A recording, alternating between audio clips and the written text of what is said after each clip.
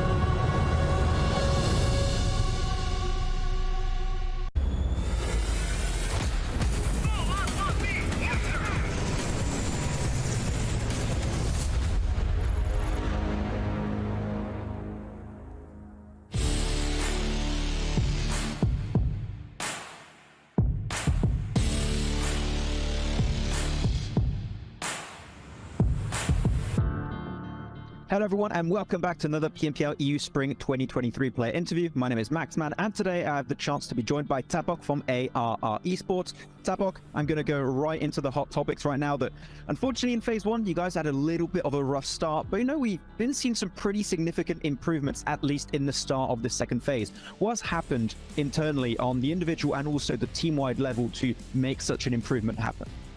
В первой фазе мы попробовали играть от центра, но мне эта игра не понравилась, я еще раз убедился, что эта игра не для меня, и во второй фазе мы вернулись к старому стилю нашей игры, это играть от края зоны. Well, it definitely feels like the change of playstyle has worked wonders for you in the second phase, but Tapok, for you as an individual level, you have been one of the top fraggers now, the top performers in this second phase. How does it feel for you to be so high up there on the rankings with top players like Zerich and Effect? Я никогда не ощущал ни нервозность, ни давление, я всегда ощущал себя плюс-минус как рыба в воде, и поэтому не смогу как-то посоветовать или сказать, как от этого избавиться. Currently, you and your team are one of the newest squads to join PMPL EU for this season. I would love to know how you feel entering with a new roster like this, because in previous years, teams that have won these PMPLs, that have won the championships, have been teams that have stuck together for now years almost. Do you feel like you can break that kind of standard of, old teams dominating when you have such a new roster going in this season? Мы работаем команда, и мы стараемся работать что над друг другом, что командно, и стараемся разбирать больше других команд, потому что, так как сказали правильно, что мы новая испеченная команда, у нас нет очень большого опыта, играя с другими, но мы стараемся это все наверстать большим опытом и работой.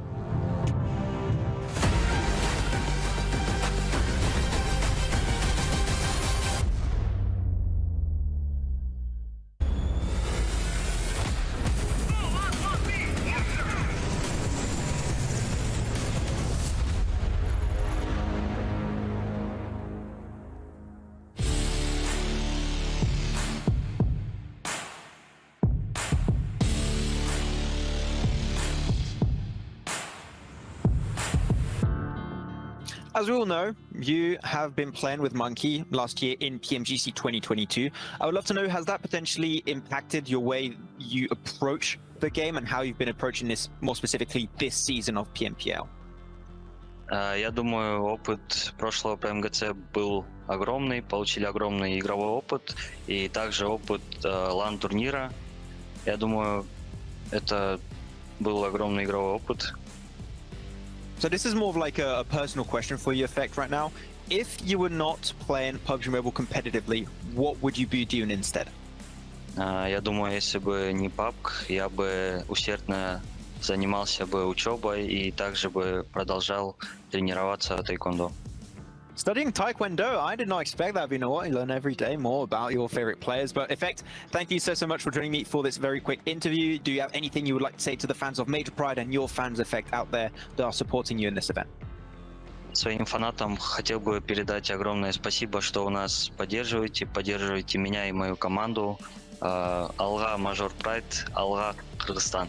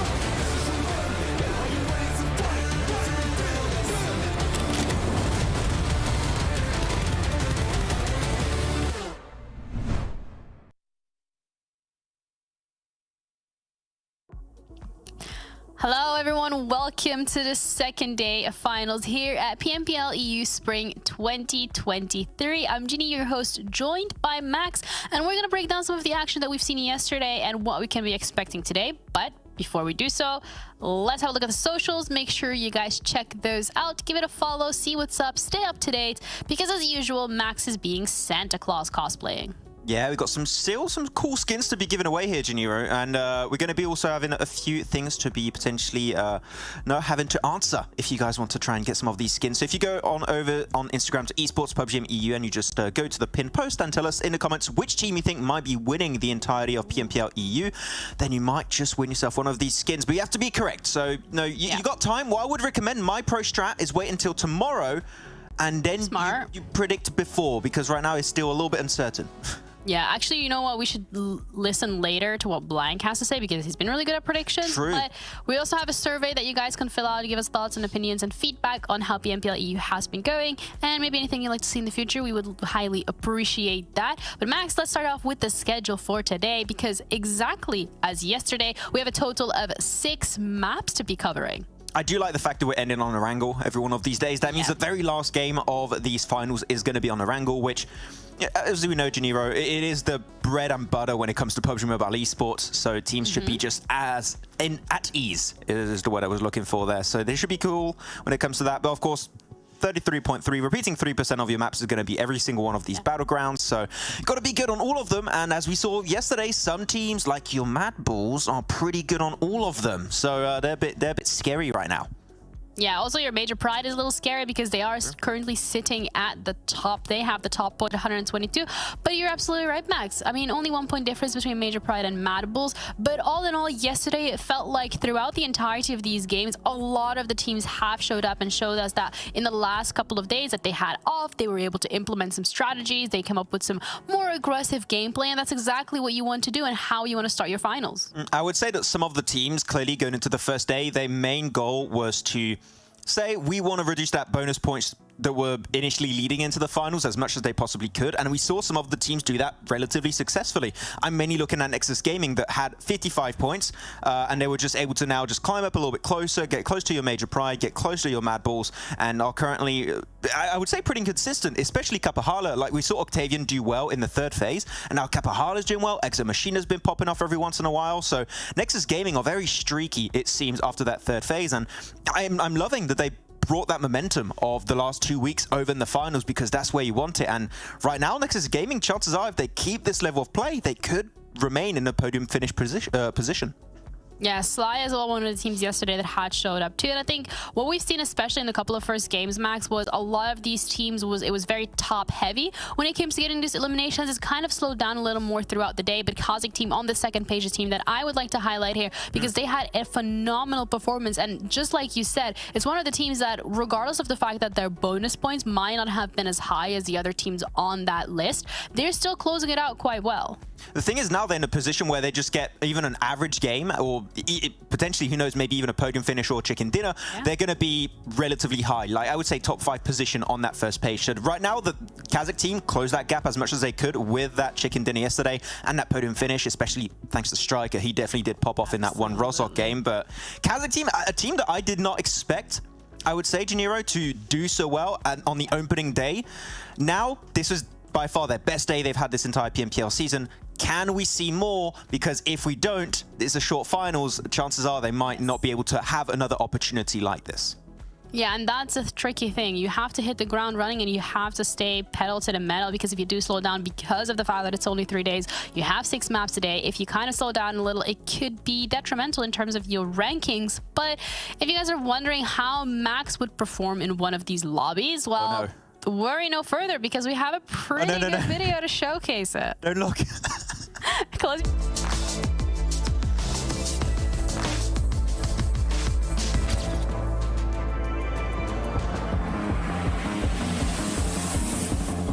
Team match, let's go.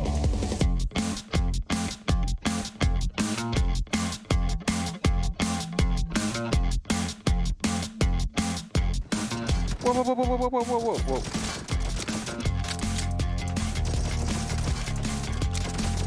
I put him low. He's low. He's low. Yes. Kobe, you're not talking at all. You're so focused. Concentrate. Whoa, whoa, whoa. You. I didn't see the angle. Oh, Molly. Okay, I am. Kobe, I'm just annoying you because I'm dead. So that's all. I'm also down. Are you also dead? Ah. And now we're both down. Oh, okay. thrown everything. It's a waste of money, but if you die, I'll be so happy right now. YOLO! I should not have done that. That was bad. Okay. Yeah, get him, get him. Ah, yeah.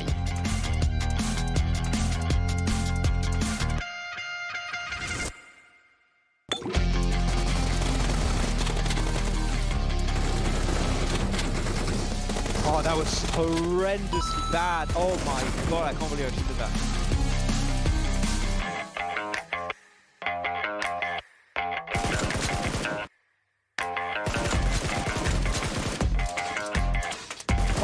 Oh, he was there. I didn't see him cross.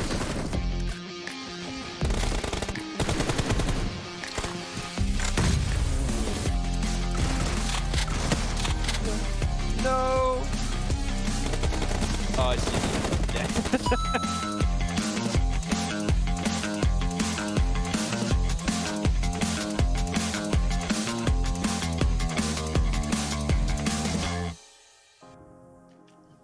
Winner, winner, chicken dinner, but not for Max this time around. Yesterday, also not really the case with the predictions, but that's okay. I guess you're just having a little bit of a rough week, yeah? I'm taking a massive L recently. I know what's going on. Hey, we said we were not going to use the DBS. Okay, me and Kopia call it, but the players use the DBS, and I learned the hard way that the DBS is kind of good. So yeah, not doing that again. Yeah, we learned that the hard way yesterday as well, but that's all right. That was in the past. Let's have a look at the top 5 players from yesterday in terms of how they have been performing in the finals. Striker really don't want to be standing out with 3 average elims, but also just the fact that when it came to KASIK team closing out some of these games, getting a podium finish, Striker has had a huge impact on how far they were able to make it. On that Rozhok finish, what was it, 9 eliminations out of the 10 total for the team, and he just survived until a 2nd place. He could have almost got a chicken dinner on his lonesome in a city finish while he was down to 2 players and then a solo player for a really extended period of time. So Striker really stood out as this super strong individual player, so I'm wondering if we can see more of that today. But I'm loving seeing a little bit of variety here on this road to MVP graphic. You've seen Kapahala, you said Octavian was doing well, Exo Machina. Now it's Kapahala's time to rise for yesterday, and Nexus were pretty consistent, get himself pretty decent top 5s. And Fash too, which as Blank mentioned a few times, potentially the strongest player from KONINA Power. I have a soft spot for Palucci, but I've got to say Fash is also pretty damn good, Janiro. And he's been able to get himself some really good positions in these games. So I'm happy to see, as I said, a lot of variety up here, and some names that we haven't maybe seen on the top that often. So yeah, cool to see a little bit more different names. And KASIK team, as we said, not only is it Striker, we also saw English, which we haven't seen too much of.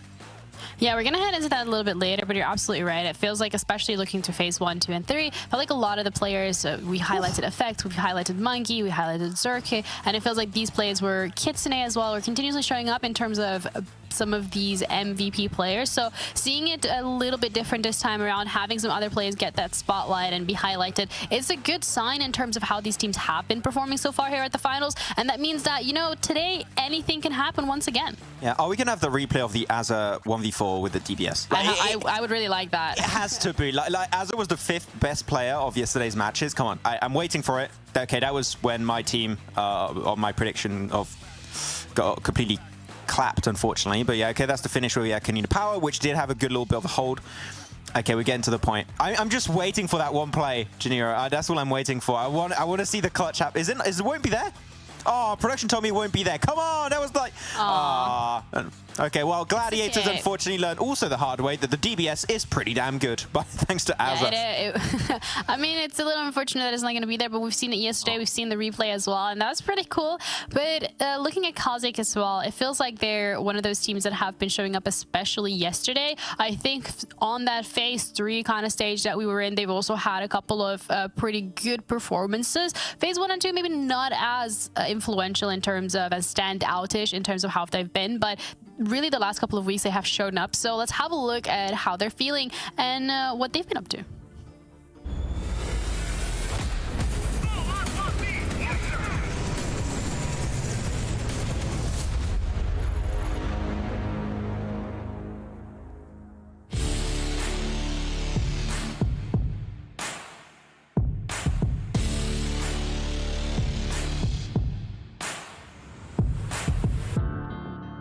Last split, you and your team were known for using the heal strat over on Sanhok, but now because of the blue zone changes and also the point system changes, you guys have been able to make a few changes. Could you take me through what those changes have been for you and the team to adapt to this new ecosystem? Мы знали то, что на Санке больше не работает перехил, и мы готовились к тому, что мы будем только файтиться, потому что пройти при сложной зоне будет очень сложно, и нам нужно будет только плейсмент-поинты, и мы натренировали стрельбу, чтобы вывозить на поинтах. How do you feel about the level of competition this year? Ну, в этом году конкуренция очень большая, потому что появилось очень много молодых ребят, у которых, ну, так сказать, темные лошадки, и сейчас очень интересно играть в сравнении с прошлым. Well, I fully agree. There's a lot of dark horses in this PMPL season, but for you personally, Unicorn, I would love to know what would be the individual goals you have set for yourself going into this 2023 season. Ну, наша личная цель — это пройти на VMI лигу, потом к следующему году подготовиться еще сильнее, то есть следующий сплит, и со следующего сплита попробовать пройти на PMGC. Well, to see if you guys hopefully make it into the EU Championship and how you perform over there if you do indeed make it. But quickly, what would you like to say to your fans and also the fans of KASIK team that are supporting you this event? Ребят, мы вас всех видим, спасибо большое за поддержку. Мы за каждого подписчика, так сказать, вот здесь все вместе, все сила. На этом все, спасибо большое, поддерживайте нас. Oh, great to hear. Well, Unicorn, thank you once again for this interview and good luck in the rest of this PMPL season. Спасибо большое, спасибо, что позвали. Очень рад был вас всех видеть тут.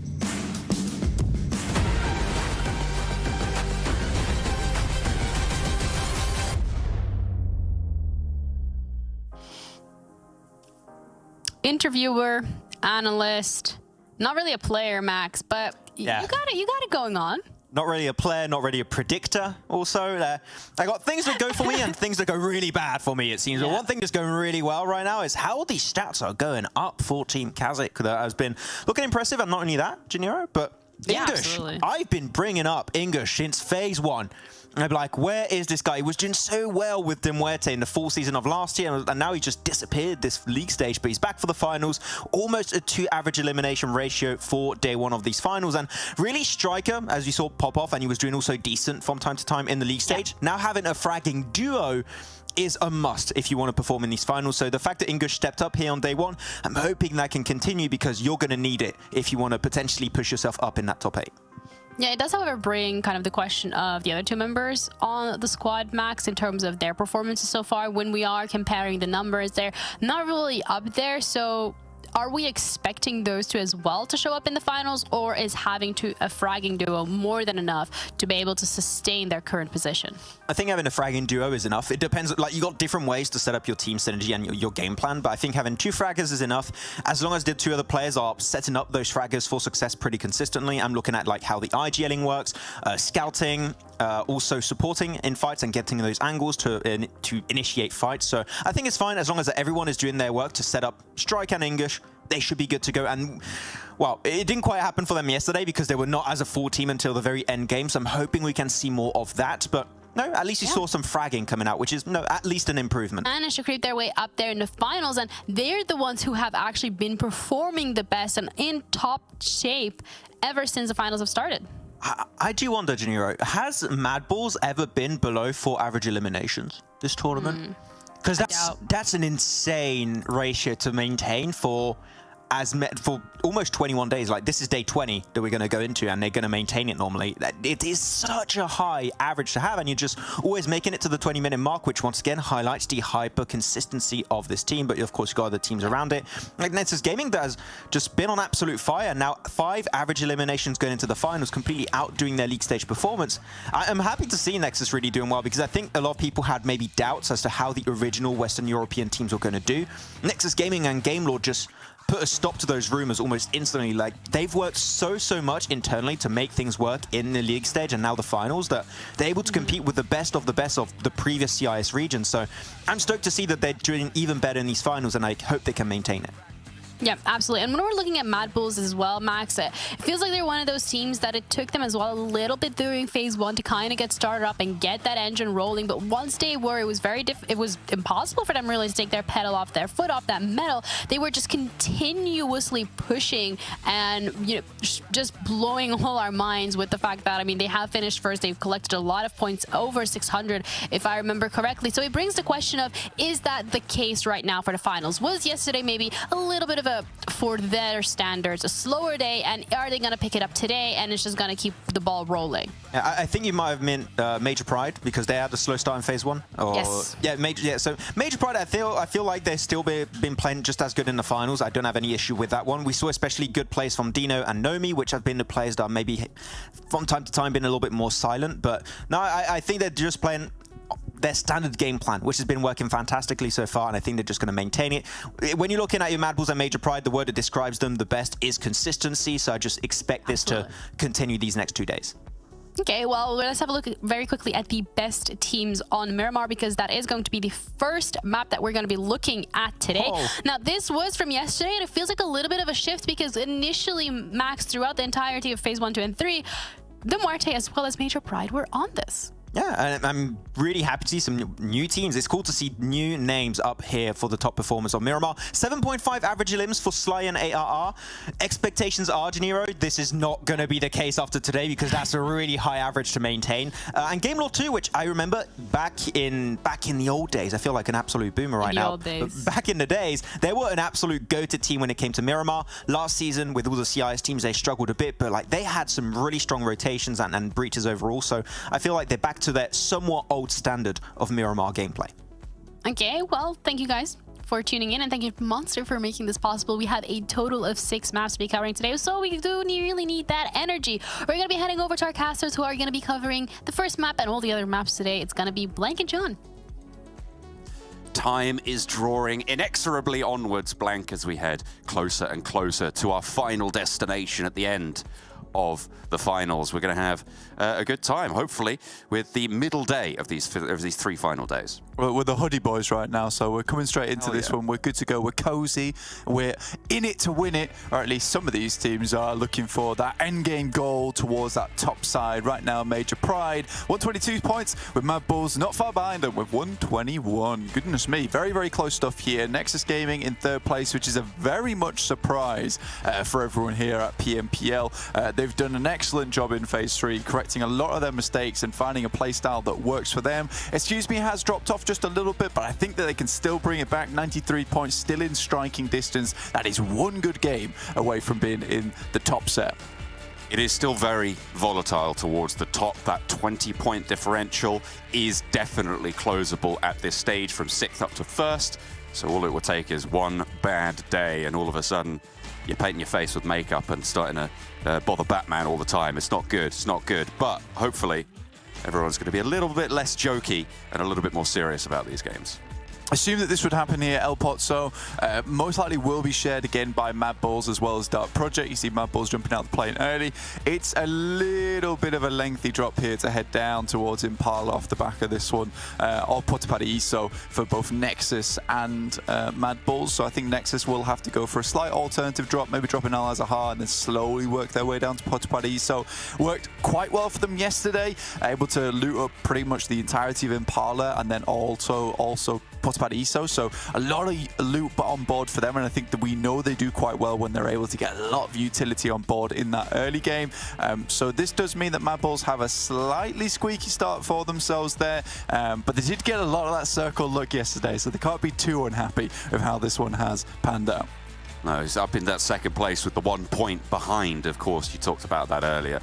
They cannot be unhappy, but this is the opposite. They'll have to go to the other side of the map, head all the way east. Teams dropping out late. It looks like VIRTUS.PRO going to be pretty close to NEXUS, who are a surprise entry towards the top of those tables. I feel like the surprises coming into this season for this final specifically are NEXUS. I had thought the Game Lord would perform as well, but I know a lot of people were kind of doubting them given their performance at the end of last year, moving in towards PMGC.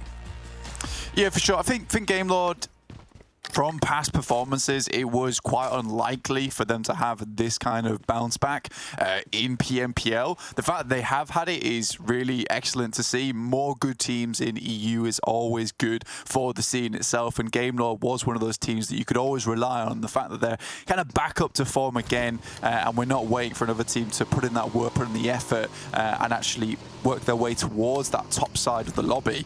We just have a team that, you know, is plug and play from previous seasons. stars. It's always nice to see very much consistent over in EU. But yeah, a lot of these other teams, though, are starting to make their way up the rankings, show us what they've got. I mean, Excuse Me's had a real phenomenal performance in terms of improvement throughout the season, as have NEXUS. We know that NEXUS is a good team, though. Back when they played as Eastern Stars, things got iffy for them. Very similar story there to GameLord, in fact. But now back under another roster, under NEXUS, now doing well once again. Octavian, I think he is the real boon towards that team, honestly, just because he used to be so damn good and then really fell off in a big way, but now is again that shining star for the team, doing huge amounts of damage for them, getting a lot of the frags through, supported by Kapahala. Again, still running Keme, so Doran is not in the lobby this time around. They're looking for consistency, some of that more safe play style, and that's fine. If you're playing from the edge, that's what you realistically want to go for. You want a little bit of that caution. That's what they'll be trying to find here. No scraps just yet. Still, El Pozzo pretty closely positioned between the MADBULLS and Dark Project. Far enough away from one another to not really cause too much trouble right now, but when those rotations start to come in, that might be a little bit demanding on both of those rosters. Dagestan looking to rotate south of Los Leones around KONINA Power, who did start in that drop spot. Potentially looking to come through for Dagestan past Impala and NEXUS.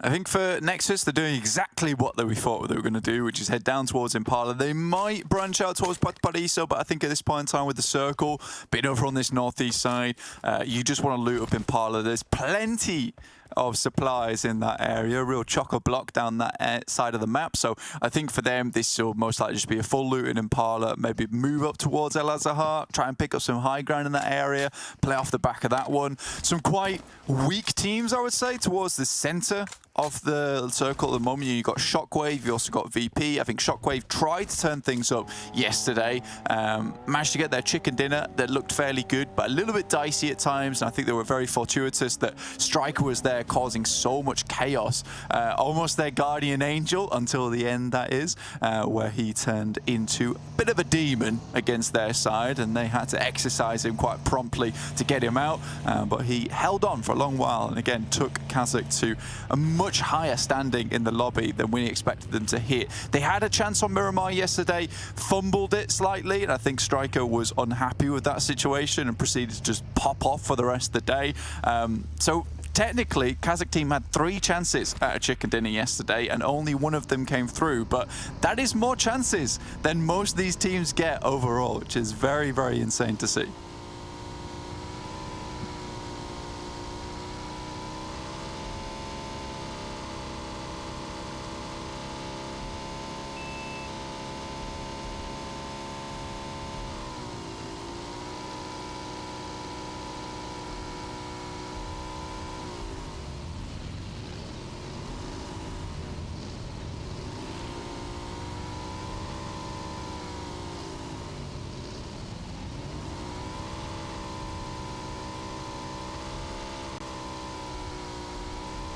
Yeah, able to translate to that chicken dinner on Erangel, though, at the end of the day, which looked great, and I think they definitely had that coordination there. English holding on to all those nades. Still, it was messy, and I think it did rely a lot on English basically having the nades to hold them off, and Striker having that clutch moment versus Zerich at the end, which is probably my favorite moment from yesterday, which is those 2 absolutely gargantuan players in the lobby going head-to-head.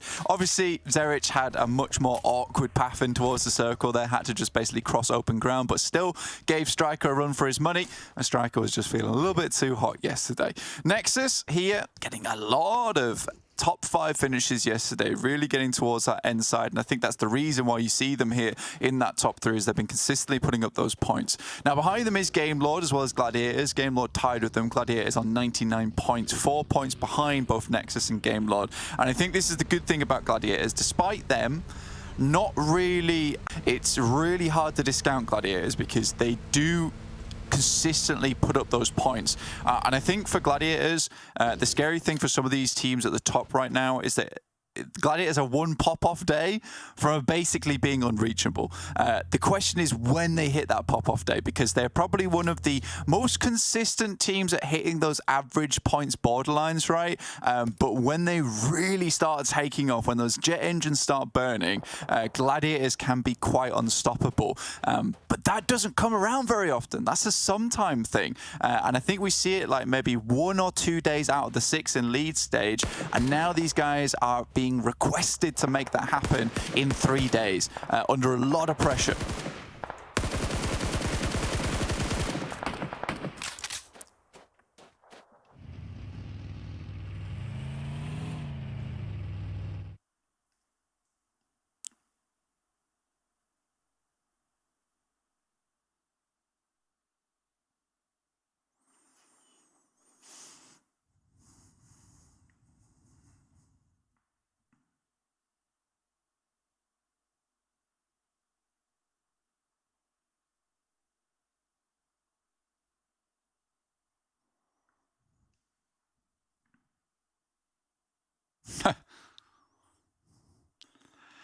Just looking at this at the moment, man, like highest damage striker, that's incredible stuff, dude. Like, it doesn't make sense. He's 4,000 damage, almost 1,300 ahead of everyone else. Have I been... I don't think the stream's been able to hear anything I've said the entire time, Blank. Oh, for real? Yeah. Oh, dear. That's real bad. Well, it sounds like... It basically must have sounded like I was having a conversation with myself there. It's a really good intro as well. I even made it... Oh, dear. Oh, well. Yeah, I mean, we've just been saying the same thing, but back to one another. So you guys haven't missed anything at home. Don't worry. Well, hopefully you'll be able to hear me from here on out. Shockwave on the north side. We'll have to push down south. They've already got that top position. You spoke about your favorite moments from yesterday, Blank, and I know the stream heard about that one. But I will always remember that eagar 1v4 against the Gladiators with the DBS just popping shots, 2 knocks in one chunk. It was quite something to witness. Yeah, I mean, it's overconfidence though, right, coming through from Gladiators. I think that there's 2 possible entrances to that small little building that eagar was holding in, and I think if you went for a 2-2 split, which is basically Gladiators' MO, right, things could have gone a lot differently. Instead, they're overconfident, just send all players in at once, and eagar with the DBS causes absolute havoc off the back of that one. That's a game that Gladiators could have comfortably won, actually. They had 4 players against a lot of other teams in that lobby who only were down to 3 other than KASIK, so I think Gladiators really missed a hit on that one. Over towards Unicorns of Love right now, looking to assault Shockwave's position. Terminus rocks it back. Zero might have a sightline on him, but looks like he's able to get back into cover quite swiftly here. Nice stuff for them, and Shockwave can now nicely set up. Unicorns of Love pushing for position on this north side rotation. Gladiators have left it alone. It looks like neither team really wants to go sort of full hell for leather on this one. Mihi with that off angle. Finds eagar. This is a really powerful position from the north, and eagar needs to go down here to Mihi if he wants to really find that opening for the roster, but I imagine they're just going to try and look to disengage. They're right on the north side of the circle, and they'll have to go further in. And Mihi getting taken down by Terminus. That is bad news bears for the Unicorns. Yeah, eagar find those shots over towards Mihi. Good stuff. Will be quickly put down, and it looks like no one's going to be able to get them back up again. So Unicorns of Love move out, and we'll leave with just the 3. Beast leading the way down towards the south. Gladiators from Hacienda now. Might push in from the west edge. MADBULLS just a little bit in the way. Only losing 1 player so far. Excuse me, have taken a knock on the southeast side. I wasn't keeping an eye on the elimination feed, but that might have just been to a unfortunate tumble in a vehicle. No one really too close by. You can see them on the southeast side. Near to Nexus, sure, but a little bit out of range. And they do get the res, back up to fighting form. Game Lord send in underneath Sly. Zashipa wants to let them know that they're here, but they won't stop them getting in nonetheless. Sly Europe right now, just on the high ground. We'll have to move in though, so they're out on the edge. Just a bit of a difficulty for them. In front of them is Excuse Me. Moving off this high ground is always difficult, as we know. Dagestan, though, absolutely sending work over towards the guys on Excuse Me side. Beck goes down and will be flushed out. Of one of a knock on them as well. Excuse Me in dire straits now. Excuse Me losing that player on the front. It is really difficult on that southeast side. MADBULLS have spotted the Gladiators now as they try and move in from the northwest side. There's really not too many paths for the Gladiators at this point. You can see Unicorns of Love and Shockwave, they've sort of created this blockade on the east, the MADBULLS on the south, and Gladiators really have to just pick a fight and send for it at this stage. Either that or try and skirt around the MADBULLS, but the MADBULLS might actually be trying to press the issue on the northwest flank. In the meantime, Excuse Me, trying to survive with 2 more players. Dagestan, I'm going to let them go in a little bit further, but VIRTUS.PRO are up the hill. MADBULLS, Fleek going against Gladiators right now. Matic has a drop to the deck, and Meku finally puts that bullet in, but look how much damage they've taken. Matic somehow survives the vehicle exploding. Meku's very low, has to go for some more shots here, and Frozen in the backside will take down Kitsune. Unfortunate stuff. 2 knocks over towards the MADBULLS. That nade's a little bit wide. Tixi escapes the damage. That's a bit long as well. Tixi crests the ridge and immediately put back by Tulika. It's 2 versus 2 now. Frozen in the buggy. Spotted out by Meku. Tulika on the ridge line. Will get the trade-off. We're 2 versus 1 now as Frozen, last player standing for the MADBULLS. As Gladiators try and move forwards. This DBS with the health bars of Gladiators is going to be very, very effective, but Frozen is going to be put back on ice as Gladiators stay alive with 3. The phase will allow them to get this res as well in the blue zone and push in from this northwest side. A saving grace that the MADBULLS have fallen now. Their prison is no longer going to be their captor. Yeah, tough stuff there for Gladiators. Obviously, stage 4 coming through will just immediately drop you down to the ground. There might be a possibility, but they are on a pretty fast side of the circle there to pick Tixi up and drag him into the zone himself, but very unlikely to happen going forward. Nexus also make their move finally in towards the circle. 4 players alive. Coming down from Porta Paradiso has worked out quite nicely for them, as we said before. Moving up towards El Azahar. It's a nice little rotation for them. Gladiators now down to just 2 players. They can still run with that, will be difficult, but again, points is all they need. For Major Pride, they certainly were just weathering it through yesterday, taking the brunt on the nose. Even when they went out to 2 players, they were just pushing it through each and every time there. Game Lord trying to fend off against MUERTE. Rob super, super low. Discrim was traded out for it on the knock, but the inside is held, which means that it's unlikely that they'll be able to get this flush just yet for Game Lord, especially with Narvalo already down and Akashi and Victor playing split right now. The res can come through onto Narvalo, it looks like, if Akashi can try and stick it up on the north and keep Game Lord up as 3. But it looks like that's going to be easier said than done. The res does just about pop through there. Narvalo can start to heal this up. MUERTE yet to get that res, but they're still playing as 4, and Victor is in a lot of danger. Huge amount of trouble, actually, behind this wall, but can provide a nice bit of an outpost. For MUERTE, it's difficult to push Victor with the high ground vantage coming through from 2 players from Gladiators, from Game Lord up top side, but there's Striker coming through. That's from along the way. That's a long shot once again. This guy has got eagle eyes.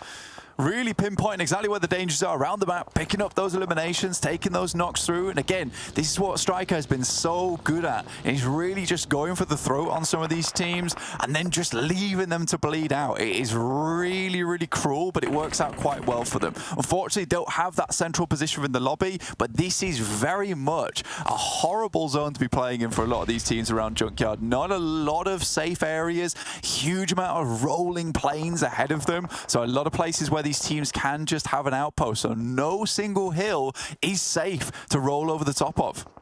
And exemplifying that is the Gladiators' position from that northwest side. They have been torn apart, only Matic remains. They've really had a pretty shocking time of it on that western edge. Here's MADBULLS opening up onto Kitsune, getting that first knock, which they did manage to flush out.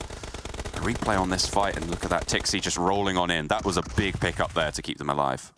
It just took way too long. I think that's the difficulty. But Felipe is so good at that type of thing. He's just holding his own in a 1v4 scenario. We've seen him do it so many times in the past. And for Gladiators, I don't think they were ready for such heavy retaliation from just one dude over in the lobby. So MUERTE take a knock there on towards Malloy, which will slow their approach. Obviously, they're all the way down towards that southwest side, as you can see on the top right of your screen there. A difficult run for them out of this area through Sly Europe, through Game Lord. KASIK team having eyes on as well. For MUERTE, I think this is all but over going forward. Next circle will pop very shortly, and there's a few places it can go. Down towards that southeast side would be good for all these teams trying to break through on that edge, like Dagestan. You can see, excuse me, as well as Major Pride down here, and this will give an entry point for them.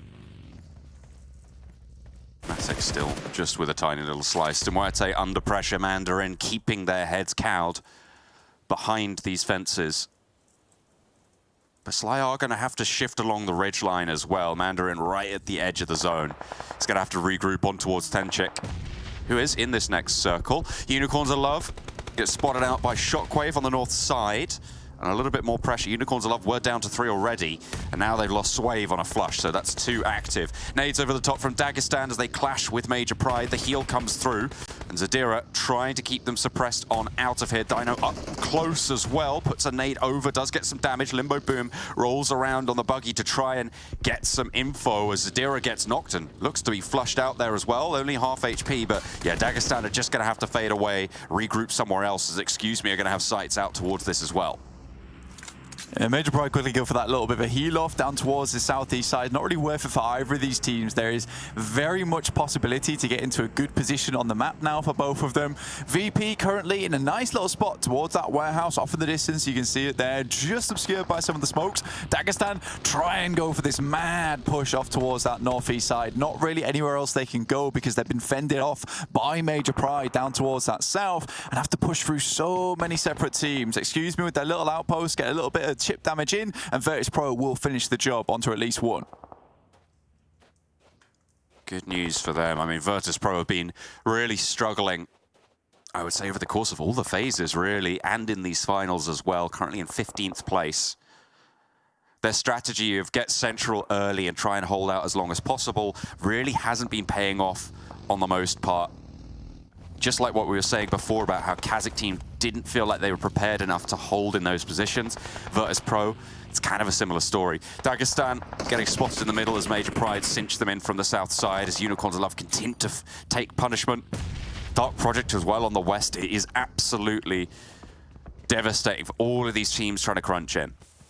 A lot more 4-man squads here, so it really will be some bitter fighting going on. And again, we mentioned the terrain before, and the thing with this terrain in particular is it's going to isolate a lot of these 4v4s, a lot of squad battles, where they can remain kind of on the outside edge, take these fights in an isolated arena, which is really good. But you want to do this now between stage 5 and stage 6, because as you start to get crunched in towards the center of the circle, you're going to get third party more and more often, where teams start to realize this area of the map, this portion is completely clear. We can start to take these off angles, find some third parties, clear some more area on our side of the map. And so for NEXUS as well as AAR, they realize how important this is. And right now, AAR is doing a great job of clearing out the NEXUS players who are currently down the side of the hill. Octavian picked off a nice nade towards Kapahala, brings him quite low as well, so only 2 active sightlines for NEXUS at this stage. They have to force that heal as the nades continue to bombard over. Kapahala looking to try and pick that heal up, but in the meantime, Exo Machina does fall down. Tapok pushes in, a force to be reckoned with on the roster of ARR, and Kapahala looks to try and handle business. Will be able to do so, but his teammates just a little bit too much of a brunt to bear. And Tapok can get rezzed up here. ARR split with Becker on the north side. Stopping Aza moving in is absolutely huge to keep ARR in this as well. And again, this time they trust Becker, allow him to play this off angle, allow him to hold the backside, and instead of going a little bit hell to leather on that edge, they just wait it out just a little bit, John. Make sure that play comes through nice and safely, and they come out with that one with all 4 players still alive. Great shots here from Major Pride. I think they're playing very well on this little ridge side they currently control. They know they're not going to have the easiest approach into this circle, John, but what they will have is great sightlines on any of the teams that's trying to make their way in. So anyone that they can cause pressure over towards will make their rotation significantly easier going forward. They know where Dagestan went. They know they got some pickoffs over towards that side, so it's definitely a possibility for them to make a mad dash towards that position. Excuse me though, should have sight lines on that kind of cross, so Major Pride will have to make this one very, very quick. Sly trying to flank out their skirts. Here's the prediction. Sly on that western edge. Genero thinks that they can cover that one off. You're a fan of the Major Pride sweep from the south side as well, Blank. I think it's more based off instinct than anything. I think for Major Pride, it's those first games of the day. This might not be the best position, but clutching things out at that first game of the day has been a thing that Major Pride have pulled off so many times in the past that I think perhaps this could be the one. They roll up, will take down Shifu with the bonnet, and it will be over for Dagestan, just like that. And with that, Major Pride makes that quick rotation. They get in. Like I said, they identified Dagestan's position. They realized how much hurt they were in. Weren't sure whether there were one or two players, but knew they were down to very limited amount of players on their side, and quickly pick up that position and find themselves a strong spot down towards that south side of the circle. This is really good, even finding a knockover towards VIRTUS.PRO now. ARR trying to make their way in and establishing those smoke lines, and Aces spots out Scar as well from Shockwave. They've just been harassing this position out to their west really effectively and keeping the pressure on the side of the circle. Excuse me, with a duo and a lovely nade over the top from Nomi. Just sees to them both. Over the top as well. Finds, excuse me, and they are eliminated. Leaves 9 teams in the lobby. Major Pride spread out on the south side. It's a really good play from Effect. I think too many times people are very much insistent on throwing these nades in close quarters combat. Effect, on the other hand, very much is just happy to run down and go for these close quarters engagements with the gun itself. And in that moment, Nomi's able to set up a really nice nade whilst they're both distracted with the pin in the hand. It's so easy. Sly Europe now going against Shockwave, and Snowwick's taking a huge amount of pressure, but look at this open space. Very difficult to deal with. AR comes in, massive amount of fighting. This is what I mentioned. Stage 7 is when a lot of these teams are going to come into contact with one another and be forced to do it. Oh, the Groza right into the face of Becker there. Almost shot down by Mandarin, but he hits the deck. Not really going to have too much to do. Just going to raw dog the fight over the ridgeline there. Just absolutely laid out in the open, waiting for the shot to land, and it's just not going to have the second challenge. Back up, get these reses. Terminus has to sit back here. Sly Europe will consolidate. And Gladiators, on the other hand, still going with 2. We mentioned that this team had to go a little, just one now, just Matic, had to go a little bit further. For Matic, he understands he needs a top 5 here to keep those consistent placements up. Wait for that next game when they can start to get a lot done. Currently, we do have Gladiators on 7 eliminations, so a really good game just in terms of eliminations alone. So Matic's only goal now going forward after they made that mad dash towards the center of the circle is to get a top 5. A top 5 is going to be really good for them.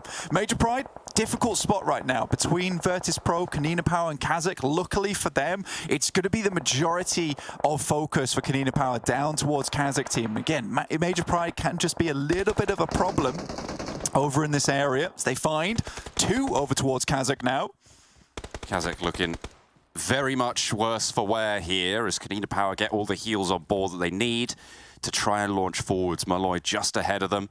They've got Sly looking down from on the top of the ridgeline. Mandarin just backed off. It feels like Sly have just been taking these risks on peaks time and time again, and they've been making it work, not really feeling the pain from doing so. These nades over towards KONINA Power are going to be brutal here, and knock over onto Bolodoy, the Molotov to follow it up as well. It's going to make rezzing a little bit harder. Major Pride in the meantime, over towards VIRTUS.PRO now. The Molotov onto that ridgeline. Dino suppressing the position, forcing them into his sightlines, and with the rest of the team on the backup, Nomi there for the trade. Single now, last standing around the corner. No, hang on a minute. Folly's there to rally on into the engagement as well. And looks like he might just try and get out of dodge, get more central, and leave his team to it. Nade over the top from Effect as he moves into backup. Monkey not res just yet. Sly have finally taken a knock. Oh, what a nade. Where did that vehicle go? Where did the car go? It's gone on a trip of its own. That is an unreal nade coming from Effect. Realizes he has to put a bit more pressure over towards VIRTUS.PRO if they want to make their way out of this one. That was incredible. Now gives them time to get all 4 players back on their feet. But Sly Europe have such a strong spot up the hill here. Very difficult to deal with. Major Pride has to take some very unfavorable angles, but that's Matic actually finding Reflect there from his position. He's doing a good job so far. But again, all these teams on the south side have to move further in. Realistically, Major Pride has to move towards that west side and try and take control over on the hilltops, using that ridge side as cover. This is a bold play from Matic. He's got the DBS, to be fair. If he gets close enough, this is a knock and a flush here onto 2 players. KONINA Power still going. Zashipa down. Slice finally starting to falter here. Major Pride sending out this way. Malloy is just in the grass in front of them, and KONINA Power spot out effect from Major Pride. The closest player to them, Dino, is there. Matic has somehow pushed the Sly players off the hilltop. 2 players from KONINA Power still going forwards. Slivers of HP. Apollodoy goes down, and Agorazin has to hit the deck, has to stay safe. Malloy's going to put a nade out the window. Is it going to find Mandarin? Gorgeous stuff here so far from Matic. Honestly, he has been the silent assassinator in the lobby. It's been so difficult to deal with him, and he's been really aggressive. I think he's up to like 7 eliminations so far. Make that 8. What a game from Matic. Pretty much solo dealing now with Sly Europe. And yet, that's right, fully up to 8 eliminations. He's looking for more right now. He's a one-man army. Striker who? Never heard of him. It's Matic all day today. Goodness me, in this buggy, a war machine, a death dealer, as KONINA Power finally go down. 4 players alive still for Major Pride. Is it going to be enough to deal with Matic? I mean, I don't know. I think they need 5 Major Pride players to deal with Matic at the moment. He's on an absolute hot streak. Gets himself a nice resupply here too. Smokes out. He's looking for the 2nd place, and I think he could easily get away from it with this position he's in. Doesn't have any... I think he's got 1 HE. Yeah, 1 HE. If he puts it in towards that shack with Malloy, that's another placement up. Is it well placed? Is it in? Oh it is! Another 9 eliminations so far. This guy is running a clinic. Oh my goodness me, Matic has VIRTUS.PRO to assist him from the eastern flank as well. Stop Major Pride from moving forwards too far. Off Hayes, spotted. We'll go for the challenge. Nomi does get knocked here. Dino not quite able to get that handled in time. Folly with an answer over the ridge line. Dino very, very low. 2 players now active as Matic continues to just roll around in his buggy. The wheels somehow still surviving. Up to the shack as well. Major Pride's nades are going to be running a little bit bare, but Effect still has 1. We'll be able to find it now with VIRTUS.PRO out. It is full attention towards the final Gladiator. Nomi low, and that'll be it. Major Pride take the chicken dinner away from Matic, who was going very, very strong there.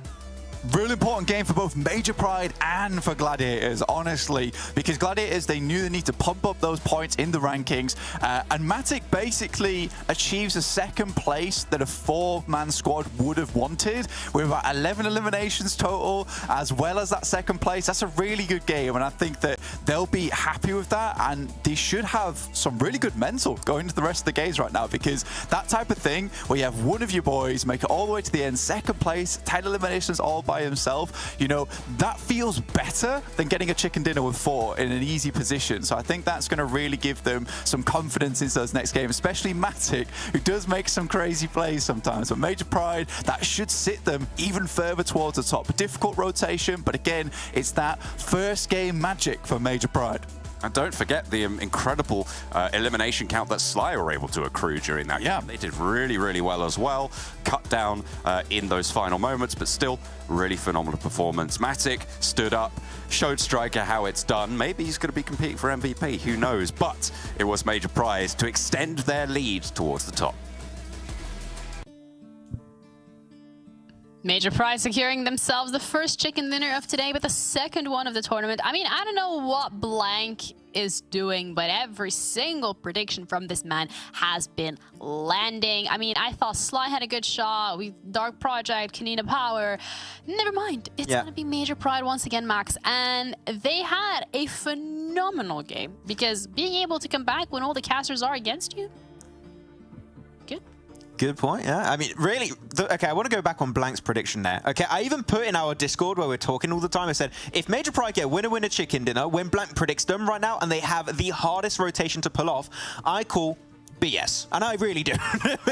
Like, that was such... But the thing about Major Pride, right, is that even if they have bad positions and they're going to have a really rough rotate, they just feel like an absolute tag team. Like, they're just going to swarm a position, instantly get the elimination on the team, then just expand their terrain they have under their control and just get an absolute banger performance here. And it affects play in particular. I could talk about Effect quite a bit this game. He's done so many good individual plays this match. But Gladiators, as the caster said too, they needed these points. They were starting to slip down just a little bit on the rankings when Gamelord and Nexus were doing really well. So these are points that they're going to be super pumped to get. But Matic in particular, Juniro, I mean, he just did the Matic Classic and it worked. Yeah. It worked out. Look at that. Yeah, some of the elims in this game, I mean, all of them, to be honest, it's been a very top-heavy one specifically. We're seeing the top of the table getting double digits, most of these teams, which is an impressive feat nonetheless. But it does leave the teams towards the bottom a little scrambling for some of these points. Most of them, as we've seen on the second rotation, have 0 points, whether it's placement points or elimination points. So that is something to be keeping in mind of. But when we're looking at Sly, as you said to yourself, 13 elims, Max. What? Yeah, Sly Europe, I mean, they were playing the high hilltop position just north of Minas Generales, which, if you are familiar with that position, is very good to gather information and also negate strong positions from teams around you, which was the case for, like, your...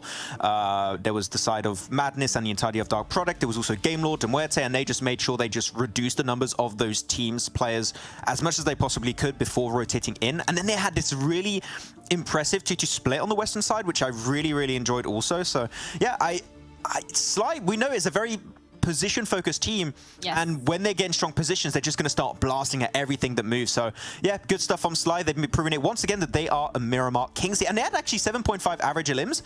They're improving that average even more here, which is insane. Yeah, it's climbing up. But I know, Max, you wanted to kind of highlight even further how some of these things have played out on the map and how the rotations have come through. So I'm going to let you do the Telestrator segment because you're very good at it. Wow, a compliment from Janiro? What is this Christmas right now? No. So back onto the Major Pride play, we're a little bit later than I initially expected here, but you got to keep in mind that initially Major Pride were around this position on the map, so they were just all stacked up. The circle goes north, not an easy rotation, and at the time there was one of the teams, which I believe you had Excuse Me and another squad that were positioned right here. The game plan for them was like, okay, we're in a bad position. The circle's not coming our way. We got to fight uphill. We're not going to get fancy about this. What we're going to do is we're going to regroup in this position and just full send it and crash on this team. Instantly, that's what they do. The crash is successful. They survive as a 4-man team, which is not easy to do, but this also does express how strong Major Pride are as a full stack. Like, every single player plays their role so effectively that it's just... It just looks easy for them, Janira. I don't know how to put it any other way. It just looks easy when Major Pride does plays like this. And you can see, this is actually a few seconds after the crash, what they do, and this is what I love so much about this Major Pride roster, is the instant they win the fight versus those two teams, boom, expand your terrain. Dino off to the angle, keeping information and tabs onto KONINA Power and also on KASIK team's fight to have just tabs on all the teams around them. The rest of Major Pride, Nomi, Effect, Monkey, keeping tabs on the entirety of VIRTUS.PRO to make sure they keep information on them too, so they can just have a game plan once the next circle pops. And you're going to see the next circle pops here in just a few seconds.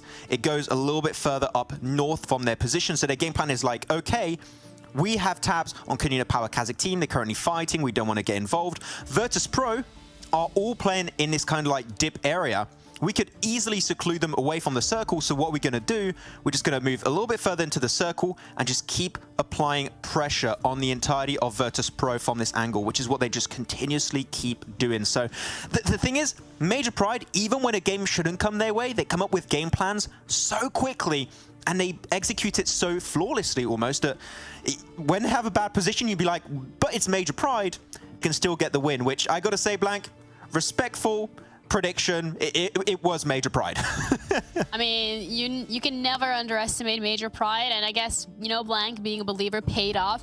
But when we're looking at this match specifically, having a little glance over the match report in terms of what we have been expecting and what we have been seeing from these individual players, Matic really does come out to shine. I mean, Nomi for Major Pride with 2 nade eliminations. That is also not something to, you know, sniff your nose up at. But feels like Gladiators, excuse me, Sly, even VIRTUS.PRO, having these players step up, having some of these individuals making that debut here on finals in terms of their consistency, in terms of their strength, is also always a nice thing to see. Yeah, there was a lot of solo players that did really well here. I mean, Effect in particular, I want to go back to Effect. Currently, if you're looking at the overall MVP rankings, it is going to be... Yep. Chances are it's going to be between or Zerich or Effect. And I love it because at one point, Major Pride start to encounter a little bit of a hurdle in the name of VIRTUS.PRO. They start to struggle, 2 players knocked. And I was saying, like, I was even telling you to you, Janiro, in the game, I'm like, okay, Major Pride, you want to win this fight, you got to smoke it out. And you got your boy Effect is like, why smoke when I can grenade? Don't have to smoke if team dead, which he, no, I gotta say, 10,000 IQ play from Effect, just chucks the nade, blows everything up, and like, okay, we gain the space, we can get the res. Man, this is by far the best PMPL finals Europe we've had like ever. The level up of so many of the teams, of course the CIS teams coming in, but even the OG Western European teams doing so well. I'm absolutely loving it, and I can't wait to see who's going to be champions, because right now at the top, Major Pride still have a lead, but so many other teams could bring an upset here. Yeah, absolutely. We were coming into this and we were maybe a little worried if pressure could get to some of these players, but it's the complete opposite. It's making them perform even better. They're not crumbling under the pressure. And you can already see it. We've already entered the 3-digit mark for the majority of the teams from 1 to 8th place, and that is incredible. Matic just one hand... in one single game, as a solo, just able to push his team from 5th to 3rd position.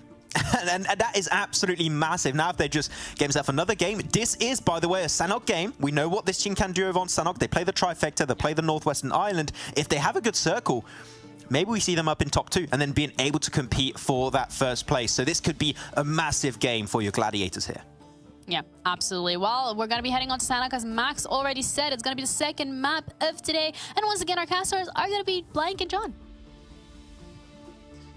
Matic demolishing everybody right up until the end there, where Major Pride finally put him back in the dirt.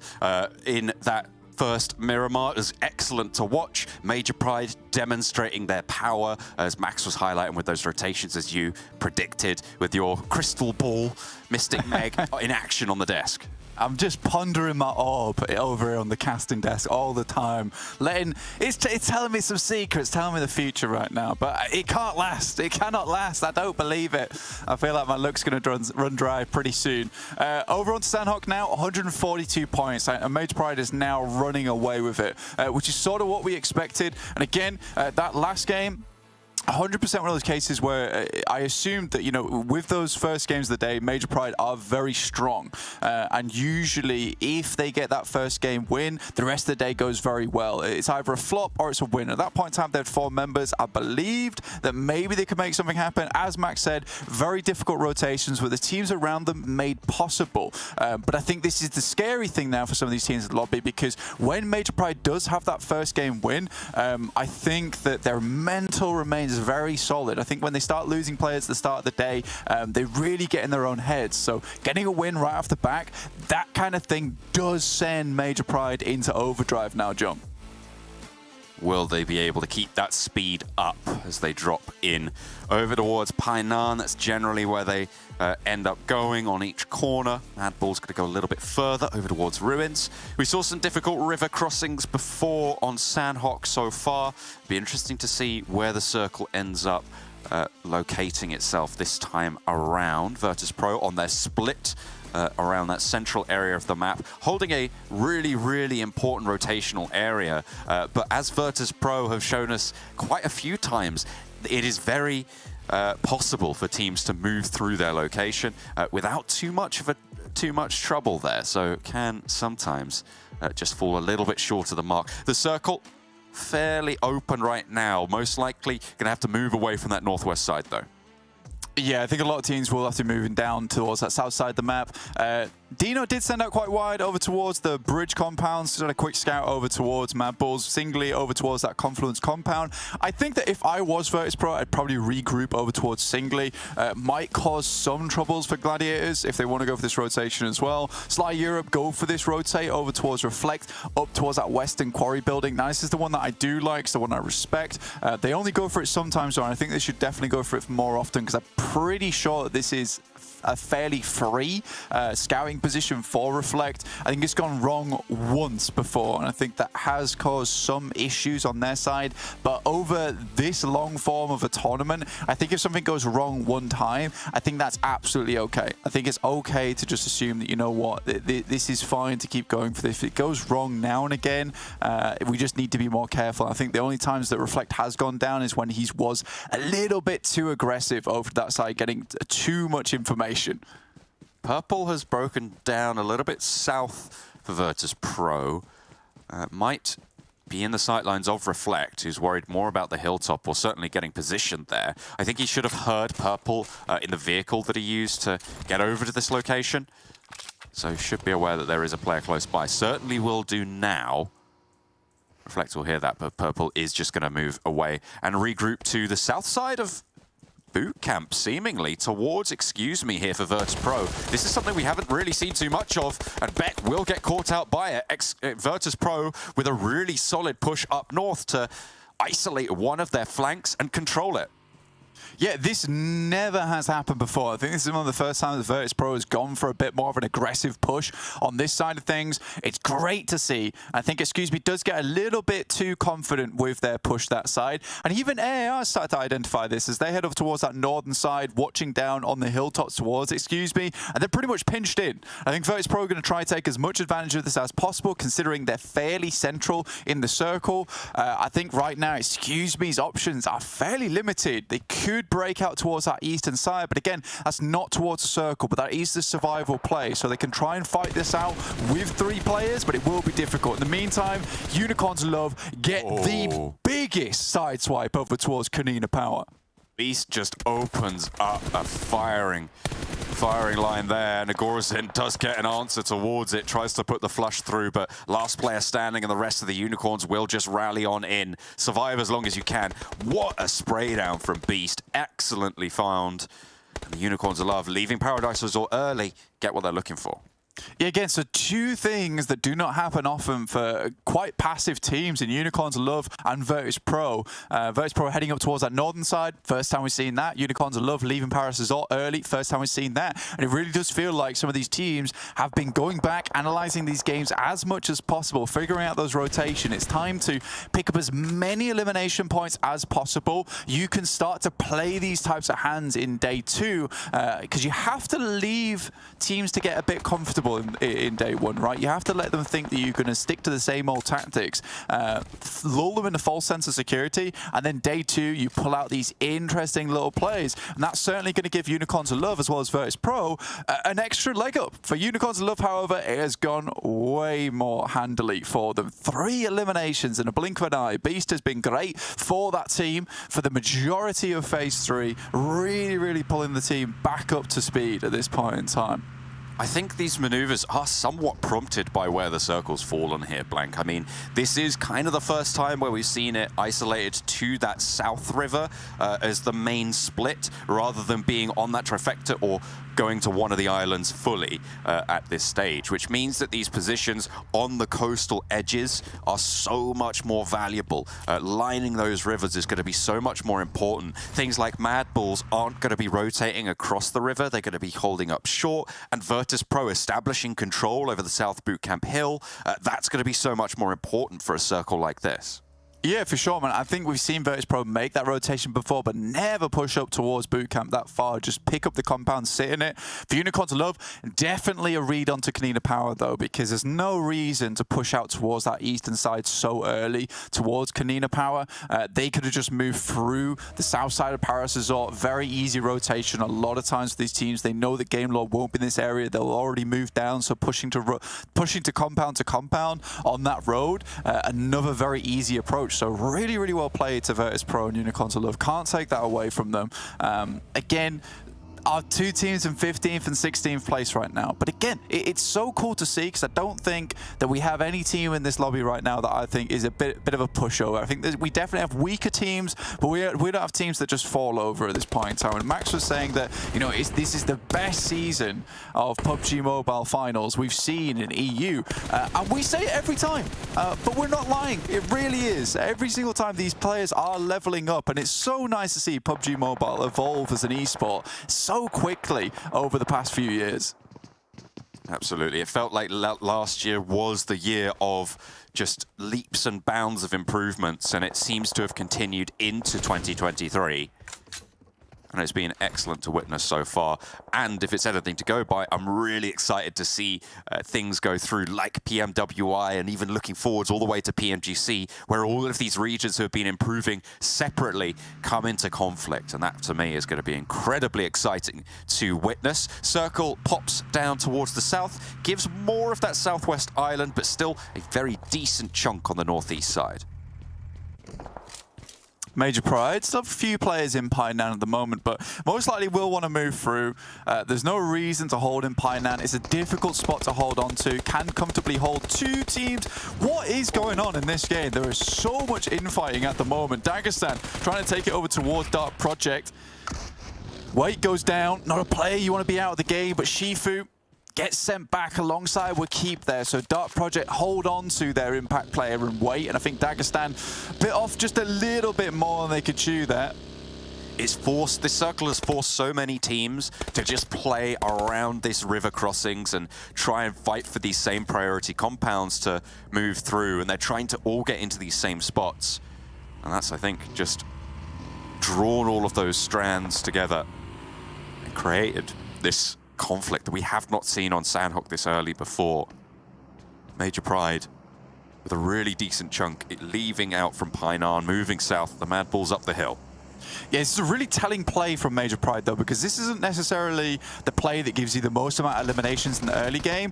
This is... Whoa, wow. Okay. Right over the top. Look how quickly the other Dark Project players come in, though, to support. Really, really well done. If Latte doesn't get that initial knock either, that is basically done so. But again, back to Major Pride. This is not a typical play we'd see them make. Usually they'd hold in Painan a little bit longer, maybe head up towards the bridge compound, towards that northwest side, and they would go for more limbs than anything. This time around, they're heading towards the central compound. This is the chicken dinner play. And I think that confidence that that first game brought them has certainly translated here, because now they're looking for a win as opposed to a higher limb game. And this is always really, really nice to see. Unfortunately for Major Pride, this will mean that their loot is a little bit limited. They didn't have a huge amount of time to get everything from Painan. There certainly will be bits and bobs left behind in that position.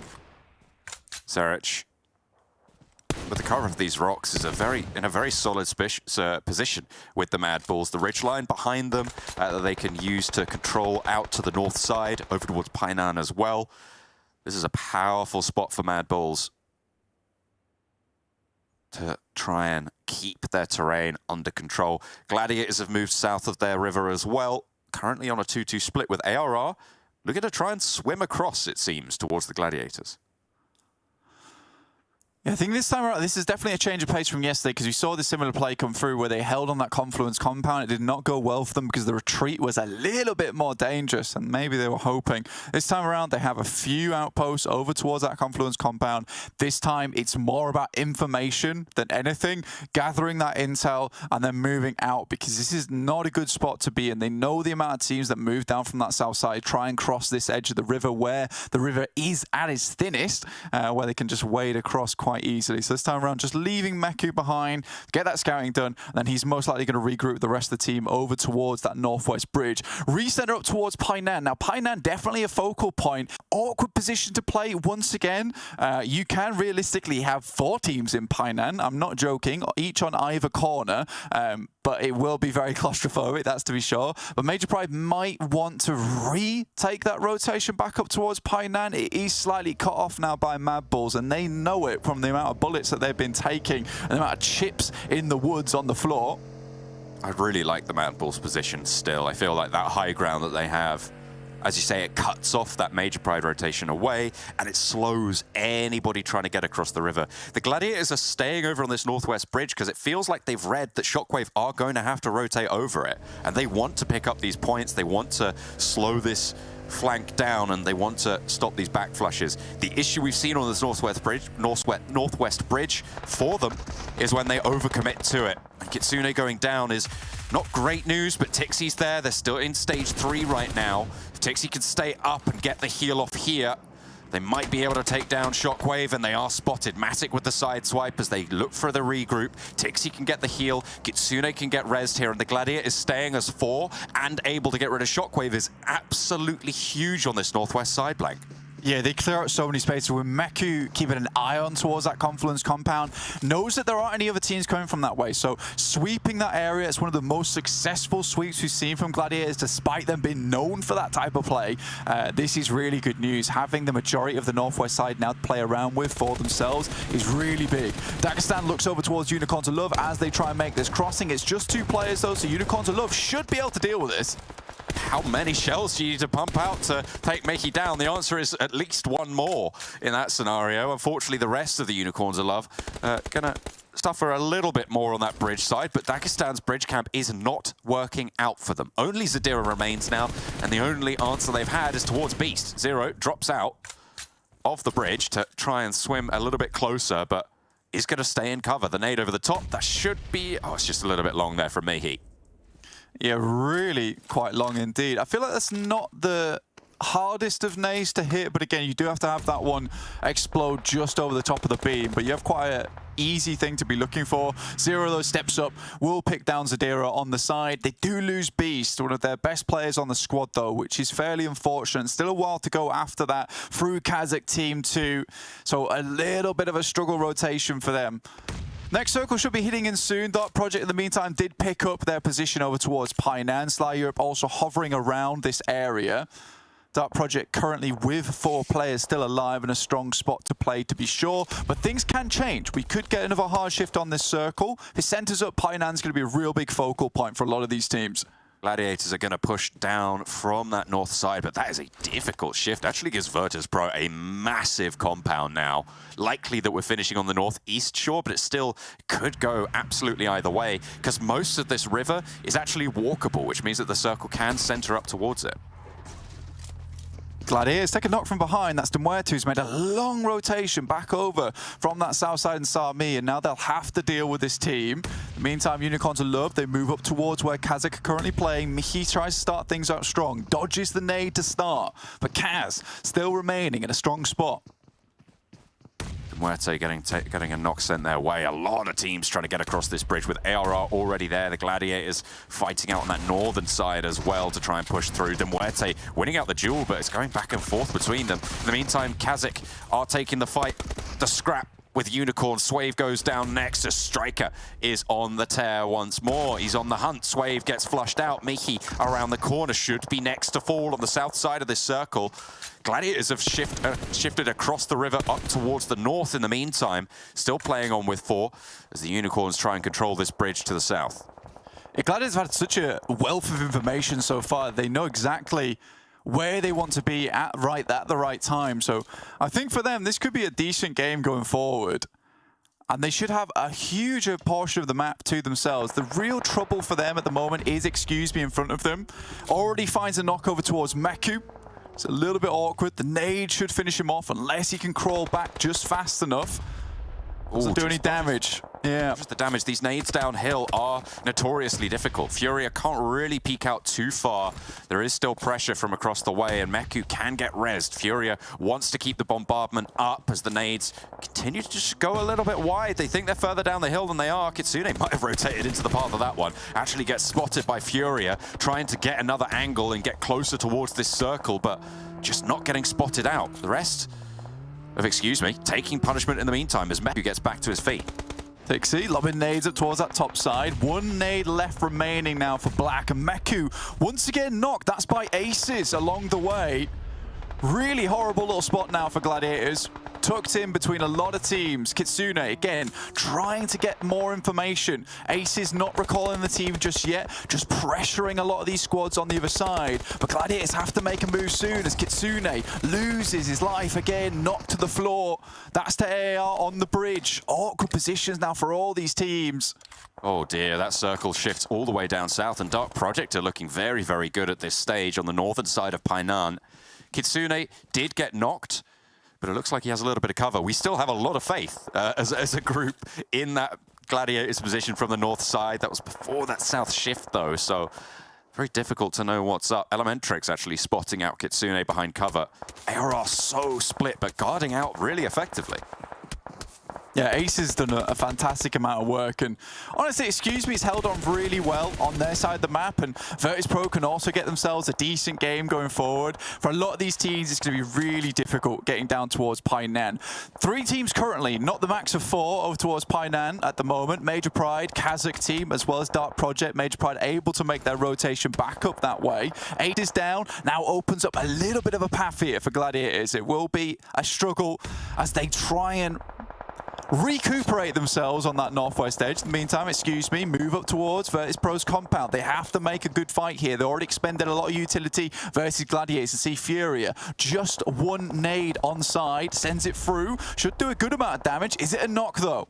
I feel like if it was any other team than Virtus.Pro, I might have gone for them as their prediction on the position, but they have been struggling. MUERTE spot Tixi and answer almost immediately from Meku as Malo tries to cross the river. Virtus.Pro still fending off against Excuse Me. This Meku is pretty low as well for Gladiators to their north side. Excuse Me, disengaged from the Gladiators, now re-engaged with Virtus.Pro and continue to really suffer and struggle. Just Malo remains for MUERTE. Looks like Gladiators know where he is. He's going to really struggle to get out from behind this stanchion now. Can't really go for a bold peek here, but Meku a little bit too close for comfort. Up to the bridge, doesn't have any meds to be playing with. The Molotov forces Malloy back and off this position. Tixi's flushed, and the Gladiators have to play on with 2, Matic and Meku. A duo that we've seen for almost a year now. A little bit more as well. But MADBULLS finally find the angle they're looking for. Will have to move themselves, but for the time being, they can guard this out. Lovely shots coming from VIRTUS.PRO. Actually survived that one out fantastically. MADBULLS look towards the Gladiators, but they have nothing left on them. Can't really even loot up versus the MUERTE players. Getting onto that bridge is going to be super difficult with MADBULLS there. Off Hayes, doing great work so far. Takes a lot of damage versus Victor. And not able to get these shots. Might go for a jump shot, but volley round the side will finish them off. And VIRTUS.PRO having a right game of it here. Yeah, they're holding out in this compound that is so powerful. But in the meantime, Dark Project are just getting shift after shift. And with 6 eliminations on the northeast point of Painan, they are in prime location right now. MADBULLS trying to slow everything down. Virtus.Pro will have to leave. This is the Unicorn to Love cutting out Sly on the replay as they tried to cross. But it's just not going to work out. Meku cut out, and now it's just Matic, and I imagine he's gonna not make it. Okay, over the railing and into the drink. Matic's gonna have to figure out how to get a little bit closer. Has some rocks to cover. Off Hayes is gonna have to leave as well, up into the coastline. Has cover still.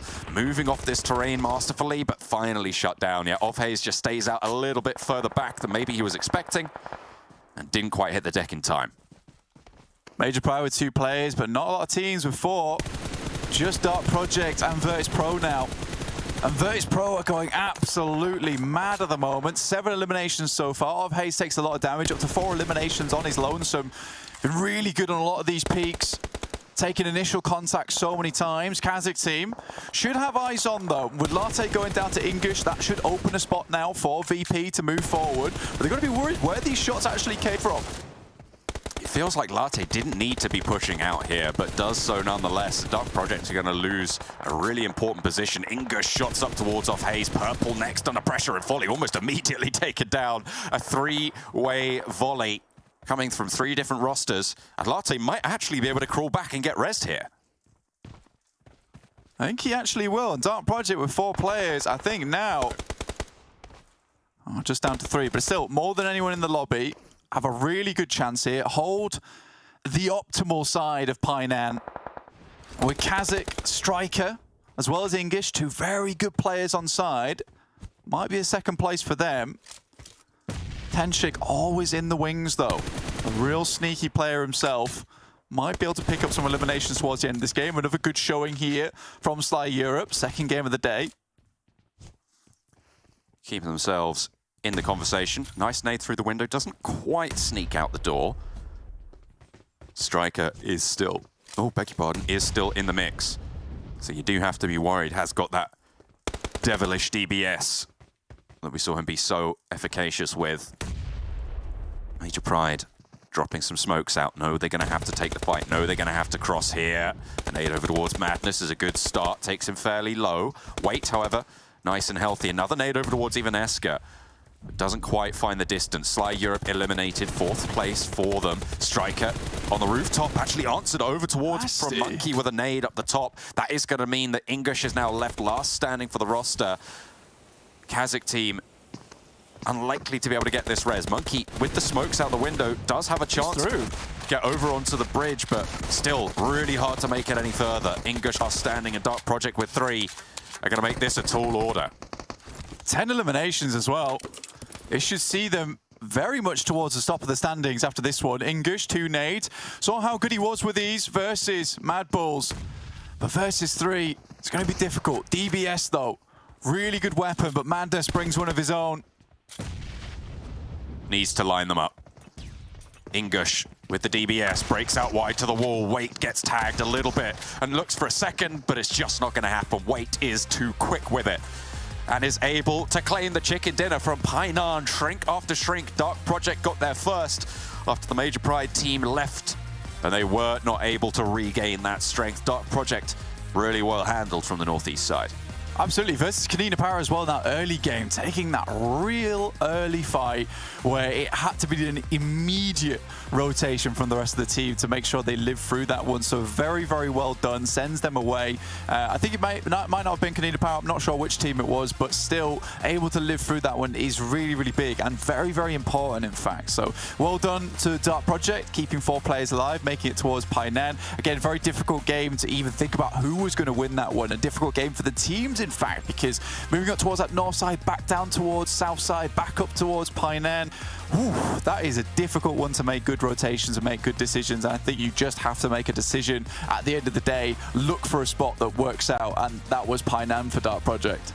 Yeah, I mean, that was their option. They took it with both hands and they got rewarded quite handsomely with the Sanhok performance. Really nice stuff. We'll have a short break and then we'll be back with Max and Geneva.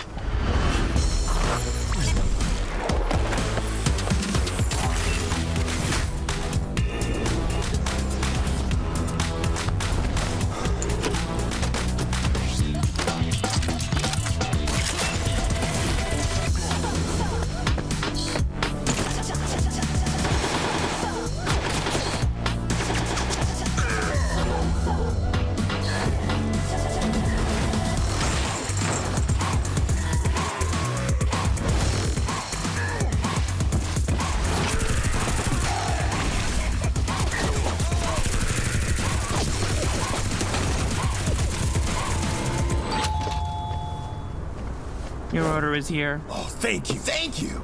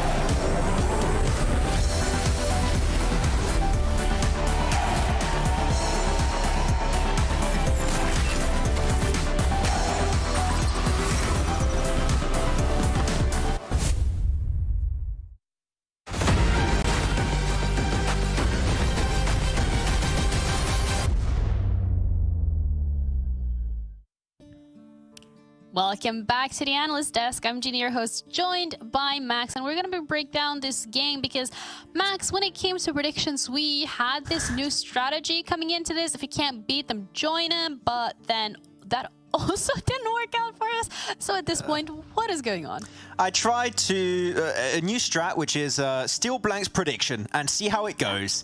And the worst part is, not only did it not work, I initially wanted to predict Dark Project, and I don't know what's going on these finals, De Niro. It's horrendous. I might just stop predicting as a whole and just vote blank every single, not vote blank the castle, like just a blank vote. That was what I was going for. But yeah, 21 points for Dark Project. It didn't look like an easy game for them because they were a very Eastern drop team and they had to rotate through a lot of teams. But they're like, okay, you know what? Screw the rotations, screw scouting and all that.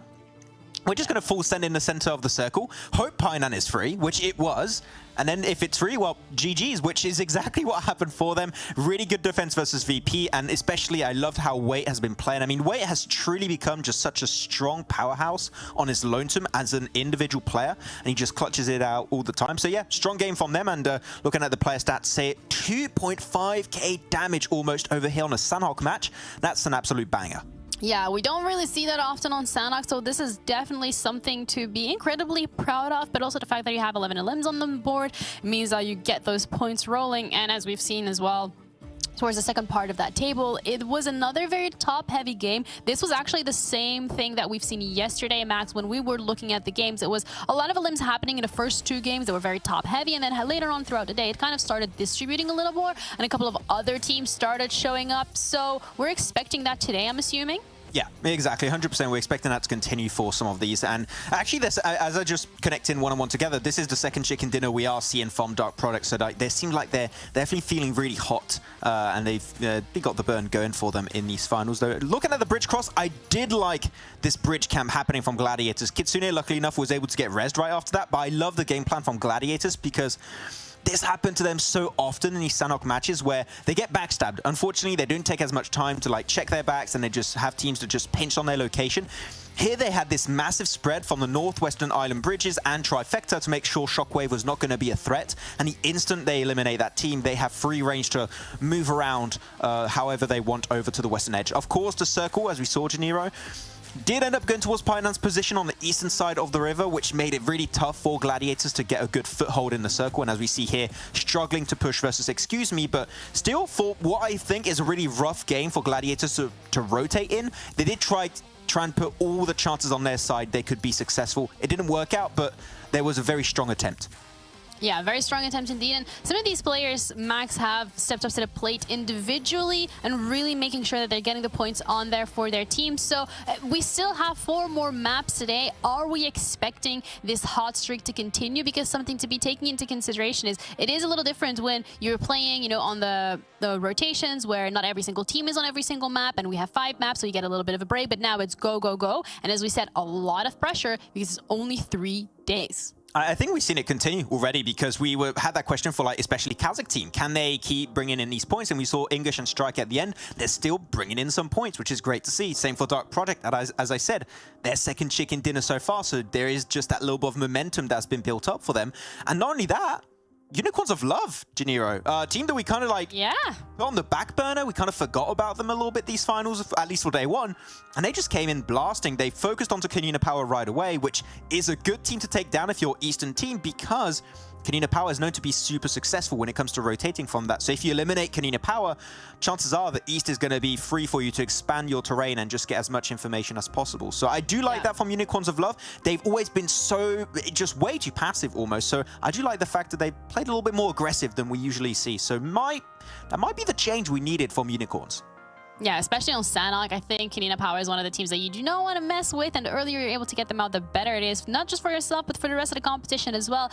But when we're looking at the overall standings from these teams and how they have been performing with the elimination points on top of their placement points, I mean, Major Pride, placing second last time around, continuously getting those eliminations on the board. They are very comfortably here sitting on that first place. Max, earlier today was only a 1-point difference between them and MADBULLS, but this gap between them and the rest of the table is continuously growing. Whereas when we're looking at MADBULLS and NEXUS Gaming, you get one good game with a chicken dinner on top of it, and that means that you potentially could take over their spot. Yeah, 8th position to 2nd, anything can change in the next game, but Major Pride are starting to build a little bit of a lead, and we know, Janira, and that's something that also John and Blank mentioned, is that when they are starting to feel good, when they have especially that one chicken dinner to kick off the day, they're feeling super hot, and they're just going to keep getting strong pointers after strong pointers every single match. So I expect this lead to potentially keep on increasing unless Gladiators and MADBULLS have different plans in mind. Not only them, of course, as we said, all the teams on this first page could be a threat, but KASIK team, for the very first time on the first page, I would say,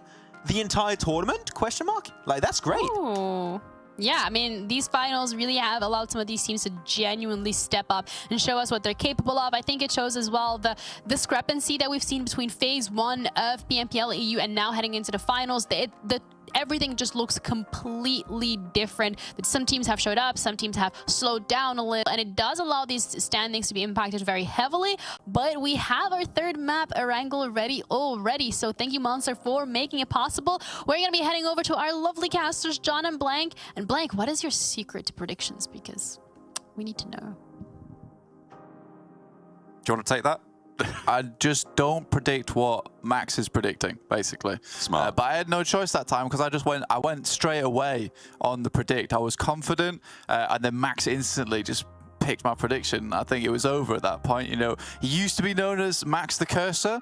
I'm hoping that's not coming back. I'm hoping he remains Max the Tank Man and he starts hitting some big fat predictions soon, because he needs it. He needs it, dude. He used to be the king. He used to be on top, and somehow, some way, I've tripped him up. I don't know what I've done, but it's causing him problems, and he needs to fix it. He's got it back on track, just like some of these teams in this game. That project obviously heading up towards 10th place after that last game. A nice chunk of points found for them. I think the nice little thing that I'm seeing right now is Sly Europe, 109 points in 5th place. They've done really good over in the league stage. They had some very strong performances here and there, and they fell off just a little bit towards phase 3, but I still think that they're a strong team. They're just not quite able to find those end games. They certainly tried it on Miramar, which I really like, because they go for these splits and try and control as much area as possible, but did come back to bite them with Matic going for the classic maneuver in the back.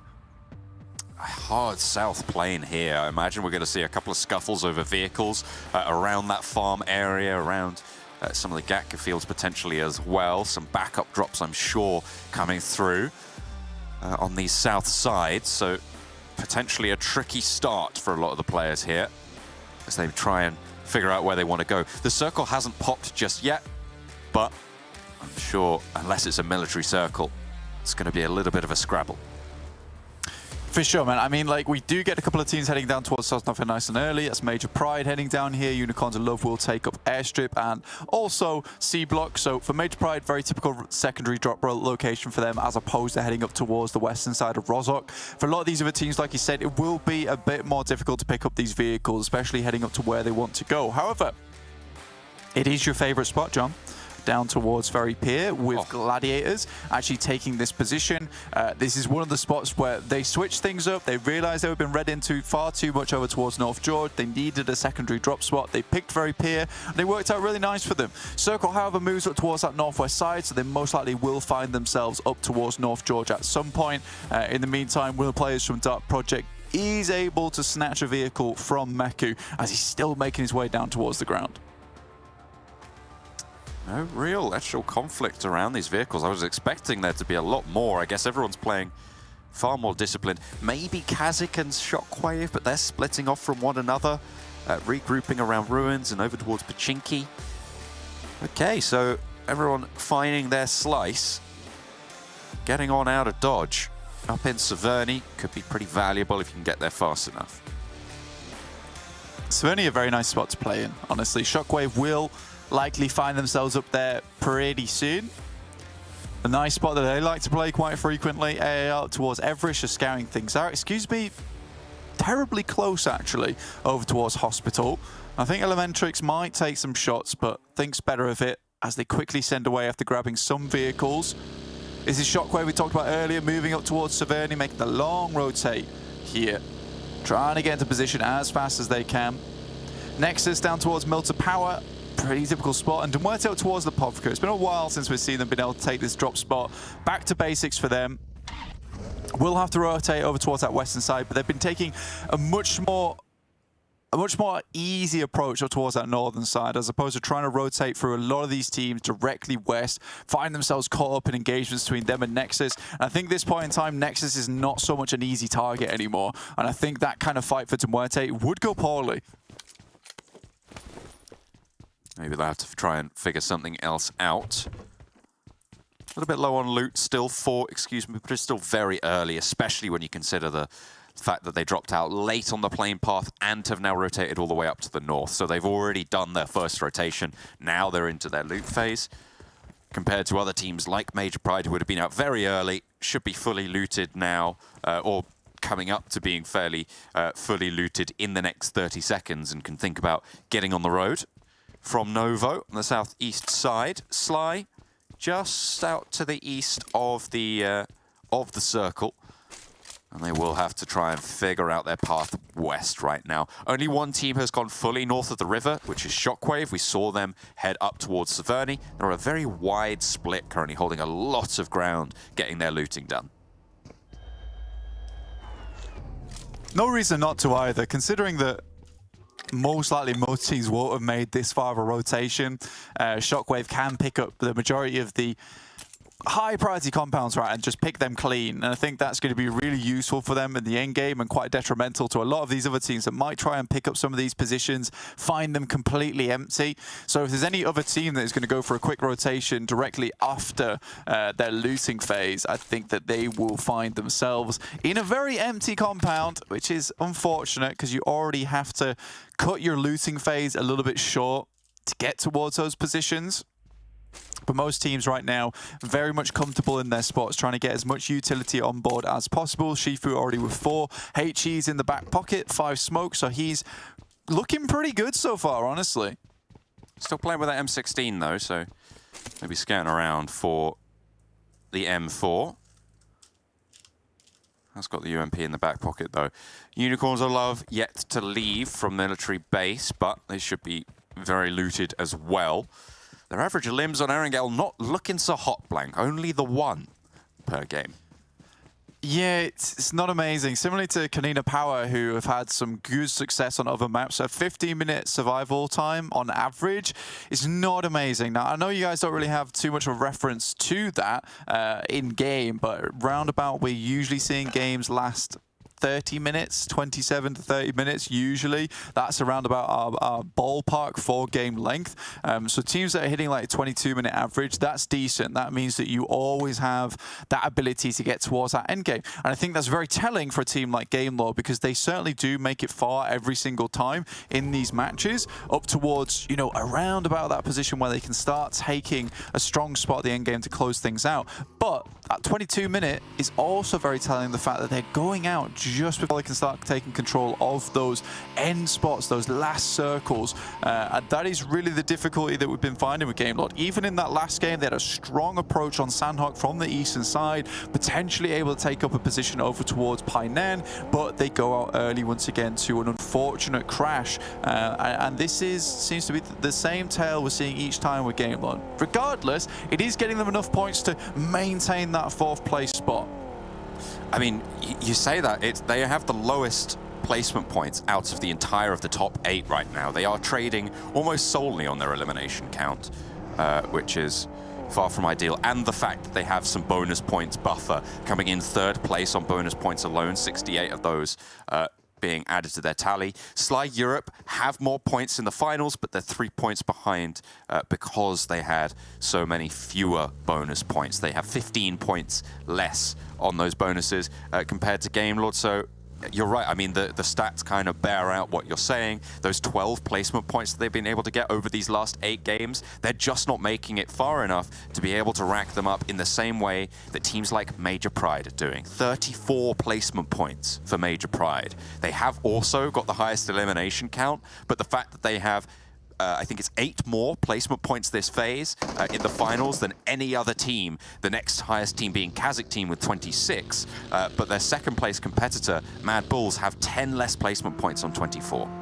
Yeah, and this is the thing, right, is that's why it's so unfortunate for GameLord, especially with the format change, in which case, you know, it's a 10-point for a chicken dinner, drops down to a 6-point for a second place, which is why you really desperately need to get towards that top 4, top 5, and I think that's where GameLord is going out, is around 6th place most of the time. 6th place, 5th place, and at that point, you really don't get a lot of placement points, which is why they are trading so heavily on these eliminations. They've been doing it for the majority of the league stage. They're doing it now in the finals, where they're trying to pick up the majority of their points through eliminations alone, which obviously just isn't enough to send you towards that top side. Major Pride really running off the back of those bonus points as well. They had a huge amount coming into the finals itself.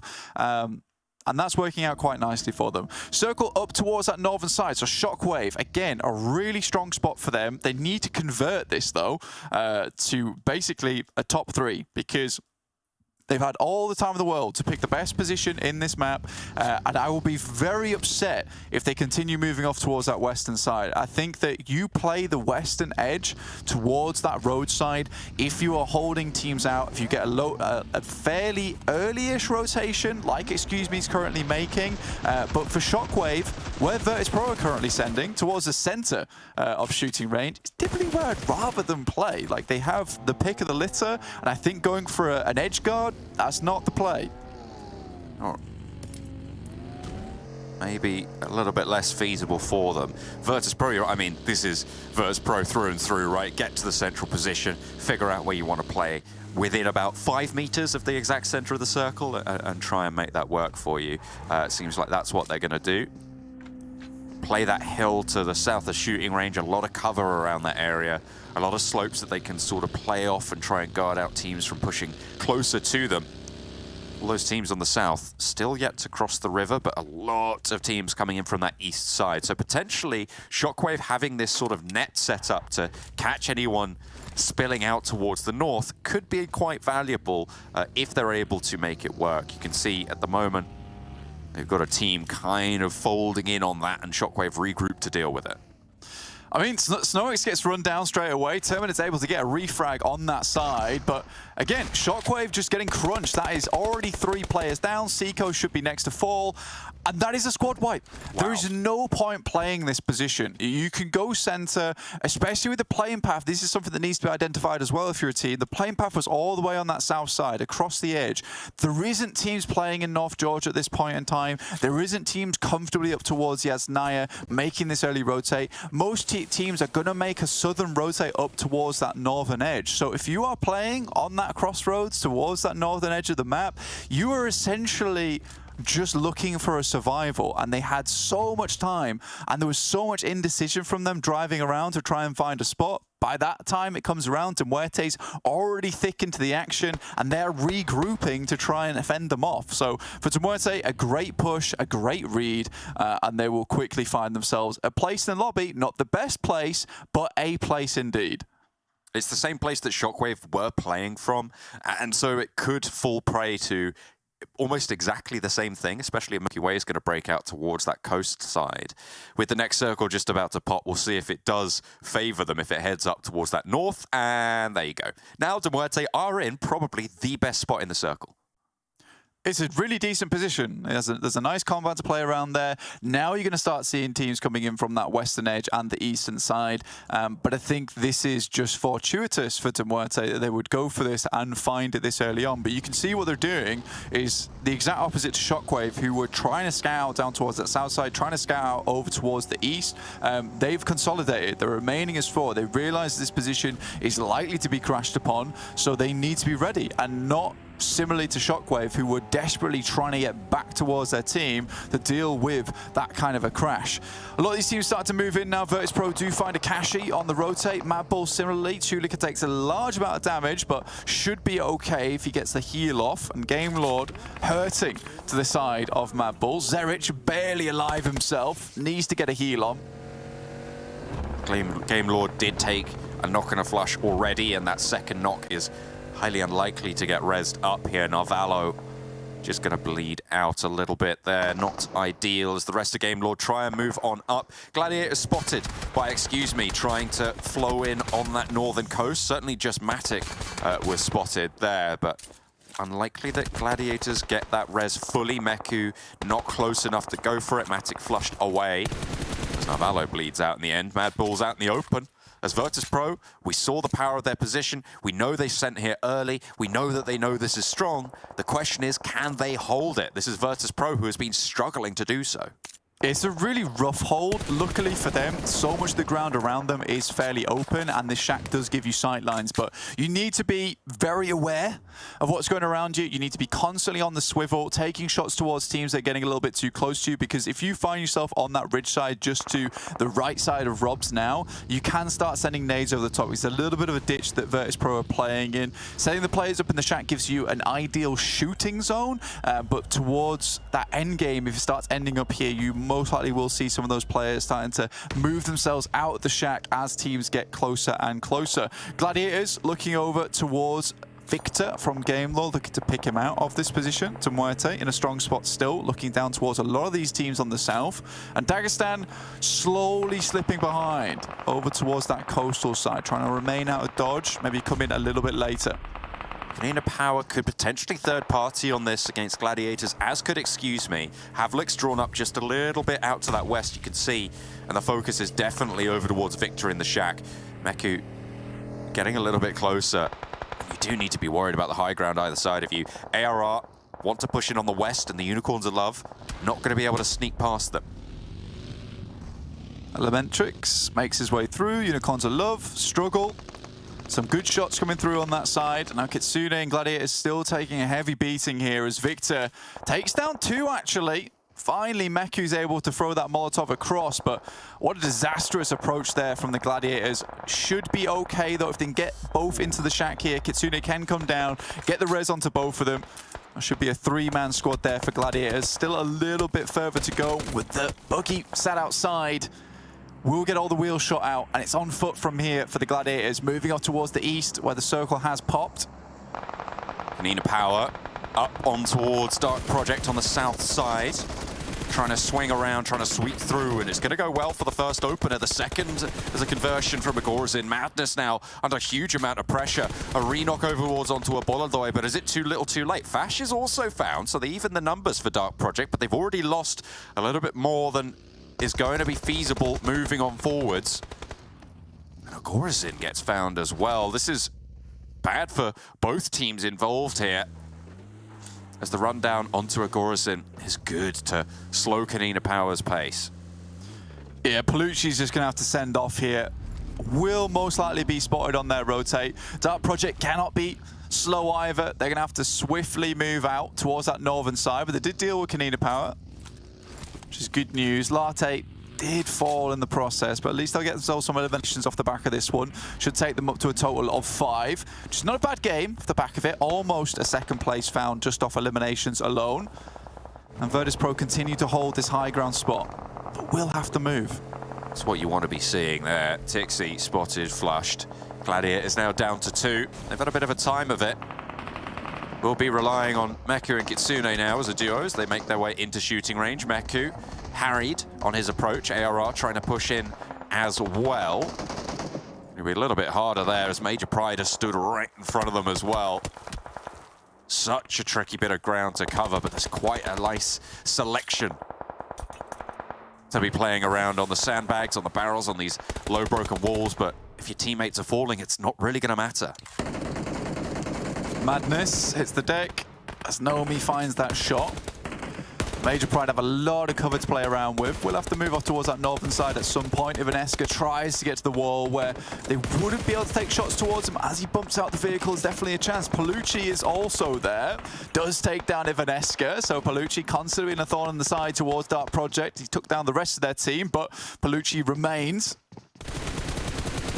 Sprays from effect up towards the ridgeline. Nexus trying to roll down it. It's not going to be easy. It's not going to go well for Doran. Keme is there to try and pick them back up. Nexus really struggling. Doran back into the mix for Nexus.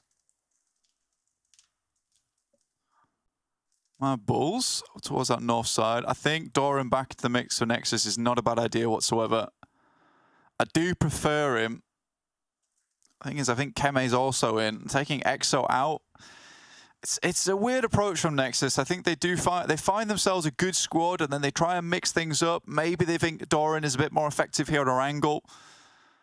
I'm still trying to include Keme, but I do think that, you know, the squad that has performed the best is Doran, EXO, Octavian, Kapahala. Circle moves back over towards that western side. So, again, a lot of teams have to move in here, and it's fairly open ground. A lot of easy shots to be taken. Doran hits the deck, and for NEXUS, this is fairly doomed because they have to push over the top of a hillside. Desperately trying to live this one out. They can only really move north, but even then, Sly Europe should have their number. Moving north out of shooting range is going to be very, very difficult with a full 4 roster from MADBULLS sat up there on that roadside. Sly Europe are most likely going to be pushing up towards where Limbo Boom currently holds and onto that ridge line as they start to branch out south. Everybody from the shooting range will have to duke it out with one another to try and have a chance to fight the MADBULLS, which is not something you really want to be doing. Yeah, a nasty little ladder here for a lot of teams to climb. Will be very rickety, rotten, old. Some of the rungs might break as they move through, with MADBULLS on that north side as well. Effect getting out of here will be difficult. Meku goes down. I think the Gladiators out of the game now, so we'll be accruing any more points in this one. VIRTUS.PRO takes down Tapok. They've had a bit of a resurgence so far. Definitely still playing a little bit loose and crazy, but for VIRTUS.PRO, definitely taking the fight to some of these teams, which is great. This nade, though, could be horrendous. Could be very, very difficult to deal with. ARR trying to just move and skirt around this ridgeline. Game Lord are going to be finally out of it. MUERTE have shimmied their way in from this northeast side. And the two from ARR are going to continue to survive for the time being. It should stay strong. For MADBULLS, though, leaving this shack will be fairly dangerous. Again, just walking out to open ground. Luckily for them, they're in the circle for quite some time, so can hold on to this position. I think they can be fairly confident the circle should hit their way once again. Sly Europe shimmying their way out of Severny itself towards this ridge side on the east. But we're on board with VIRTUS.PRO. Currently trying to basically catch as many of these nades as possible and deal with them. Excuse me. I think locate Sly Europe's position. Beck moves backwards, so a good amount of information found, and fighting down the hill will be difficult. 2 MADBULLS predictions, 1 Sly Europe prediction for you versus, excuse me, so our prediction's going head to head right now. The bottom line is we both think this is the winning position. Unfortunately for me, excuse me, get the opening knock, but there is a little bit of a suppressing line there and an answer from KASIK team over to this ridge line. There is a bit of cover for Reflect, but a second knock over towards Tenchik as well. Makes it all the harder. A lovely nade from Havlik nearly gets the Sheeper down. These vehicles might go up in flames as well. It's going to make it all the harder. Reflect has a rock to use as cover on this northern side, and Havlik continues to lob these nades over to the backs. The Sheeper, very, very low, has to commit to this first aid now, and in comes MUERTE to swing through. Oh dear, Sly Europe having a real rough time of it. They were really slow on this regroup, and they will just fall down. My prediction's dust blank. MUERTE, though, I think should have pretty much broad sight onto this, and Havlik knows it as he desperately runs away. Dagestan with Limbo Boom shouldn't cause too many problems. And I think that that is a very good read there from Havlik. The fact that he was spotting that compound at the same time gives them time to get away from this. Real difficult stuff. Malloy, they should hear this as he rocks up towards that top side. Gets a bit of scouting done, and MUERTE rushing in from over here. Nades come through from Happy J, and they're looking to clear. I mean, they do need to find something here. Furia around the rock sends them on the turn. MUERTE really do not get value. They've allowed MUERTE to get back to some... they've allowed, excuse me, to get back to decent health now. As nades over the top, back off MUERTE, and the tempo just isn't there anymore. They kind of need to clear this angle if they want to move south, but it's just not quite the right timing.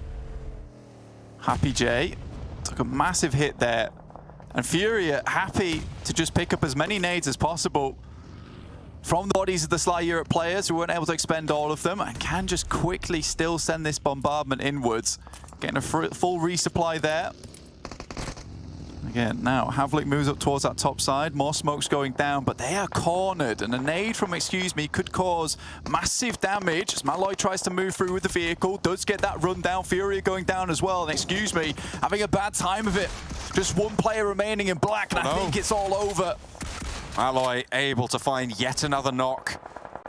And Beck at the back line, even spotted out by Kapahala. I think Limbo Boom might have been keyed on towards as well by Nexus, and this is a real tough time from the northern side. This shift, bringing it back down towards the MADBULLS, is invaluable for them. I really liked this ridgeline, and it created my prediction. I thought that Sly were going to be able to maintain it, but both Excuse Me and MUERTE have moved in past it.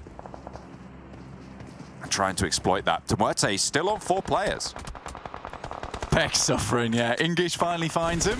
MADBULLS in a really good spot now as well. This is going to be one hell of a winning position. MUERTE running directly into all the sightlines of all these teams. This move north, maybe there's a chance for both Sly Europe and Excuse Me, but for MADBULLS, they were looking for this southern shift. And now in a very nice spot to really push their points a bit higher. But Major Pride still with 4 players as well. In a great spot. So 2 of our top teams will be able to go further here. And that's the thing with Major Pride, is you can't close the gap. Like, even if you have these pop-off games, you know Major Pride are going to have one in their turn. And in the meantime, they're putting up 8 points a game, 9 points a game, 10 points a game. And it is just so hard to keep up with this roster right now. Their lead sat at 28 points. It's very, very difficult to make anything work if you're MADBULLS, if you're Gladiators, if you're even Game Lord. Because if they keep pumping these numbers, doesn't really matter how good of a game you have. You need to get these big elimination matches and remove Major Pride from the lobby. Yesterday was a chance for a lot of these teams, but again, 2 players from Major Pride each time crawling their way towards that end game, grasping as many placement points as they could. And that has really sent them properly far into this. VIRTUS.PRO, they sent early, as they always do. Now they're playing on with 2 from the north side. We'll have to push back towards the MADBULLS as they skirted around shooting range of Hayes. Wanting to slow down KASIK's approach. English and Striker. Powerful duo for KASIK, but from this north side, you're going to have to push towards the MADBULLS, and it's going to be a really tough play. Purple, just spotting some good smokes coming through from Hayes in the start, and now some good smokes coming through from KASIK to try and escape themselves from this position. MUERTE with this scrim and Milky Way, but English finds a nice nade over the top, which will lay him low. Doran equally has to send himself backwards there. A horrid amount of damage towards his side. Realizes he's in very much danger. But MADBULLS still have this really strong outpost. And for Major Pride, the circle does keep pushing them in. I think most likely MADBULLS will have the best spot to deal with them. They just need to hold on to those nades. Major Pride and MADBULLS just biding their time at this stage. No one really threatening either of their positions. It's just a matter of clearing out those flanks. NEXUS, probably the only main threat, and that's over towards Major Pride. You can see Dora and Octavian both getting blown up there. Nomi and Effect just completely tearing them to pieces. Leaves just Kapahala out behind the buggy. Minimal cover. In the zone, sure, but Major Pride just isolated the eastern edge entirely to themselves. There's a really good rotation coming through from Major Pride, actually. I think they realize that they need to clear out this roadside on that eastern side because they can't possibly hop the fence over towards MADBULLS because they'll just get naded into oblivion. So moving towards this roadside to try and get the side swipe over towards MADBULLS, best chance they have at getting this chicken dinner. And again, this is a fantastic maneuver coming through from Major Pride, which is setting themselves up for the win. And again, it comes off the back of just having that confidence to take those fights. And quickly they put down NEXUS, meaning they can save nades towards that end game. All in all, everything has worked out wonderfully for Major Pride. ARR might just be able to sneak this one through. The MADBULLS are desperately going to try and clear out their flank, and Aces will go down. ARR now just with 1 player remaining. Wait on the south side.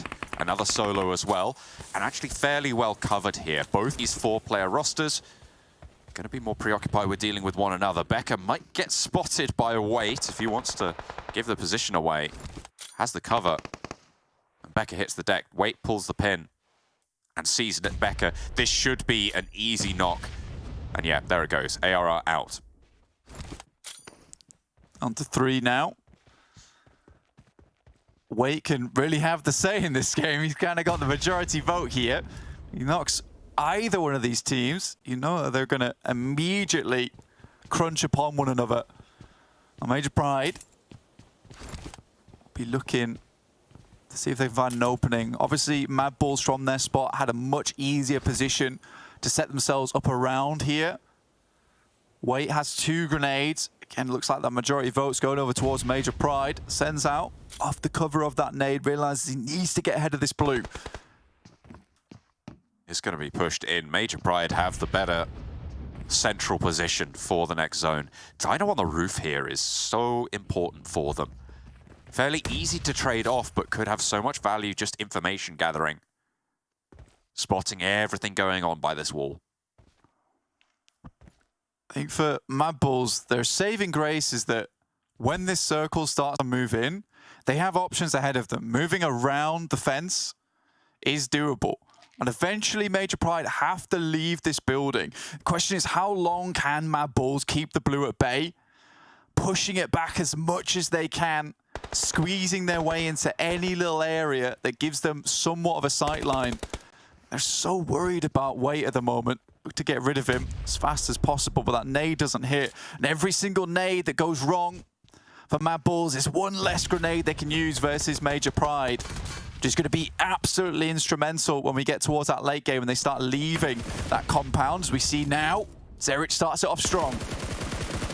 Pick off on towards effect is really, really important. Gonna slow things down and leave only 2 sight lines for Major Pride, and Dino is taken off the roof. That is huge. Monkey is dispatched, and the MADBULLS are working wonders here from the wall side. Just 1 player active now, as Effect did get res. Nomi looking to pick Dino back up, but they think better of it. They want the 2v4 instead. They think it's their best shot. Wait is still alive in the meantime, and Zerich gets spotted. Wait is still here and causing havoc in the backlines. Nomi has to push out wide, finds Tulika with a nade, but cannot land the spray. Effect on the inside now, last standing for Major Pride. Frozen tries to deal with Wait, but here's the third party. Wait is doing so much for Dark Project. Fleek, is he going to be taken down? He's on a sliver of HP. It's the last player from MADBULLS as Major Pride are taken out. It's a 1 versus 1. Nothing to play with here. 2 HEs and Wait has more HP. Stand up, go for the shots. Oh, he goes for the flush instead. And now it's an even 1 versus 1. Wait, stand up, take the shots, get the win here. Fleek goes down and it's Dark Project. Wait solos out 2 4-player teams. And what a chicken dinner for Dark Project to take it. Unbelievable coming through from Dark Project. Come to the back of Sanhok into this one, picking themselves up another chicken dinner. Goodness me. What a game from them. Wait, again, that impact player we talk about all the time. Unreal. The nades over the top, keeping MADBULLS at bay. Couldn't push out the position. They knew they had to get rid of them at some point, but just couldn't do it. And in the end, they have to push down over towards Major Pride, deal with those 2 players inside. And that moment, Wait realizes, this is my time to strike. If they don't get 1 knock over towards MADBULLS from Major Pride, maybe that doesn't happen. But what a way to finish things out, right to the edge.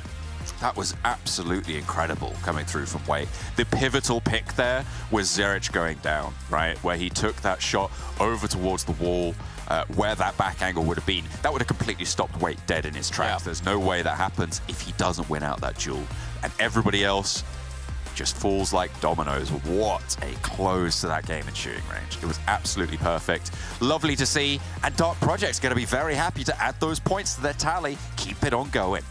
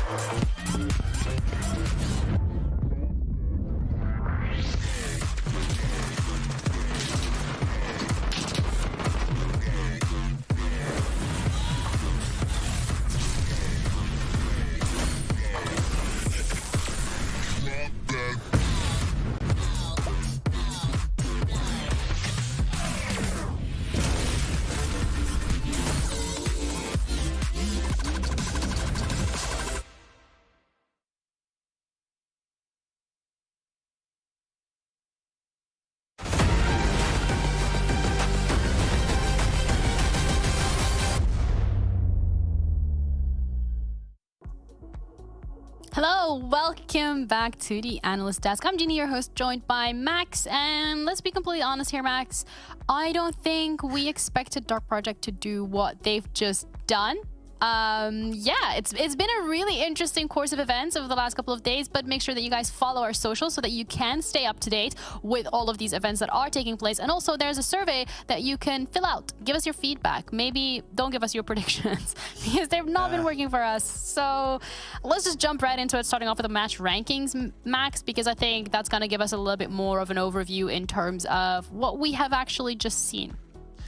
I don't know what we just seen. I cannot express into human words what just happened here, because what an absolute banger from Wait. He just played the waiting game. I'm sorry, I had to do it. He literally played the waiting game and just like, okay, you know what? We got 2 4-man teams. They're pretty good teams in MADBULLS and Major Pride.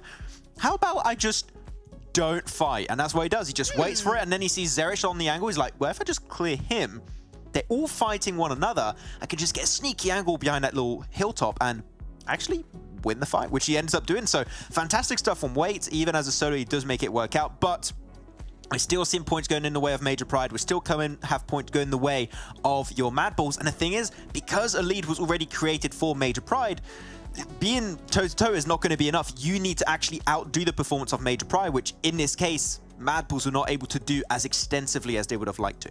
Yeah, Dark Project, though, they did take over Major Pride in terms of their performance this game, specifically 8 eliminations on the board. I mean, you said it yourself, Wait has played the waiting game, just waiting around until he's able to, you know, kick them while they're down. And even though that was the case, they still get double-digit eliminations, 11 in total, which on top of that placement point is an absolute great place to be in.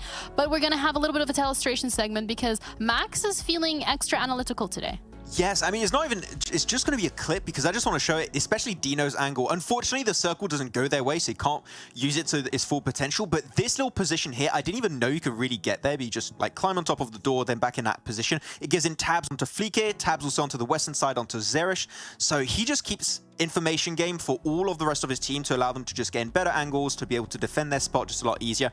As I said, it doesn't unfortunately end up working out for them, but just knowing little micro details like that about specific buildings and being able to use it to its full potential can make a difference. So just appreciation for Dino and getting in an angle like that. Like, it could have set up the team so well if the last circle maybe went their way a little bit more. Yeah, that's a little bit of a peculiar situation to be in, but Dark Project, I mean, they're happy with the position that they are currently in. We said it earlier as well, getting that one good game can potentially like just push you up the rankings so significantly. So seeing this performance, seeing the highlights as well as they're going to be rolling through from the team Dark Project specifically in this game has been phenomenal. I mean, we can always talk about your MADBULLS, we can always talk about our Major Prides and how they perform every single game, have that consistency, have those individual players showing up to the plate, but it feels like it's becoming more of a underdog story this time around. True, and actually one team that I want to bring up as, I don't know if I would call them the underdog because we know they have true potential, is MUERTE. Like they saw this fight is seen on the recaps actually. Sly versus Excuse Me is like very interesting fight, really good execution on the side of Excuse Me, and MUERTE instantly spot that out. There's not many teams up north at that time. They're like, okay, if we clear this team, we're not only going to pick up a bunch of elims, which at the end they got like 8, 9 elims after that fight, and you got full clearance on the northern edge, can play that high ground position, scout south of the road and maybe initiate a little bit of a cross, which didn't quite work out towards the end, but the game plan was there, and I do like that MUERTE were trying to play more aggressive and be a lot more opportunistic than what we saw in the last 2 phases and the first day of the final. So maybe this is a change of pace we needed from MUERTE, Janiro, that has been a bit lacking recently. Yeah, and the MUERTE seems to be coming back into form, and that's something that we're hoping to see potentially throughout the rest of today, but also tomorrow. We're already halfway through because we did cover 3 maps in total. You know, it's always very surprising how quickly this goes, but not as surprising of the fact that Dark Project closed this one out. I still cannot believe that it actually happened. I have no idea how likely this is, but let's have a look at the damage dealers in total just to see exactly where Dark Project falls within that curve. They are placed 3rd in terms of damage, but 1st in elims. I think, Janiro, we're seeing a trend that's been happening almost every single game so far, and this is a trend that you pointed out before on the Sanhok game. It seemed like it's pretty consistently top-heavy. Like, you got double digits, 9 elims, 7-7. Like, the top teams are getting a lot of eliminations. They start fragging out super early in the matches, and the bottom teams are just like, fodder team at this point. They're just 3 points for teams to take, it seems, every once in a while. So it's very surprising. But I wanted to look at the placement points right now, because Dark Project started off these finals in 12th position with a bonus point, so they had a total of 38 bonus points. And after this, we should check the overall rankings. They're in 4th position. What a jump from 12th position to 4th position in now a day and a half of plays is insane. And they've been looking so scary. If they can retain this consistency, they could be in 2nd place after the next 2 to 3 matches today.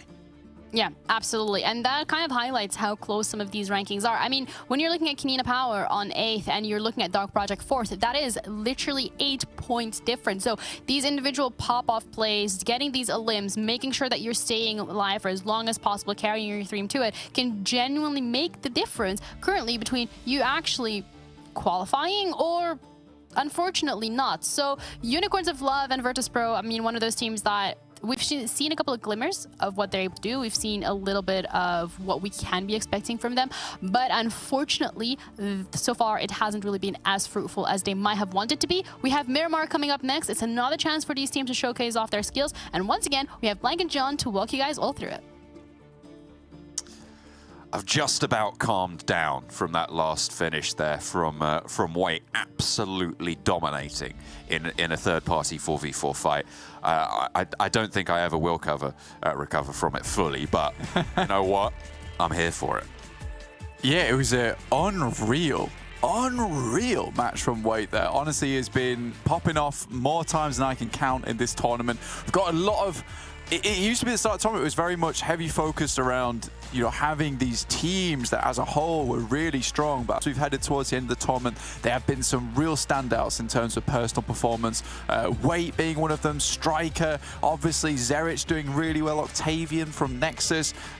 It is really, really awesome to see so far. So many teams having this one player that is just trying to take them as far as they can. What a match to finish on there for them with getting that chicken dinner. So very, very well done to Wei there. Not an easy fight to take versus probably 2 of the best teams in the lobby currently. He just destroyed it. He did really, really well. Oh, it's what Miramar now? I would say definitely the best two teams in the lobby. Look at the scores alone.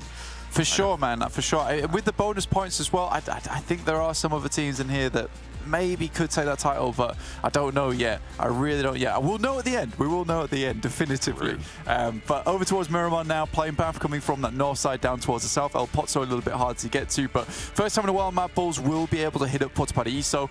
It has been a long time since they've seen their usual drop spot down this way. Major Pride out early, most likely will be heading over towards Chumacera. We'll wait for the next circle to shift, and then we will take another look at that one, John. VIRTUS.PRO out to El Azahar. ARR already down early. Gladiators breaking out wide to La Cooperaria. Picardo for KASIK team. Circles all the way up to El Pozzo. Yeah, a real long rotate for a lot of these teams. Western approach through Los Leones won't be easy, so you're typically, again, going to see this rotation that I mark a lot of times, which is through these specific spots, maybe through Minas Generalis, but again, you do have almost this roadblock in San Martin and Picardo, so it's going to be a lot of teams, more than likely, pushing through this northeast side as well as this southeast side because of that roadblock. So we will get a fair few teams all crunched up together down towards these spots coming to those later circles. And with San Martin there, it's going to be even more claustrophobic for these squads. You're going to be caught up in the Monte Nuevo melee or the Cooperaria Slobberknocker. Have to wait and see which teams are going to be taking up those mantles. I wonder who's going to be the first as well to try and break out towards El Pozzo. Potential even for, I mean, you sort of highlighted a little bit more of a direct route past Los Leones, but you could even swing all the way down south past Valle de Mar and up that west coast to get an effective position. Yeah, definitely could try and pick up Minas del Sur, Los Higos. Heading up on that western side, that's definitely an opportunity that Major Pride might look into there. But you can see a lot of teams already all find themselves directly towards Los Leones. You've got KONINA Power. Dagestan's in this area too. MUERTE trying to get some vehicles nice and early. You can see here, it is Dino with the M4. Fortuitous weapon to pick up right off the bat there, I'll tell you that now. And is able to get that one going. So yeah, barely as he gets the mag into the gun. instantly starts firing. So Dino definitely blood pumping, heartbeat high. But he can calm down now for a little bit as he's not surrounded by any other players in that area. Will be allowed to play on his own for the time being. The rest of Major Pride fairly far away, so it definitely was a do-or-die situation for both of those players. One of them with better luck than the other. Effect going to swing by, hopefully bring a couple of meds over towards Dino for that resupply, for that recuperation. Just a little bit, grab him in the vehicle, bring him out to that west side, because you can get ahead of it. Major Pride now almost entirely in Chumacera, apart from Effect, who has regrouped now. And they can continue to slowly pick their way through that loot, head out to the west side, and crawl up that west side. That project hunting down not only chicken dinners, but players on the roadside. Robs jumps out, but unlikely he'll get away from this one. And with Dark Project having such a good day today so far as we head into match 4 of the day, you know, this is a real opportunity for Dark Project to see themselves even further up the rankings. Like, they're not far behind. 4th place for a couple more of these chicken dinner plays that they have been hitting several times so far. I think that's the 3rd chicken dinner in the finals so far, which is really big. So that is, you know, almost a 1/3 of the games that they've picked up their chicken dinners in. It is really, really insane. In fact, it is a 1/3, exactly. Yes, it is. It's really powerful. I mean, they came into the phase in 12th place, 38 bonus points. The team above them, Gladiators, in 3rd place has 65 bonus points, and the team below them in 5th place has 68 bonus points. That's almost 30 more just from those bonus points. And in fact, if you just look at final scores alone and don't take anything else into account, they would be in 2nd place right now. And the fact that they're in 2nd is kind of wild. The only team that's beaten them on purely final scores is the diesel engine that is Major Pride. Again, we still have another 9 more matches to go. A lot can change, but so far I think Dark Project certainly put themselves on the map for a strong finish in this finals. Looking for some of that good cash towards the top.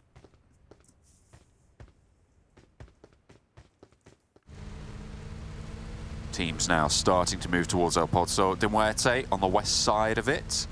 They're going to be very familiar with this area. It's the usual drop spot. Dark Project on the east end, actually under pressure from Narvalo.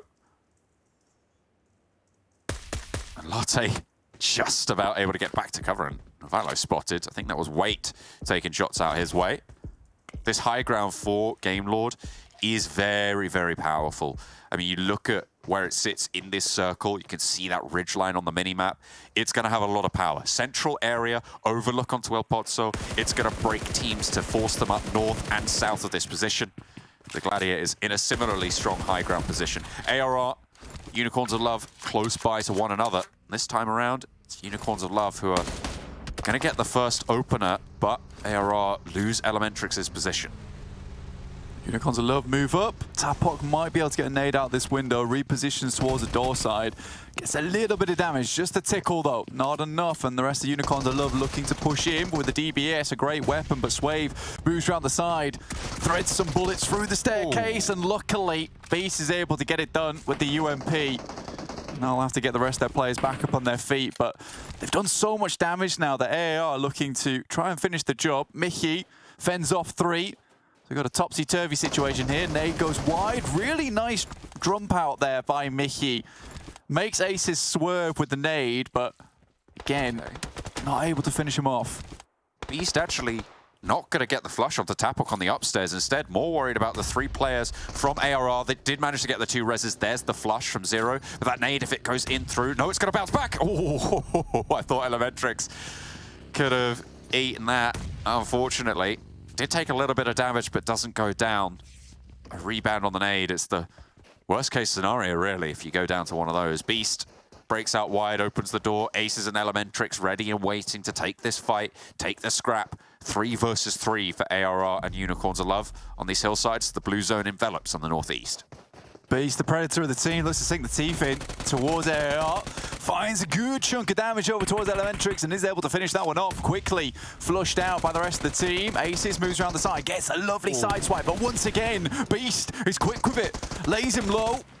has to get a little bit more damage in, supporting his team, get him towards the backside, and SHOCKWAVE has to stand up now, whilst Beast gets them into a position where maybe they can finish them now. He's challenging the res, dangerous round the side, information passed back. Oh dear, ARR are going to fall, and Becca's off angle didn't play well for them there. We've talked a lot about it, how sometimes they trust it, sometimes it works, sometimes they don't, and sometimes it does. And it's all not going to work out this time around, unfortunately. Unicorns Love stay alive as 3 circle centers towards that Game Lord high ground, keeping the Gladiators high ground in there as well. Now 3 teams hold on the inside of El Pozzo as we hop on over towards de MUERTE. Even Esker for Dark Project trying to get onto the west point of El Pozzo, and you've got to wonder if they didn't know that de MUERTE were there, because you don't send one player all the way out like that if you think there is a threat. I think Dark Project assumed that El Pozzo was going to be pretty clean, and it is surprising that de MUERTE's managed to find themselves all the way over towards this western side so early. So you can sort of understand why they don't go for a more careful approach here. But for de MUERTE, speedy rotation into El Pozzo, get some loot up there, and Dark Project now sat at 3 players in their original drop spot as well in El Pozzo. So that's going to feel bad knowing that you've managed to make it to a position that you're extremely comfortable with. You could potentially get the win off of this one, but losing a player like that early on to just a bit of carelessness, it's a little bit unfortunate. Excuse me, now rock up, blacks out vehicle, back in the back, and Latte decides it's best just to regroup the rest of the squad here in the party bus. The 4th team to move into our pod, so excuse me. Take control of the warehouse. I mean, they're not really overstepping their boundary here. They're not overstepping the mark. They know that they are going to, well, they want to try and maintain rotational paths out, so they're going to go for this 2-2 split now. They've already got their foothold. They can just fade back. This is Dagestan and MADBULLS going into an engagement. I think the MADBULLS are down to, yeah, they're down to 2 players now. So they're going to send straight into de MUERTE on the west side. This is a push that you just have to desperately make, and de MUERTE might be ready for it, but again, it's a little bit out of their vision with 2 players, a bit easier to skirt past teams. Purple dropped out of his vehicle, and Meku with the Mini 14 looking to put the punishment in there. Does go down finally to a shot from Victor along the way, and Meku will pick up his elimination over towards Purple. In fact, excuse me, Black will steal that one. This is a circle that Gladiators should be very, very familiar with. They should be able to play this well. They haven't had to move too far, but they are still playing on this edge, and they have control of the positions to their east. They have oversight over towards a lot of the other high ground that is contesting a lot of the lobby. Hopefully they can get more done than we've seen from them in the last couple of games. Still, they're up in 3rd place, and I mean, we speak about the diesel engine of Major Pride. Gladiators, they kind of just keep getting these points on board. Even if they have inopportune finishes, they get 1, 2, 3, 4 eliminations on a game, and they just stay in the conversation all the time. Yeah, I mean, if Major Pride is a diesel engine, then Gladiators are certainly the hybrid. They keep on trucking, but it's not quite as much of a pull as you would feel from Major Pride, who are really sending it towards that top side. Again, the Gladiators do need to find themselves a big match, and I think Matic has saved them at the start of the day today with that 2nd place and so many eliminations on board and kept them in the conversation.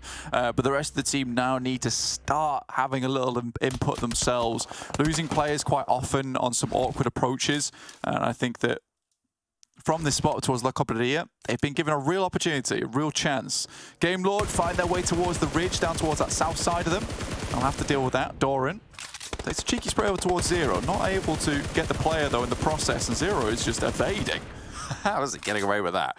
Goodness me, that's about 300 meters on the spray down and maybe getting a little bit longer. Zero shouldn't have been able to get up that ridgeline, but does so anyway. Doran not able to tag on those shots. The Unicorns of Love, though, still forced out and into the blue. It's a difficult trek for them. Circle centers up towards the fielded area, just on the north side of Monty the Wave, and a lot of these teams understand how brutal this end circle can be, especially if it drops down towards the fields itself, which it certainly can. A lot of crawling, back to basics, and this is that fielded area we talked about before. MADBULLS have sent towards these hay bales. A great defensive position, honestly. Just hold out the majority of the game, but it will be one player there, and Chulika gets knocked out and frozen Not really close to him to assist him at all. Has to tuck in towards those hay bales, allow them to take the majority of the punch. Excuse me's position on the east side of El Pozo. I spoke about how they managed to get that foothold and then they went for this split. They are maintaining their rotational opportunities on the out. Nexus trying to push through Shockwave after guarding Unicorns of Love as Terminus is the next up to bat. 2 players for Nexus are down. Kapahala takes shots up the hill and gets good for 1. Aza, the last to stand in their way, and Shockwave fall at the feet of Nexus, but not before exacting their toll. 1 player now remains for Nexus. It is just Doran back into the roster, and Meku sees it, takes his block off. Nails a shot there. I think for Gladiators, they always were going to have a sight line over towards that way. Coming into stage 4 very soon, so the circle will shrink down.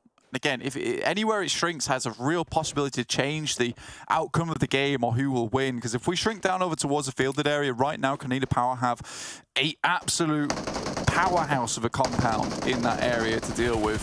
Dagestan lose keep to MUERTE, who have struggled slightly on this western side to find themselves a definitive position, but still have worked their way in slowly but surely, finding a couple of pickoffs. A few knocks, but not the elimination off the back of it. But again, it has created them a little bit of space. So over towards that fielded area, but does contain that ridge side that Game Lord and Gladiators are currently playing. And if we shift further off towards that eastern side, certainly can find a good game coming out from Gladiators themselves. They should be aware of the weak points of Game Lord's position as well. It's a position that they like to play if they're afforded that opportunity. And Game Lord should be worried. They are playing as 3, but they have a lot of strength here. Victor just tucks back in, doesn't want to take the challenge. Not today, and not with Matic. Tixi on the high ground has really good shots over towards them, but most likely they don't really want to fight off against one another. Excuse me on the north side of the fields in El Pozo, and KONINA Power on the south. These are the 2 really strong positions aside from the Gladiators and Game Lord. I think for Gladiators, they're trying to get themselves off this ridge side now. I think a lot of times it's not played in towards their favor, playing on these ridge sides in the end game. And I think being so far towards the edge as well, is it worth it playing here anymore? I think maybe for a few eliminations, maybe, but not for that end game push. And I think for Gladiators, they understand that they need not only eliminations, they need high placements now to retain that spot in 3rd place. Major Pride find themselves a couple of pickoffs themselves. Will continue to clear out this position on that southwest side, give them more space to roam, more space to move, but we are looking more and more like this fielded finish. It's very open on the tables right now as well on the standings for these finals. From 4th down to 11th place, it's like a 15-point gap. I mean, even that's closing with MUERTE picking up those points. So it's a 13-point difference in that central block of the tables. It is incredibly close. 1 game changes everything. It sees you up into the championships, or it ruins your dreams if people start to overtake you. Nexus going down in 6th place is a massive opportunity missed for them on this game. Black trying to take shots uphill towards Gladiators' position, but not quite getting the knock. The fact that Gladiators have 2 players there means that they can go for reses.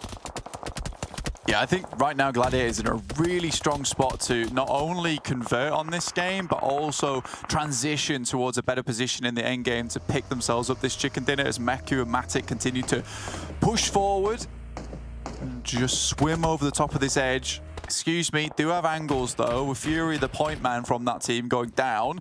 Does allow them to get a little bit further forward, but yeah, excuse me with those angles across the way are really putting the hurt in over towards Kitsune and Tixi, and I think this high ground position might just be forfeit at some point, and they'll have to go for a crash, maybe towards the warehouses on the northern side of Excuse Me, and 1 player down. It's not likely that Excuse Me is going to go for a full-on brawl in that situation.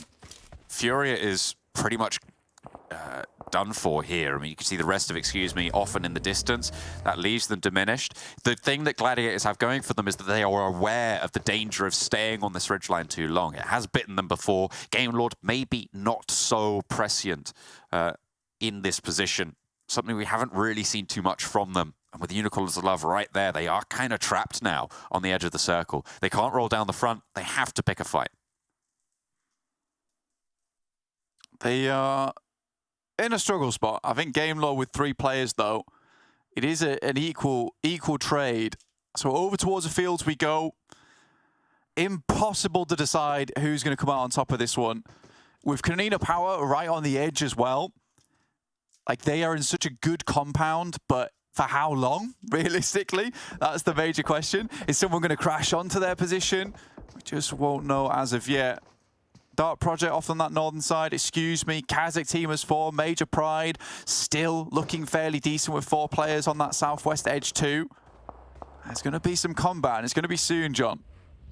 Where do you go in this phase? It's so difficult to move in. You can't be the first to get to a central position because you will just be lit up from every single angle. And you don't want to be late to a central position either because you will just be trapped out and shot by everyone. It is going to be masterful timing that sees a team to the chicken dinner here. I have no doubt on it. I mean, barring some super hard shifts down to the south towards Sly Europe and Major Pride or over towards KONINA Power. Game Lord descending from their hilltop. Beast will eat the brunt of the magazine and in fact will go down to Victor on a trade-off. Nicely staggering the sprays. Zero slips down and out into the zone. The second to fall for the Unicorns of Love, Hold and SHOCKWAVE will be next, I'm sure, but he's trying to get out of dodge over towards KONINA Power. Moving down that way. Right now, Major Pride is very happy to stay in the compound off towards that southwest. Matic finds himself a knock over towards Malloy from MUERTE, conferring themselves a slight position over towards that northern edge. Difficult descent. Malloy does continue to take those shots. Will fall. Discrim now last standing. In this area, not last standing for MUERTE. Still has Milky Way all the way out on the west side of this field. Gladiators are just going to send through. They will be underneath, excuse me, who do not have to push out just yet. But they have some cover to play with. And KONINA Power don't have sightlines over here. Not yet, anyway. Seems like they're aware of Discrim's position. And a really nice ridge line for Tixi to play in with cover from the back. Shots from, excuse me, over towards the backstop from Kitsune and Matic as well. A nade from Discrim looks pretty good and on target towards Meku there, but Meku breaks out wide towards the ridge, and Discrim cannot peek out here. He knows that he can't take this fight. In comes the regroup from Matic. And right now, Discrim's kind of taking the brunt of the shots from most of the teams behind them on that south edge. And Matic can quite happily just sit here and try and get some nades in. We'll have to find that magical angle to make it work. Janiro Major Pride. He was Sly Europe. I think he went for Gladiators. Trying to push through the fielded area. And Max went for it's probably the smartest pick here. Yeah, now you say it. Yeah, probably. It's a really strong position. I mentioned it earlier. It's a powerhouse compound. It's very difficult to push over that way, especially because it's like there is this small little rooftop there it is. that you can just prone on for Major Pride. Sly Europe will lose one player. Get a refrag over towards Game Lord in the process. Major Pride remaining extremely quiet over on the western side. I think that Sly Europe has an idea. And again, now KONINA Power's spot becomes infinitely stronger. Sly Europe do have the better angle to send down this way, but with Game Lord currently holding this position, it's going to be difficult for them to move in. It's a very interesting dynamic on this northwest side and the north side in general. Dark Project, excuse me, and Gladiators all have to move. As soon as 2 of those teams are gone, pushing into those hay bale positions is going to be a lot easier. You can maintain the distance away, and in fact, KASIK team are going to take the opportunity to get in there first and early. Excuse me, want the off angles towards Gladiators. Havlik breaks out wide, wants to put a nade. This could be really devastating for the Gladiators position if it lands on target. Looks a little bit long, but might still find some damage here. Black dropping out some shots, and Kitsune moving forwards, suppresses that ridgeline. Look at the damage ticking away. It was a little bit off target there, but the Gladiators still very much under pressure. These hay bales positions providing cover from both sides now. And you need to be careful. Dark Project gonna disengage from this north side, head over towards KASIK. Kitsune, pivotal position now to hold off, excuse me, rolling down onto Gladiators. Game Lord push over towards KONINA Power, in fact. Try and go for this fight. It's the only option they have. And it starts off strong with Palucci going down. It looks like Sly Europe might just go for the third party here. Major Pride heading towards that central area. Narvalo's in. It's all going fairly wrong for both sides. Excuse me, are trying to push in the meantime, and Game Lord, Narvalo, and Victor doing wonders against KONINA Power in their powerhouse spot. Boladoy last standing, needs to win this challenge and quickly, but won't be able to handle it. They are eliminated on the southeast side. and everybody in the southeast is going to have a little bit better time for it. Sly are looking at a third party here. They will be able to guard this position out, and they've taken up this mantle blank. I hope this is what they were going to go for, and I think for Game Lord, they were just keeping tabs on them, waiting for them to make their move, and at some point they were forced to go for this position, forced to move in towards KONINA Power's spot. I don't think that Sly Europe expected Game Lord to be the victors of this engagement, but it has worked out for them either way. Excuse me, taking down Dark Project's weight in the backside. Not going to be much further into that one, but Major Pride currently playing in the fields. And I think that's probably the smart decision. It's not likely to stay over towards Sly Europe's compound. And if you can get into this spot with no casualties, very difficult, but possible, as Major Pride have shown us here. Excuse me, tried to skirt around the side of Gladiators, but KASIK team, Dark Project, all ready to handle it. One player now stands for them, it's Black. Gladiator is still with 4. Playing quite fast and loose with these scouting rotates and splitting up quite a lot. They've baited out a lot of peaks that have been punished by everybody else sat around them. A lovely nade over the top from Tixi and a lovely spray down from Matic. Leaves KASIK team with their forward position isolated and dismantled. 2 players fall in that spot for them. And the Gladiators on the north side still a force to be reckoned with. Yeah, they're doing incredible work, and this feels like, you know, they might even be on for a chicken dinner if they continue playing the way they are. They'll need smokes, though, and right now, looking at Tixi, he's got nothing. Victor moves out in the vehicle. Sly Europe very aware of this one. This is the building that gives so much opportunity to any team that is in this compound, but Victor realizes he can't get much more done off the back of that one. Has to send away, but a huge amount of volleys come his way. And the circle moves over towards Major Pride. They are in separate spots right now, 3 players alive, and Sly Europe currently with the man advantage, but this might come down to a 4v4 between Sly as well as Gladiators, if Major Pride don't have something to say about it, which I think they will. The fact that Mecha was able to keep that vehicle is pretty huge on its own. No one lit that up. KASIK more worried about staying hidden right now. As a duo, Navalo spotted, just about sneaking that through. Meku lights it up. 10 eliminations already found for Gladiators. 6 teams remain, and they have got a foot in the next circle. Matic and Kitsune both going to have to regroup here. Dark Project spotted, and they'll have to leave their position first. Circle's going to push them in. Gladiators trying to stay alive as much as they can, but Tixi gets knocked in the process as they try and make their move and will be taken down. KASIK still going strong with 2 players on their side. Now Sly Europe has to identify how they're going to move into this circle. Effect is a solo, and that's a possibility to go for the 4-man crash. Should be easily enough done. Gladiators move further in. 10 eliminations so far. Massive game from them. Moving up, I think there might be some crates on that position as well, to be able to pick up Black. Oh, he should see Matic. This is broadside. This is easy pickings. Where's the nade? Where is anything? Where are the shots coming through? A little bit left, but should tag the heel, and if he's low, it's unfortunate. Matic, you need to get back to cover because there's a snake in the grass. Should be able to hear this soon enough, and Black does not capitalize on the opportunity that presented itself there. I mean, you don't really want to give your position away. Survival is the name here. KASIK team have been really doing well from this spot. It's been difficult to work with. Matic exposes his side, and excuse me, he's just looking for a higher placement now. They can get towards a top 4 or top 5. That is decent. Right now, we are in that top 5 zone.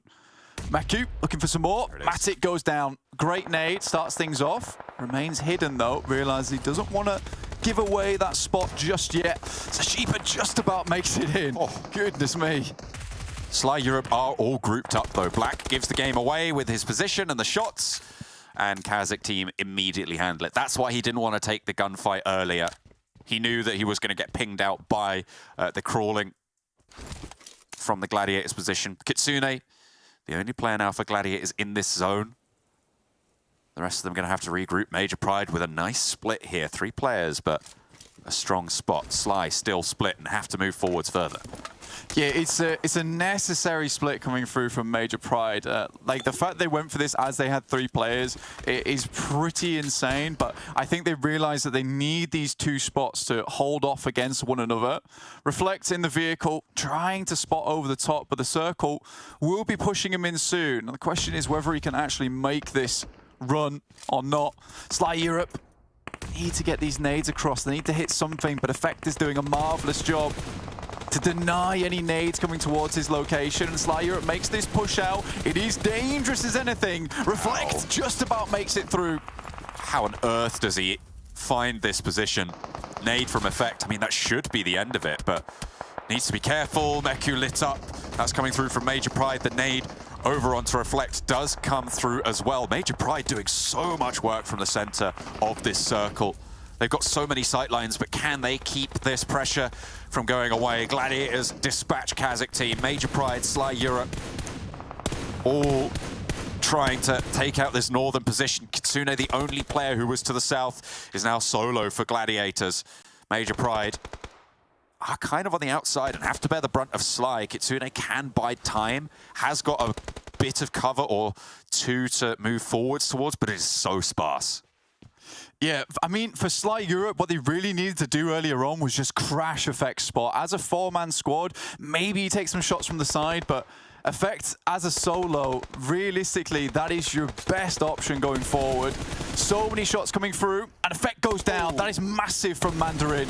And he goes down for the trouble, but was it worth it?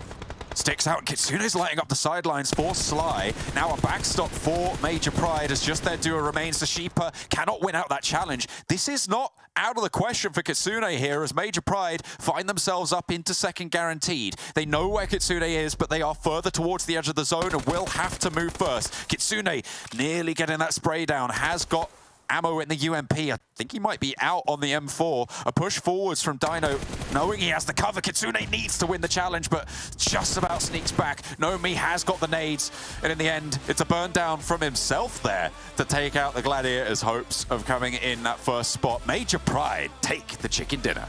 A really good push from Major Pride, and one that was so necessary in the moment, but that is like, that's the confidence play. You take the central position, it might not be the best right there and then, but if it comes to a field finish, they have basically all the angles they need. The fact that Effect was solo the entire time as well just shows how much trust that team has in him to make that position work versus Reflect. But again, I think if Sly Europe had a bit more confidence, just like Major Pride, they would have just four-man crashed Effect's spot, gone for those shots. But again, it's very difficult to determine whether that's a four-man team, a three-man team, a one-man team. But yeah, just not enough scouting was done there for Sly Europe to make that call, to make that decision. But that would have been a winning play. Again, Major Pride with a chicken dinner. Goodness me, it's going to be so hard to catch them. I think it might be almost impossible even at this stage. It will be very hard indeed. A tricky, sticky final circle out in the open fields of the northwest side of Miramar. It is so difficult to make that one work. Some masterful rotations pay off in the end for Major Pride holding down on two compounds. Really nice to play with three players. They take the chicken dinner. Thank you, guys. Major Pride here, Max. They get that chicken dinner and they're further just shooting themselves up those rankings because they're already first. But now catching up to them is going to be an impossible, if not a very difficult task, as both John and Blank mentioned. So this game, oh, you're not too happy, are you? You know what? Hey, okay, I'm going to focus on Major Pride, okay, because I was here. No, the predictions doesn't matter. You know, just having fun. You know, playing with the boys. Predictions are just a social construct. Exactly, okay, but Major Pride, they were first, and now they're first a row. They're even more first than they were before. Yeah. So they're just shooting themselves up, as you already said. 18 points, though, more eliminations going the way of Gladiators, and I'm so happy with how they played this game, Janiro, because they're on this huge mountaintop that's renowned for being really hard to rotate away from, which in the case, the circle centers up on the field, so non-easy rotate. And they do exactly what I said, which is leave north, where not many teams can really slow down your rotation, and then you crash all onto, or onto MUERTE, which is what they end up doing. And then you have a lot of terrain to just expand yourself into in the northern edge, which I really love how they play that game overall. So sure, they don't make it far because it was going to be a rough transition as a four-man team, but Kitsune makes it far, gets himself extra placement points, does molly himself. I do not think that was intentional. I think that's a little bit of a misclick, but yeah, still a really strong game from Gladiators, and we know this terrain, this is where they can perform. Yeah, Mekir as well showing up with 5 elims in total, but I think Gladiators, looking at the stats specifically for this game, even Matic and Tixi adding to that tally 3 elims each, so having that add up in total, they've managed to get themselves a lot of points in that regards. They also get the placement points thanks to Kitsune, so it feels like Gladiators are off on the very right foot, and this is something that I'm looking forward to see whether they can replicate it or not. Now, when we're looking at Major Pride here, Max, they had a phenomenal finish. They get the chicken dinner, but they also get themselves 8 elims in total. When we're comparing it to Game Lord sitting on 6 elims, it feels like Game Lord has a little bit more of a slower start today. I really like actually their rotation away. It was a similar play to the side of Gladiators where they were like towards that high ground position on the eastern edge. They wanted to leave. They eliminate most of Unicorns of Love, if not actually the entirety of Unicorns of Love, I believe.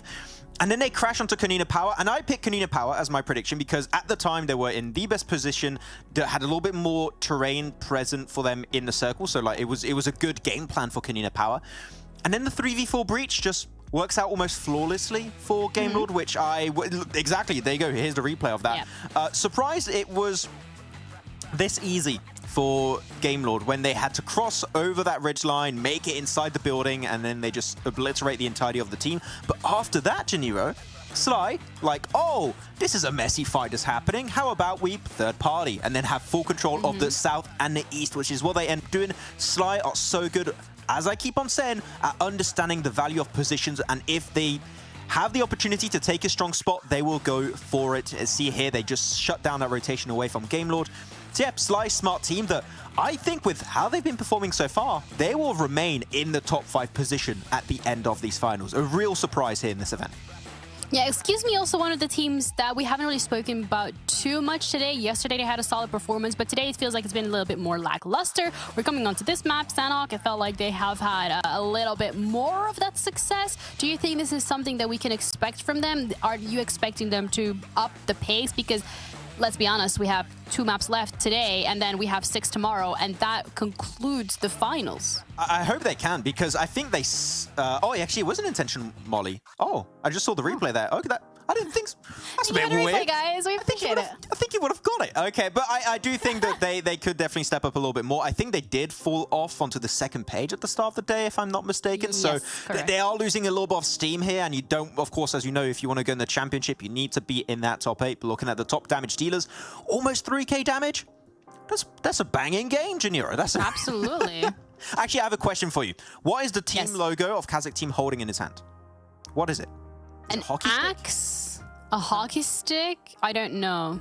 I don't know. But you know what they're not holding at the moment? A chicken dinner. They got one yesterday, though. They got one yesterday. I will give it to them. They got one yesterday, but today it feels like they're getting very close. They have a lot. They have players performing, but it's not a matter of being able to close it out and being able to actually get some of these podium finishes. So, to up the mood a little, we're gonna have a good time because we're gonna be looking at some lovely skins. Ooh.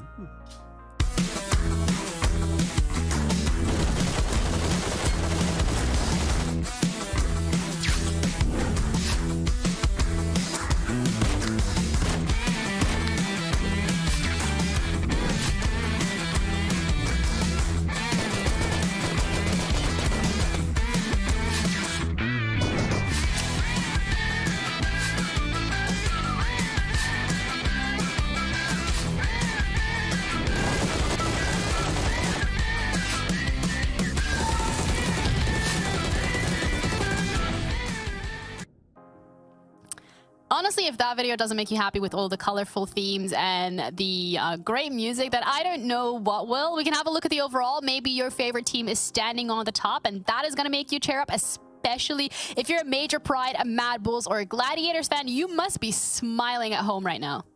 I don't know if you'd agree, Janiro. It's a bit early maybe to say this, but are we looking at a fight for second place now? It's going to be tough to close the gap versus Major Pride, because if your team below Major Pride, not only do you need to have like banger games, pretty much you need to get chicken dinners by this point. Major Pride must die early, which they don't do very often. So I'm not sure if that's a really strong game plan. You might have to take your fate in your own hands and just hot drop Major Pride if you really want to catch up, which I also don't think anyone wants to hot drop Major Pride. So yeah, I don't know if you can defeat Major Pride anymore. I think we might already have our champions, which is early to say when you still have an entire day to happen tomorrow, but that's just how dominant they've been. Yeah. But yeah, I mean, you're right. Major Pride have been scary. Is that your point? Yeah, so I was like, no, I realized that I cut you off, and I was like, oops, oopsies. Yeah, no, that's my analysis. They are a scary team. Yes. Unicorns of Love, not so much. Sitting on 46 points at the moment. It's an interesting one from their side of things. Are we expecting them to turn into the Unicorns of Hope anytime soon? I'm going to do a De Niro analysis. Yes. That is the most amazing analysis that I've ever heard someone give this man a raise. I'm paid by the word, okay? So I have to be very cautious about how I use them. But no, I'd like to see also, of course, your KONINA Power get a few more points over here, hopefully. And you mentioned, excuse me, maybe this is a game where we can see them do well because they've been just falling off a little bit. You want to catch up and be on that top page because otherwise you might be missing out on the championship. Yeah, which you don't want to miss out on. So first of all, thank you, Monster, for sponsoring the stream, making it all possible. We're going to be heading over to our fourth map of today. We have Sanhok ready, and it's going to be John and Blank. 2 chicken dinners on Miramar today, Blank, coming through for Major Pride. This is a team that just does not quit. And I mean, what a time to really demonstrate that in the finals as well. Coming in with the most bonus points, and they show us why they deserve it. Absolutely. I think for Major Pride, Effect and Monkey have been, you know, fallen off sometimes towards the end of tournaments, right? And they really struggle in that PMGC under MADBULLS as a roster. And again, now they've brought it back. They look a lot better. I'm sure they're super happy with how they performed during this finals. And they really should be, because so far this has been an incredibly good tournament for them, incredibly good finals. We said that, you know, in phase 3, it looked like they dropped off just a little bit, but, you know, bringing it back right now in the finals exactly when you want to do it, and that's what we were worried about because it was Gladiators getting a bit of momentum on that final weekend before the finals, but it has been Major Pride to really take those bonus points that they have accrued throughout the entirety of the league stage and then just transfer that into an almost unbeatable lead at this point in time. Yeah, so it's over 40 points the lead at this point. Yeah, 41 points the lead over MADBULLS and Gladiators for Major Pride. It is going to be a very tall order. With 8 games left to play, you're going to be needing to profit 5 points more than Major Pride on average every single game to be able to take them down. And that's only for the tied second place between MADBULLS and Gladiators on 143. You drop down 23 more points, and that's where 4th place team Game Lord is on 120. So it's a 64-point lead over 4th place. For Major Pride to fall out of the top 3, they would need a 0-point day at this stage. They'd really have to mess up every single little game here going forwards, and it would require a really pumper of a finish coming through from MADBULLS and Gladiators. They're currently tied 143 points to 143. Right now, AAR and Shockwave both duking it out. From the get-go, AAR currently coming out on top, have got that res off the back of it. 2 knocks over to Shockwave, both were flushed out, finished, and now Shockwave just down to 2. It's unfortunate. I mean, Shockwave normally dropping over towards Hatin and ARR just catch them, changing up their strats. It's not going to work out. They are going to fall for it. The circle out to the west side this map, Blank, so they will be a little bit more contestation on compounds on that northwest island as well as on that south island. Kind of similar to what we saw in the first Sanhok today, but a little bit more focused on getting across the river rather than holding a position close to it. VIRTUS.PRO, they're going for that same rotation up towards boot camp. Yeah, I think for a lot of these teams, it's a bit more comfortable this time because there isn't going to be that massive crunch over down towards that south side as well across that river from Painan. This time around, there is at least time to find some compounds, to find some safety on that northwest island. In the meantime, though, Snoix gets felled once again. One last player from Shockwave remaining in Seco, and he makes a break for it towards the cliffside, drops down into the water, and we'll just try and survive this one out for a bit longer. Currently in 13th place for Shockwave. Not able to find much more other than that chicken dinner yesterday. It has all gone downhill from there, even on that Erangel game earlier today, just getting immediately taken down by MUERTE. Such an unfortunate game for them, honestly, particularly because they had the circle in their hands. Excuse me, make a really fast rotation out of boot camp blank. They have immediately crossed the river and gone to the northwestern island. They are now north of VIRTUS.PRO, but maybe not in the way that VIRTUS.PRO expect from this roster. Excuse me, have changed this up a little bit, but the speed at which they've done this is quite staggering, really. Yeah, it's got to be done. Now, AAR, I think that they should definitely be aware of this because this is a very similar rotation that Nexus makes every single time. Now, Unicorns of Love also getting involved too, and I think AAR has been just a little bit too hyper-focused over towards Seiko from Shockwave and find that final elimination coming through. Elementrix just sets up the shooting gallery out of the small little hut. Unicorns of Love lining up for him, but he doesn't go for the shots just yet. They've not checked him either. Don't think Elementrix wants to give the position away just yet. Will allow the Unicorns to feel a little bit safer in themselves before he steps up and gets the spray onto Beast. There it is. SHOCKWAVE, though, immediately just pushing past that door frame and handles it. ARR eliminated. Last player of theirs to fall. The Unicorns are a little bit further across the way. Potential for KONINA Power to ram into the back of this engagement and third party it. In the meantime, over on the south, Major Pride are going to hold the compound to the west of the North Pine Arm Bridge. Yeah, again, this circle gives a lot of these teams much more time to find their footing. A really, really smart rotation coming from its Hughes. We realised that VIRTUS.PRO most likely were going to go up towards that hill on boot camp, check out what was going on there, maybe pick up a couple of players. Like you said, early rotation.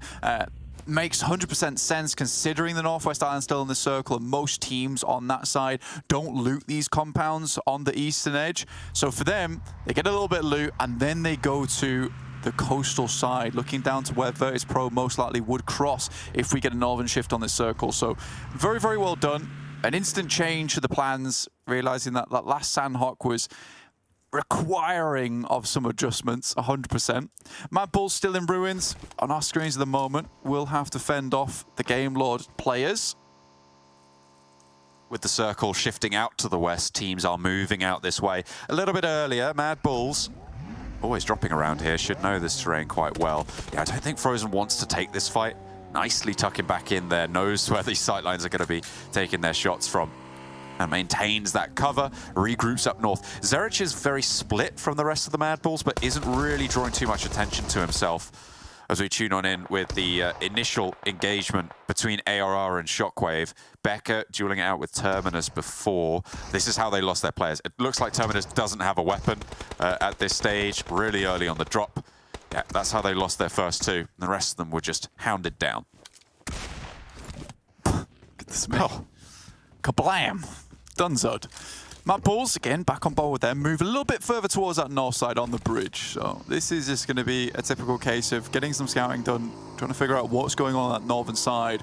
They give a bit of space to Game Lord, trying to allow them to move out into a bit more open territory whilst MADBULLS set this one up. So any little space that Game Lord takes now will be definitely cautioned, considering they know that MADBULLS are most likely in this area. So really, they just want to find some different angles on this one, see if they can pick off one or two players from Game Lord as they step a little bit too close towards their territory side. In the meantime, Major Pride moved up towards that compound just on the western side of that bridge, maybe looking for some of these teams who will be making that rotate down from Sami and Camp Charlie, which is quite smart, in my opinion. You know, if you can take a compound, clear out the majority of the southern edge, any rotation after that is going to be a bit easier. Next circle, one of our biggest shifts, stage 2. This could be either a north circle shift or a south circle shift. And I think for Gladiators, they're setting themselves up to make an instant move, as are, excuse me, as well as VIRTUS.PRO. So down towards the south side we go. Major Prize still have a strong position, but now Gladiators need to figure out their next point of call, because moving down towards that south island is going to be a priority. We've seen positions around here be very strong around those ruins. The ridgeline to the south of ruins, very, very strong. No one currently sat on it. Game Lord closest, Sly Europe and Major Pride also kind of waiting in the wings to be able to get this one done and get that central spot on. VIRTUS.PRO also thinking about it, seemingly actually wanting to go for it. Major Pride might stand in their way, though, in the meantime. Sly Europe, yeah, they're getting cut down by Game Lord. They hold that compound to the southwest of ruins. The MADBULLS evacuate the north side of it. Don't want to be pressured in by Gladiators. Regroup, and we'll have to hold the MUERTE. Unicorns of Love getting peppered here by KONINA Power, but this is very much out of the way. It's on the northeast there, just outside of Paris Resort, so quite a while it has been to get towards this spot. MADBULLS lose a player on the approach towards the MUERTE. Should be easily rezzed up here if the MUERTE don't push the issue. I think Unicorns of Love almost done for here. Their crossing up towards this position is going to be really difficult, and that shot through the smoke is absolutely fantastic coming through from Vash. Yeah, just getting that spray down. KONINA Power now still with a long way to go. Teams on the north side going to have to fall down, and everybody getting very, very central who's already on that southwest island. I think we've got about 6 or 7 teams there, all within about a kilometer of each other, which is a very dense population. MADBULLS, one of them, currently holding a compound to the area around Tambang. Wanting that res, and we'll be able to claim it here. One of the 2 teams on the chase for Major Pride, but it looks like Major Pride are going to start off well. They've already got an elimination on board. Just one more point on that leaderboards that 2nd and 3rd place teams really did not want to see. Everyone crunched up, like you said. But that does mean that Gladiators' push becomes infinitely more easy. And excuse me, have been pretty hesitant to make the cross. Honestly, I think with the information that should have been able to gather over towards VIRTUS.PRO, the fact that they have remained in this location so long has allowed a lot of teams to leapfrog them. And coming into the circle really late on this one will be a slight problem. There are a lot of open spaces, open hillsides that you can take shots towards teams coming from that north. So Kitsune quickly goes for a swipe in the vehicle there, just get some scouting done. Doesn't really see too much though, I imagine. I won't see any players on that hillside, so they could potentially break out and play a 2-2, but maybe unwise to do so with NEXUS rampaging over the top of the northwest mountain. Excuse me. I mean, they left boot camp and got here really, really fast. That was their first rotation they did almost right at the start of phase 1. And they've just been here ever since, so seemingly stalling the move, and it's going to maybe leave them at the back of the queue. Yeah, that quick, immediate leap has left them rather exhausted, so doesn't really want to do much else as of yet. Meantime, Gladiators still trying to figure out their next port of call, still holding on those confluence compounds on the walls, looking up towards, excuse me, NEXUS. Next circle, it's down towards Ruins itself. And I think at this point in time, Gladiators really do need to start thinking about which compound they like to take. I think leaving the walled compound over towards that northeast side is a good idea. I think holding on to this for too long just leaves you in that position where, yes, you might get some eliminations towards that northern side, but it's not likely you're going to get far towards that end game. If they're prioritizing getting as many eliminations as possible in this match, this could be good for them, though. NEXUS set themselves up on top of the mountain. This is a nice little play coming through from Octavian. Yes, he's hurting from the blue, but it does give them really nice oversight towards all the players from Excuse Me. Oh, yeah, Octavian has that high ground. These shots should be just about audible to Gladiators, and that might keep them in position a little bit longer. They're going to know that these crosses need to come through, and they do not want to have players at their back. So playing this 3-1 with all the teams far away from Kitsune is going to be pretty strong to just hold out this crossing and give themselves that ground to play with nice and safe, unless a team like Major Pride steps into their territory. But even so, that's a difficult rotation to make with everyone kind of stuck to the south of Ruins. It's a real killer move from Kapahala, actually. Some nice tactics coming through from NEXUS at the moment, creating some really ugly crossfires for Excuse Me to deal with. Kapahala now waiting for his next shot. Again, this is really good play from inside the blue. I mean, they've realized that they need to have something a bit dangerous happen, but Doran immediately opens the door into a nade to the face. Octavian close by, still getting ticked away pretty heavily now by stage 3. Keme goes low, sprayed down by Beck, who was in a fight with Octavian, but just completely changes tack on a dime. And now Octavian has to handle it. Furia on the outside, Kapahala and Octavian. 2 massive names of the region, of the scene, in a 2 versus 2 now. Beck close to the window, close to the wall. Certainly a sweaty situation against Kapahala and Octavian, and Kapahala wins the trade. Now just 1 player left for The time-proven duo, Furia.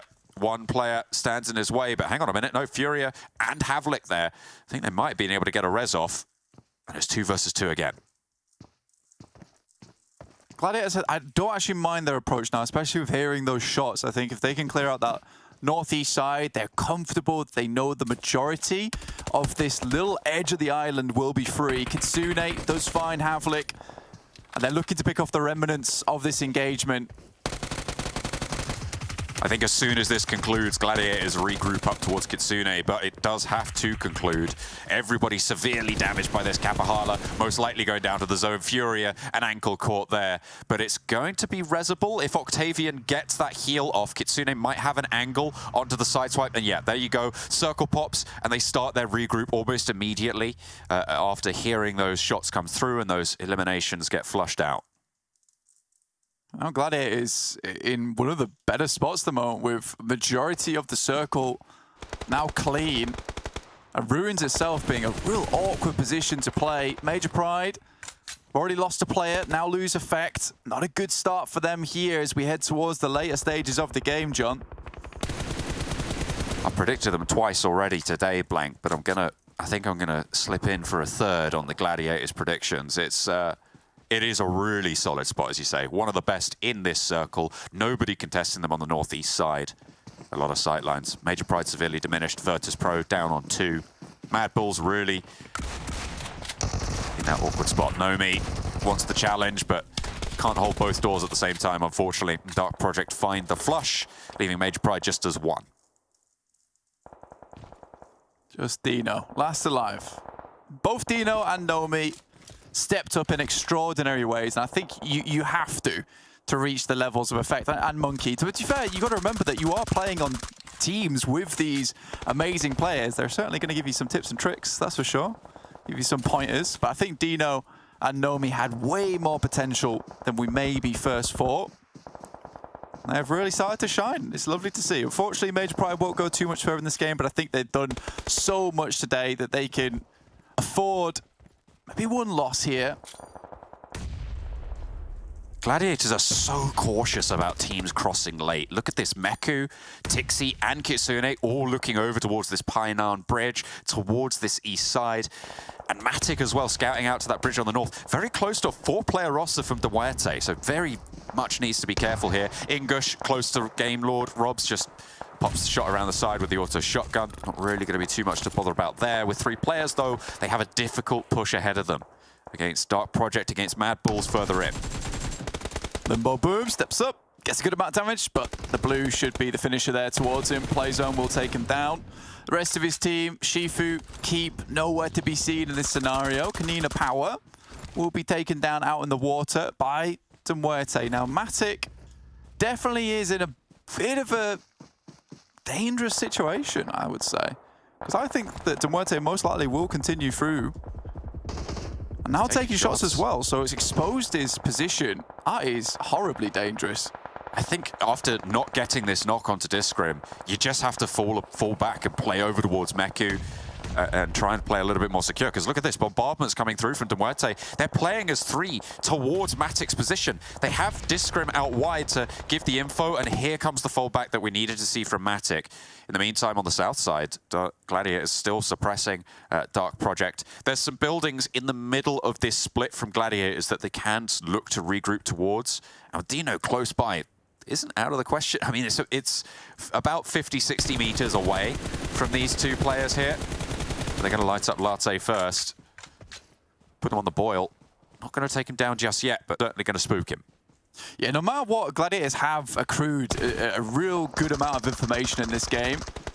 Both of you picking him in this one. The Gladiator pick from Maxman, as well as John. True. Niru gone for MUERTE over on that northwest edge. Certainly have had some of their better games here on Sanhok, and I've gone for MADBULLS. I feel like MADBULLS are kind of stuck in their Ruins position a little bit. I think they have vehicles, but it's going to be a difficult crash to find their way out. Kitsune, ooh, a little bit too close for comfort. But 3 first aids, plenty of stims, should be okay to get back to full HP. I think for MADBULLS, the thing is, round Ruins, as long as they clear out this area as much as possible, there's a lot of unsuspected angles that you can take moving up the hillside.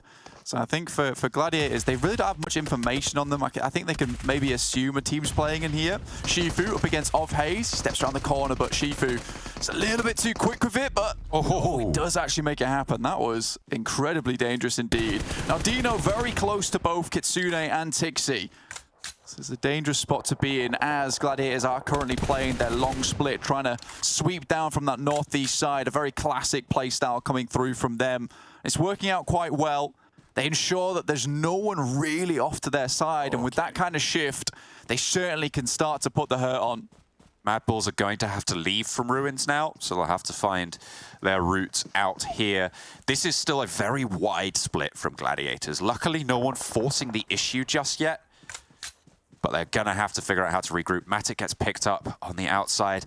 And this off angle, it seems to just keep getting punished. Meku can move into position to go for this res, but even then, do you want to commit? Because you still got 3 players in probably one of the strongest spots. Is it better to just regroup in overall? VIRTUS.PRO lose their final player, in fact. Purple falls. Yeah, MADBULLS slowly moving up. Matic will have to crawl in. Slow side the circle, so should be okay. And now MADBULLS start to play their hand. Coming up towards a lot of hard cover here. Malloy, 3 HEs, trying to bait the player. The rest of Gladiators to come down this way. The split on for just a little bit too long. Again, I think it's one of those situations where they don't expect 3 of a 4-player squads to be here in those final moments. This scrim will take them down. Doesn't want to expose himself being a bit too close here. That's Happy J going down to Frozen. A long-range shot there, really well done. Now leaves both these teams at 3. A great start. MADBULLS at 4, their way out is getting a little bit safer. Dino's going to have to leave, and if Tixi is unaware of this position, could get caught out pretty impactfully. Milky Way falls next and immediately flushed. Malloy caught on the outside there by Meku. Gladiator's still so split, but doing all right for now. Kitsune in a little bit of danger near Dino. Meku should see Discrim, and that should be the end of MUERTE's chances, leaving 3 teams now remaining. Frozen going for a real long swipe there. MADBULLS, Fleek will find Dino as he moves out. Frozen's really far up into fairly decent cover, and I think the rest of the team understands exactly where Kitsune is playing, right on this edge. This is bold from Julika. Has to send back, takes a lot of damage from the DPS, and actually gets into cover. Fleek's angled that perfectly on the tree. Luckily, Meku on that side, massive damage. 2 players fall for the MADBULLS, leaving just Frozen and over the top. They're doing so much work. Zerich on the outside, Meku's going to spot him, and Gladiators so chaos in the ranks of MADBULLS and convert impeccably. But Zerich is not out of it just yet, and as split as they are, there is a chance that he can go 1-to-1-to-1 on these fights. If Meku goes down here, or if Tixi falls, Kitsune spotted, it could be difficult. Meku just wants to put this nade in. They know Zerich isn't in this zone. They don't need to play super aggressive, and Meku hears that call from the rest of the team. They're playing this one smart. They don't overstep the mark. This is big, but Major Pride got in late into 3rd place on the game, which means that even with this game, Major Pride is still going to get a decent chunk of points for it. The Gladiators and the MADBULLS, though, vying for that 2nd place. The nade from Kitsune to seal the deal. Yeah, I mean, it was very, very easy to place that nade, but Gladiators will take that one. The Chicken did a great sweep from that northeast side. Took a lot of time to set it up. Matic maybe a little bit too aggressive there, but certainly provides more than enough information across. MADBULLS pick up their 2nd place, and once again, we do get all of our 3 teams in the top 3 towards that top 3. So a very, very cool little game to just show how consistent these 3 teams are and how much they're trying to battle it out for those top positions. Absolutely. Really solid stuff coming through, and the Gladiators should be able to pinch away that 2nd spot, but it's still very fraught and closely contested. We'll see who's able to challenge out Major Pride, if anyone, because they are still very convincingly in the lead, staying alive even when all the odds seem to be against them. Thank you, John and Blank, and welcome guys back to the analyst desk. We're going to be starting off with a little reminder to follow the socials. Make sure to check it out. Give Max some very needed interactions. Scan the QR code. Max is going to do the thing with the... Yeah, there we go. Yeah, you can screenshot it. you can scan the QR code, whichever one you're more comfortable with. Depends if you want Max's face on top of it or not. But there's also a giveaway that Max is doing as a thank you for following the Instagram account. It's not as a thank you. I don't know. I was told to do it. But I'm doing it also. My bad. No. If you guys want to join into the potential giveaway of one of these cool little skins down there, go to Esports PUBGM EU over on Instagram. And if you check out the pinned post, just tell us in the comments of that post which team you think might become the champions of PMPL Europe. And if you're right, after these finals, you will be entitled to potentially win one of those cool skins down there. Well, that's a very cool one indeed. But let's just start off with this match, Max, because Gladiators, you predicted them. They were in a really good spot and they were able to hold on to it. So I know that you're absolutely buzzing right now by the fact that they finished first. So on top of that, those 10 elimination points as well, they're racking in 20 points in total. I'm not going to lie, you're looking at this game and how Gladiators were positioned. Gladiators were supposed to win this game. This is with especially the amount of terrain they had north of the road. They had full control. They were not backstabbed by Nexus, not backstabbed by Excuse Me, because they were holding Trifecta beforehand. KONINA power did not become a threat later on down the line. It was really strong execution. I do still feel like we're seeing the old tendencies of Gladiators sometimes, which is go for these massive splits, which do hurt them sometimes in the long game. And we saw it right there. Matic doing Matic things, I have the impression, De Niro, where he just goes super far out of position and gets caught out by MUERTE, unfortunately, which did scare me a bit. I thought, oh, they lose one player. Maybe MUERTE or MADBULLS are able to cross the road and then contest a chicken dinner away from Gladiators. But luckily enough, they do regroup a bit and get multiple angles, which was just a bit too overwhelming at the time. So 10 limbs on the board, but MADBULLS are still up there. Very clearly, our top three of Gladiators, MADBULLS, and Major Pride are just always making it towards those podium finishes. They're just hyper consistent right now. Yeah, they're making us also sure that these elim points are getting racked up. So when you're comparing Gladiators with 10 up against 8 for MADBULLS, it's still quite a great position to be in, as you're saying it yourself, because we already highlighted it coming into today that there is quite a big gap between first place and second place, but second and third place are very closely matched. So you're competing for that and you're trying to get together as many points as possible. And the playstyle adaptation that we've seen, the aggression, the confidence from these rosters in the last couple of 2 days, well, day and a half at this point, has been impressive and has allowed them to further extend their lead, and they're just a force to be reckoned with. You're just going to need absolute confidence if you want to be able to compete with this current top three. Like, I don't know what else you want to try to do to potentially be in the top 3 position right now, but if you're not confident enough to go for fights and just get, just get those dubs, I mean, it's not going to work out because Major Pride, MADBULLS, Gladiators are looking absolutely on fire. And we had a few questions, I would feel, after yesterday, Janiro, about Gladiators and their capability to succeed in these finals, because it was definitely a slow start and it did slip down a little bit, but they had that first game with Matic bringing in, what was that, 10 eliminations total. Now they got himself a second place on the previous game, and now on this one they actually get himself a chicken dinner. So seems like Gladiators find that sweet spot of just getting into the late game, being aggressive, still a bit split too often, like him, Matic just completely being caught off guard, and the res does not come through from Meku, unfortunately, but it seems like they feel a lot more comfortable and they found something that works for them. So if it ain't broke, don't fix it. So far, this is enough to secure some valid points for them.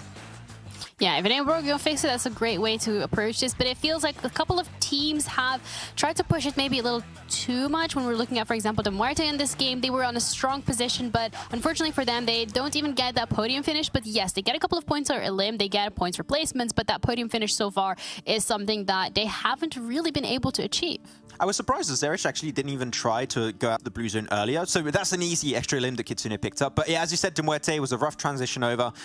They tried their best, but unfortunately they did not succeed, as I know you like that. Yeah. But they MUERTE, I mean, they gave themselves still some valid points, but looking at the player stats here, Tulika, which I feel like we haven't seen recently. We saw a lot of Flickr, Zerich been up there, but Tulika's been back, and we know that he's been off the charts in the first phase, and he's calmed down a little bit, but he's still able to bring in some good amount of points. And they've been in ruins this entire game pretty much, because if you don't know, MADBULLS drop around ruins and they just went into ruins right away. And you might say, well, leaving ruins is really rough in the late game. Well, it's not rough if you don't have to leave until there's like only one team against you, which is exactly what happened. So MADBULLS were just chilling for a major portion of that game. Yeah, it was a pretty good game from them as well, and they even get those points, regardless of the fact that they're chilling or not. I mean, we've seen it with Dark Project as well, the game before, where only one man left standing and still just waiting it out, trying to strike at that perfect moment is what got them that chicken dinner. But we're now going to be heading on to Erangel. It's going to be the final map of the day, if I remember correctly. I genuinely lost count. Right. Oh, look at me. I'm right for once. That's lovely. MADBULLS are historically the team that has performed the best on this map when it comes to the damage, when it comes to the elims. KASIK team has had a very good recent showing here. So, Max, the question remains if KASIK will still continue with that showing, because it's not something that we've seen throughout the last couple of phases. It's more something, a little spark that showed up here during finals, whereas MADBULLS have consistently gotten these rankings, whether it's phase 1, 2, or 3, you name it, they got it. I need to see this spark ignite an absolute fire flame for KASIK, which it's, you know, in English and Striker doing well is good. But I want to bring up one topic specifically before we go into this game, is that last Erangel game, it was a very northern circle next to Severny. Which team should have done really well? It was SHOCKWAVE, and they just got completely obliterated, yeeted out of the lobby instantaneously by MUERTE. I want to see the SHOCKWAVE of old, the SHOCKWAVE that we had in phase 1 that was just dominating in those northern circles. They've been just invisible this finals, which is so unfortunate. There's still enough time where they could make in the top 8, hopefully make into the championship, but we haven't seen anything out of them. They just do not get into the late stage, and if they do, it's like as a solo or a duo, so not a real threat to aim for that chicken dinner. So if we have a decent circle here, northern side, even if there's a bad circle, I want to see SHOCKWAVE put in the work, put in the hours, and hopefully get himself a dub here, because it's been a long time. Yeah, well, putting in the work of the hours definitely has been on the agenda for Major Pride. 190 points. They're closing in on 200 already. Gladiators and MADBULLS falling pretty far behind. They need to keep up the consistency if they want to catch up. But as we said it earlier, at this point, it feels like absolutely very difficult task to catch up to your Major Pride simply because of the gap in terms of the points that they have already collected. Look, I was saying in the middle of the day, I think this is only a race for top 2. Is it slowly turning into a race for top 4 now? I don't know. It's going to be hard to compete with our top 3. They came in as favorites. We knew it was going to have to take them down, but right now it's just a fight between who can make into top 8, because top 3, I think, is going to be hard to move anyone away from that. Yeah, well, we're going to be heading over to our casters for the final map of today. We have Erangel coming up next with Blank and John. One last round today, and then we'll be into our home stretch. But all of these teams going to take another crack at Erangel, see if they can take home the lion's share of these points coming through. Blank, the gap of points has closed towards the top. Gladiators now 27 points behind Major Pride, where they were 41. There is a possibility, right? There is a possibility. I don't know how high that possibility is, but it is there, certainly. And I think for Major Pride, again, still getting towards those top positions. I think that is really what they're looking for every single time. You can see Dino going to full survival mode, right? Pulling on the ghillie suit, getting himself nice and tucked away. And again, every single time they're just looking for those placements as much as they can here. They know they need to keep up their consistency. When they have a great game, those are the games where they pop off. And if it's not so good, lose a couple of players towards that stage 5, instantly they're switching towards a placement focus playstyle. So it's really smart and it is working. But for Gladiators and MADBULLS, they just need some more games like this, because for MADBULLS, they're going out early. Some of these games have a bit more of an aggressive playstyle. Gladiators just can't find their footing towards stage 7. And again, with Matic playing a little bit too aggressive on these angles, it is causing some problems for them. So it's just not that consistency there. And I wonder if these two teams will be able to keep up with the fact that Major Pride keep putting up these fantastic performances from game to game. Because right now it looks like they might be closing the gap, but you know, I think they have to keep it up essentially. Hot drop from Unicorns of Love and SHOCKWAVE in Severny here off the plane path. Unicorns of Love deciding to take the fight to SHOCKWAVE. I mean, it's straight at the beginning of the plane path. No doubt one of these two teams is going to take some pretty heavy casualties, if not both.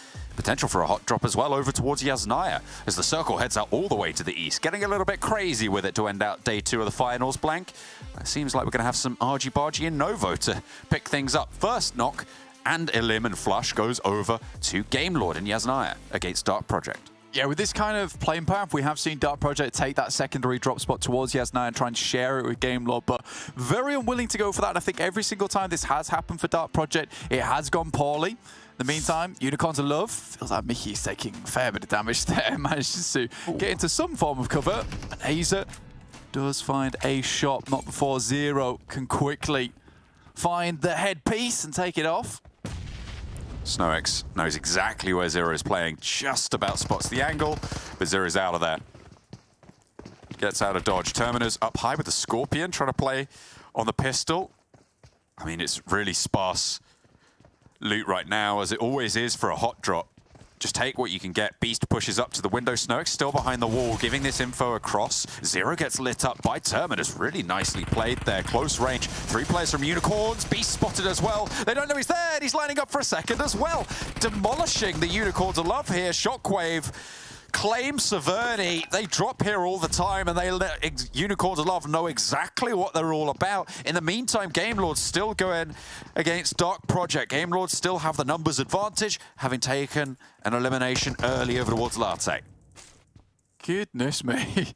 That is not something you see very often, is it? That is crazy to watch that spray down to MUERTE. Take damage. It's another elimination for Major Pride early. Oh, they are looking for blood at the moment. Malai off in the distance might be able to find one of them if they make a bit too of a careless move. Malai might go for that, decides against it, allows Nomi and Monkey just to get out of dodge as they slowly flow a little bit closer towards that position with the rest of their team. Teams yet to really make these fast moves at the start of this game. Lipovka undropped on this one. Maybe the Unicorns of Love would have been better served going over there, or even over towards Kameshki. But we'll never know, because they did go down in Severny to the Scorpion clutch. The Sting, just a little bit too much for them to bear. Areas like Mansion are going to have high value blank, and the positions around that sort of field are going to be pretty important as teams start to rotate in. Yeah, a pretty sparse area of the map, actually, in terms of compounds. I think a lot of the Erangel finishes we've seen today had a lot of compounds in them, a lot of areas to take hold and really push yourself towards that victory. I think the only one we've really seen during this final that has been a bit iffy was up towards shooting range on the side of that fence, where MADBULLS currently tried to duke out versus Major Pride, but Way able to take that chicken dinner away from them on a massive solo clutch from that guy. Again, looks like today it is a bit more of these uncomfortable areas around the map, even Miramar over towards the fields in the northwest. So overall, I think we have been thrown for a loop in a lot of these games, but even so, still having the same teams coming up on top as they muster every little bit last of strength that they have to really send themselves as far as they can go, get as much prize money on board, get their placements in towards future tournaments like the championships. This fight allowed a little bit more leg room, given the circle moving out all the way to the east. No one really going to step to Yasnaya just yet. Maybe we'll see Shockwave try and push in a minute or two, but for now, Game Lord can just continue to put the pressure onto Dark Project. They've isolated them both into this building. They know they're both there, and with the off angle going down, they really don't have too much to do. Even Eska not going to be a factor here. Madness and Wait both playing on the inside. The pump action and the micro Uzi for Madness are going to be very strong in this specific scenario. Robs, I think you might have heard that and thought, you know what? I'll let you come to me. I'll hold the long angle. How about that? Yeah, I think for Game Lord right now, what they can ideally go for is just leave these 2 players in here whilst they pick the loot out of the rest of these compounds. They do have 2 players on this position just watching. 2 other players can just slowly push their way through these compounds, pick as much as possible for themselves. But yeah, the micro Uzi as well as the pump, they are 100% geared right now for a close quarters combat. Prepared for it. And Game Lord right now in a really strong spot in Yasnaya in terms of a rotation path into the next circle. So losing any players to Dark Project would be really unideal, as they have started to just slowly move away from that top 3, 131 points at the moment. We know how volatile this lobby is currently. You can quickly let go of that top spot. Luckily for them, though, they have already taken down 2 members of the chasing team behind them in 5th place at Dark Project. So that will be good for them at maintaining their position in the leaderboards. It's still pretty tight from 4th place down to even to 11th place. These positions are really very much up for grabs. 20 points sits between 4th and 11th. And as we've seen before, those gaps can be closed so fast, given the opportunity with the lobby as it is. Robs, oh dear, he wants to challenge Wait. Wait has got the DBS and the UMP as well, so potentially even more devastating in close range. Robs has the pump action. And will need to land the first shot. We know how devilish he can be with a shotgun. And Wait really not afforded much mobility here. I don't even think what Robs really wants to take this fight. Just suppressing them, keeping them in that upper floor. The rest of Game Lord moving in for backup. You certainly don't want to take this fight without a teammate to refrag you. But when you're pushing upstairs against a DBS, that's going to be real tough to do. Oh, that's a smoke or a stun grenade. Yeah, quick smoke goes down. Flash from Robs earlier went up to try and disorientate, see if you get a quick pump shot off. And now everyone else other than Robs has just been trying to collect as many grenades as possible. So why you can see Robs with no vest, no helmet. This all be to invest for the rest of the team to get those nades, to get that utility, to try and get a bit of chip damage, convert off the back of it. But Wait with the DBS, it is so difficult to get up these stairs now, especially with the smokes on the stairs. You're all coming from the same angle. I think Game Lord might just want to leave this one, and I don't think that that would be a bad option. On the same token, though, you don't want them to be at your back, taking shots at you as you try and leave from Yasnaya. Wait, setting up a crossfire with Madness. I mean, he's got that third-person perspective, can just call out that there's a player pushing, and Madness can step out, unload the shotgun. On the stairwell, Robs wants to try and sneak one around for an 8 up top. Victor thinking about it, thinking about pushing up. Madness steps all the way up to the roof now. Just trying to see if he can get any information, if anyone stepped out the side, if he can pick off a player. If he's gone downstairs to throw another grenade. Another smoke goes through. Again, this is a real slow fight, and Game Lord is very much unwilling to go for anything too early. Narvalo has a DBS of his own. Shaking in his boots about this situation, apparently. Tremulous in his ascent. Will need to leave as the circle shifts away from them. I mean, this is the nerves you can feel from playing in that 4th place position. Wanting to hold on to these top high spots against Dark Project. I mean, if Narvalo can get a good nade in towards Wait, that's kind of the fight done and dusted. Just needs to get a good cook here for Narvalo. Should be spotted. Madness, oh, eats an nade up the stairs, and Narvalo perfectly places it. Wait steps out, and that's what Game Lord were looking for. That's what they needed to find, and spending the time to do it, I think, is probably quite wise. But they have allowed a lot of teams in ahead of them now, Blank. Yeah, it's a nice play there. You know, you work off the back of the smoke that they've already placed down to get further up the stairs. A lot of assumptions were made. Good amount of scouting was done, and they had a little bit more than an assumption towards the end there, having a rough idea where those players were. 4 eliminations is fantastic, though. You know, that's a lot of points in the basket already at the start of the game. Versus Dark Project 2, they won't be getting any further. And then we look to the rest of the game now, as we have Gladiators moving in from North George. They're all the way towards Schoolside, so a little bit of a long approach, and AR will be rotating in with them. Shockwave spots out Malloy. He's trying to get away in the UAS.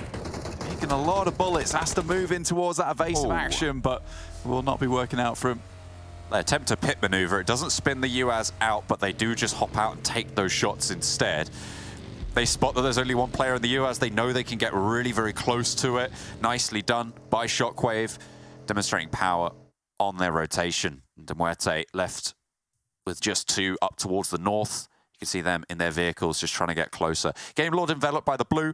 Gonna probably try and loot a little bit more through for their players. Through Yasnaya, they were slowed down in their pursuits and then try and leave a little bit later on. Slap bang on top of KONINA Power around Prison. And that high ground could prove to be pretty solid. If Nexus can skirt into the south of Prison, that might be even better. Yeah, a lot of high ground positions around here. We've got Lumberyard as well, Prison, that causes a bit of chaos in the lobby because not really going into Prison anyway, but there is that ridge side to play around. You can see right here as we move through it. So the KASIK team's going to try and spot if there's any teams underneath there, and Inkish goes straight down, in fact.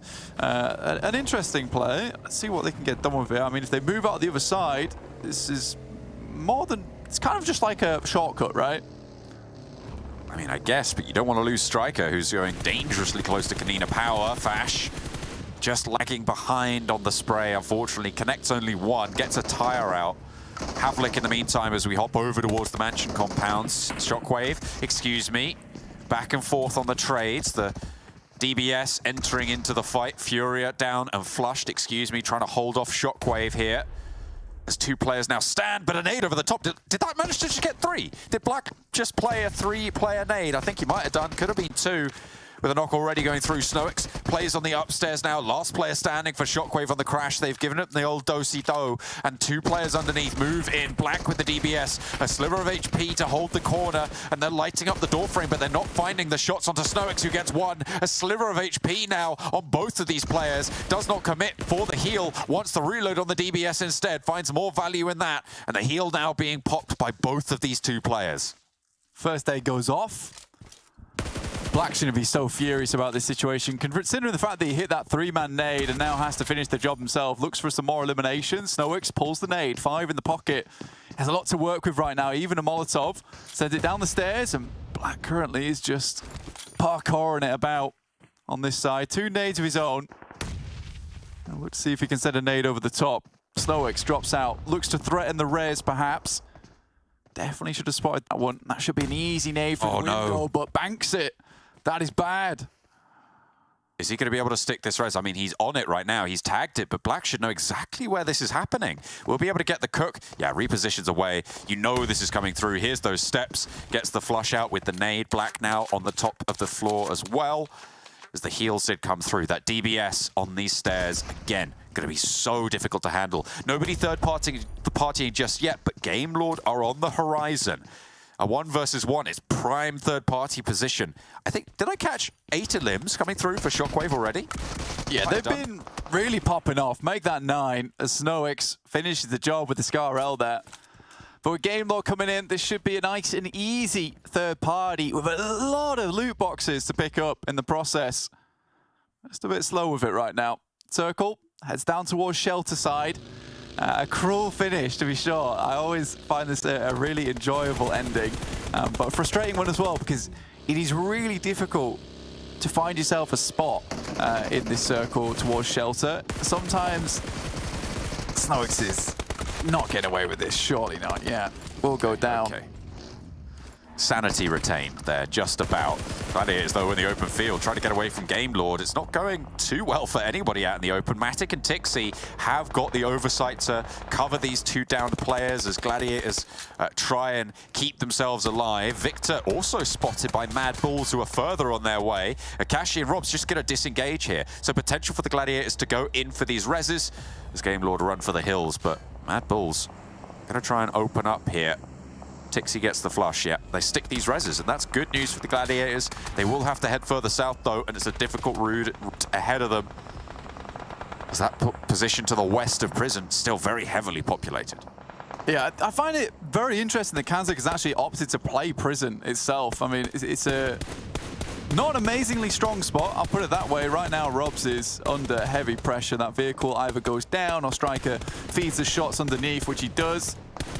Rob should just bleed out now. For Game Lord, taking that engagement whilst rotating, I think you just have to swerve off. Find the one limb, don't stop, just keep going. One goes down, you just have to go on without him, especially from that long rotate on the northern side. There's only so many spots towards shelter. It is really barren. The one saving grace for Game Lord is, well, they still have a player alive, but also they did take down Dark Project, their closest competitor on the tables already, and get a lot of points for doing so.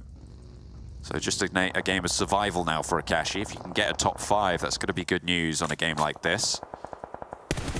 The Gladiators hounding the heels. Nexus spotting Matic there. Keme not quite able to get that knock. Tixi shots out towards MADBULLS, who are still rotating in as well.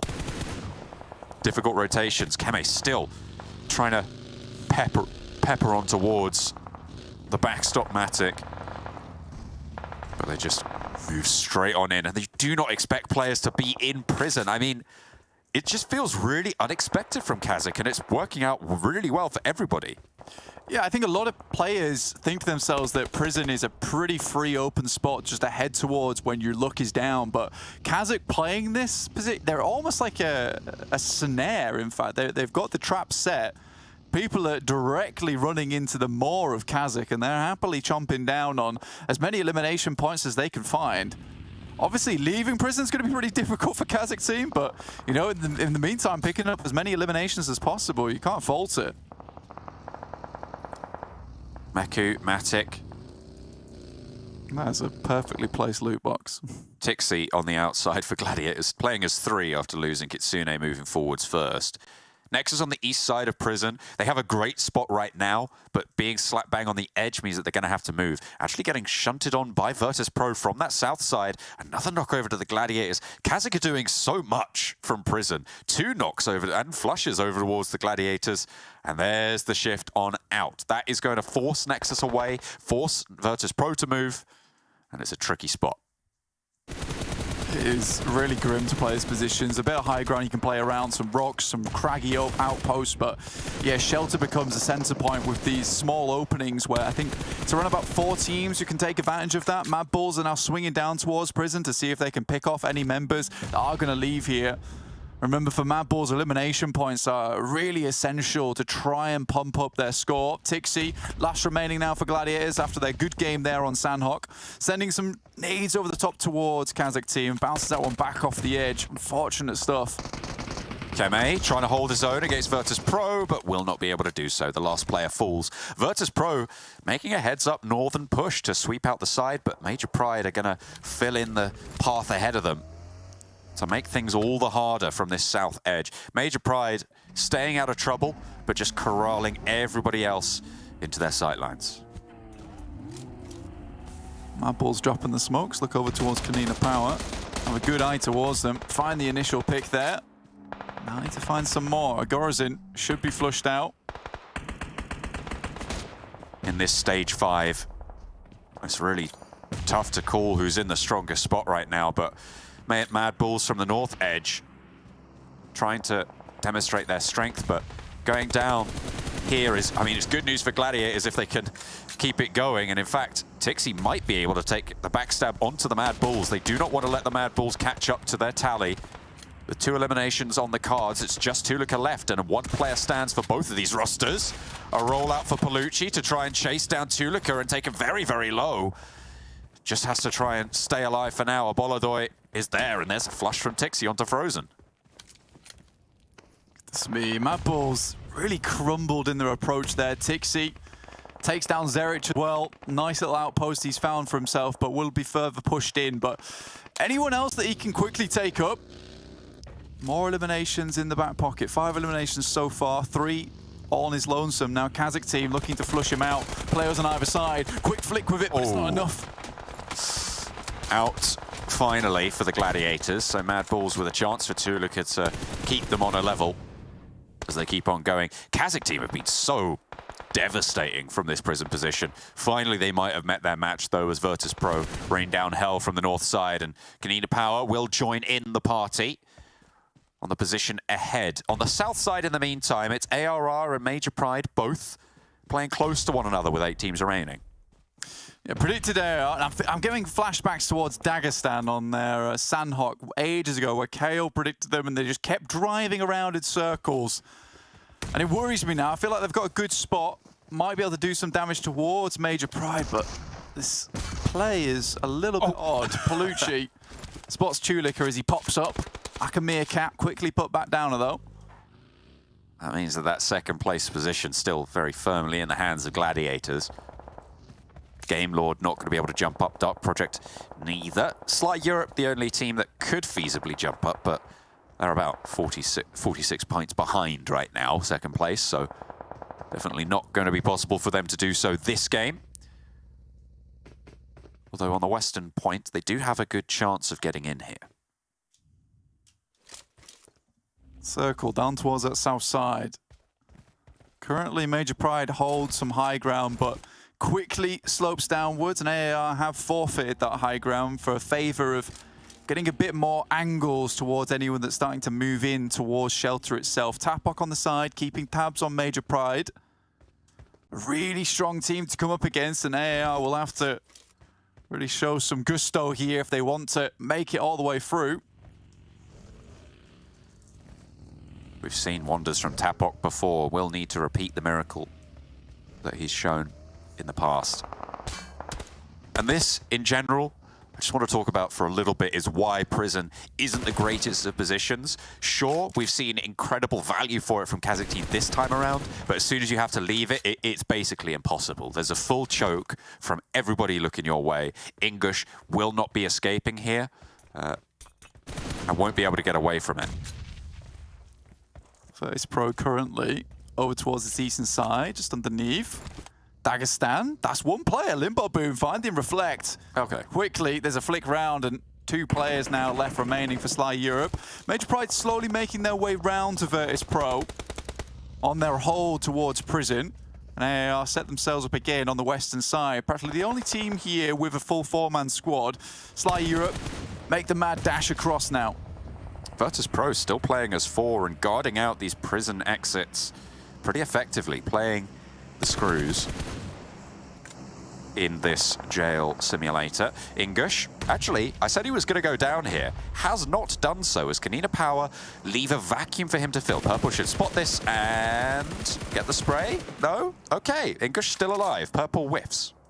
That was fairly free. And English is surprised that he has his life still. Tries to make the run for it. Assumes that the whiff is going to come through again. It does not. You won't be lucky a third time. Unfortunate. But a lot of damage done. A lot of points accrued for KASIK team again on the game. They got 6 eliminations, I think, from the position. ARR spreading out wide on this west side to stop everyone trying to send on in. Major Pride staying on that south. Playing much more condensed here. But ARR taking heavy punishment as they move on out themselves. Fortunately, they stayed alive. Single tries to move past KONINA Power, give him the old swerve around. Hits into both of his teammates, but fortunately there's no team rundowns on this one. Yeah, I think for Major Pride, this is such an amusing game to watch happen and unfold, just because I think they're happy to sit this one out right now, up towards that high ground. Happy to watch a lot of these teams cause each other massive pandemonium, chaos around it, and then swoop in at the end, because this is a massively scrappy finish for a lot of these teams. If they can maintain 4 with a huge amount of utility, easy game to clean up. Absolutely, they'll be happy to see it go through. KONINA Power fall, and now Sly with just the 1 player, Tenchik, in the way of VIRTUS.PRO, who are still going with 4 as well. ARR have swept up north to try and clear everyone out here, but they've left themselves out in the open, and with Major Pride in their little tower, it is going to be very hard to get back up here. Elementrix does still have the buggy. I think Becca has one as well, so potential for a crash to come back. But with the nades still in hand, Major Pride can fall away and drop those nades around the bottom of that tower for a lot of impact. ARR want to rack up these elimination points, and that's probably why they've gone for this north sweep. Again, holding this much of the zone too, with Major Pride being right on the outer edges. With them in that watchtower, eventually when we start going to stage 8, stage 9, they will be pushed out down the hill, which obviously is unideal. Right now, if AR can continue to push VIRTUS.PRO over towards Major Pride, this game becomes a lot easier for them. But again, they're trying to spread out just a little bit. There's some more control over this game. Major Pride constantly waiting in the wings. It looks like VIRTUS.PRO is going to go for a crash. A lot of slope and a lot of trees to be playing here, which gives them a little bit of cover from Major Pride's position, who are just still shooting at anything that moves now. Really difficult to make headway back down south. Ace is still providing a foot for ARR to push off of, should they want to regroup back down south. But Major Pride, you can just see how devastating their sightlines are from this camera angle. I mean, next circle, if it heads up towards Major Pride's position, goodness me, it's all but over. Luckily, Elementrix able with the auto shotty to deal a devastating blow to that side. Becca is laid low. Now Elementrix has to go a bit further, and Major Pride, realistically, all they have to do is come in and mop up the end. Elementrix goes down next, ARR on 1, VIRTUS.PRO on 2, Purple and off Haze, trying to piece it back together. Not sure if they can get one of these reses off, but in comes Dano. They fall out at perfect time. They've seen all of this cacophony unfold to their north side, and they will finally split 2 and 2 and create the jaws of a vice from the top of the tables to close down this game. Everybody bows in their way. ARR with just one more player. Aces tried to back up the rest of the team, but a nade from Dino over the top looks pretty good. Will tag the heals, not quite doing the damage to Aces, but in they go. It is so well orchestrated for Major Pride to find a third chicken dinner today, as long as they can take down Aces here. Nomi plays up close first and does go down, sure, but Major Pride won't let that stymie them. They push over the hillside and masterfully close down on a third party. A ridiculously good day for Major Pride. They've picked up so many chicken dinners today, half of them going across to them, and they've staked their claim on this finals. It is going to be impossible to catch them. I think there was a moment there, and we said it on that last game afterwards, is that the case of you have to do this every single game, and Major Pride has to fall down, and you have to take them out because they are so consistent at taking those end games, either picking up the chicken dinner or picking up a huge amount of eliminations. And I think that that is a very purposeful game coming through from Major Pride. They've realized how scrappy that game is, and all they have to do is sit back, relax, wait for the action to unfold, and then come in with a third party. They're not looking for a huge amount of eliminations. They're looking for consistent points now. That is what they want to just keep on trucking with. That is devastating. And going into the final day, they don't want to rest on their laurels, sure, but it is such a huge matter to deal with for anybody who wants to take that top spot. Unlikely we'll see that change, but anything can happen. One more day of PUBG Mobile stands between us and the end of the PMPL EU season here. Blank, I'm excited to see how it goes, but for now, we'll head for the desk for a wrap-up. Well, that will conclude the second day of the finals, which leaves us only one more day, which will be tomorrow. But Max, we have a lot to unpack here, but let's start off with Monster. Thank you guys for sponsoring it and making this possible. We had a total of 12 maps in 2 days, and tomorrow we're gonna add on another 6, so that will be 18 in total. Quite a lot of PUBG Mobile coming your way. But Max, this one specifically, we expected Major Pride to be the ones to take that chicken dinner, and they did indeed. On top of it, slap another 7 elimination points. I'm going to reuse the words of a very smart person that I once talked to on this desk. Major Pride's scary. That's all the analysis you need to do. But it was such a controlling game. I love what ARR were trying to do. Their game plan was control of the western side, have control of the high ground and the low ground position, and just stop Major Pride from going for their typical late game spread. That is the win condition for Major Pride. If you give them enough space, they will punish you for doing that mistake. And ARR didn't really do a mistake per se. It's just that VIRTUS.PRO came swinging on that fight on the 3 players that were north, and then the moment they started losing players, Access knew, well, I have to go help my team, otherwise we're going to get squad wiped and we're not going to get the win. And that's why Major Pride is so good, because instantly, the moment Access leaves his position that was trying to just keep the entirety of Major Pride in check, they're like, okay, it's go time. Spread, make sure no teams can really pose a threat to our location, and just go for the chicken dinner. I still cannot believe that after all these games, I am still, at this point, Nero, being impressed by the macro decisions we keep witnessing from Major Pride. And clearly, when you compare them to even your MADBULLS and your Gladiators, I gotta say, they are the best team in the lobby by a pretty significant margin.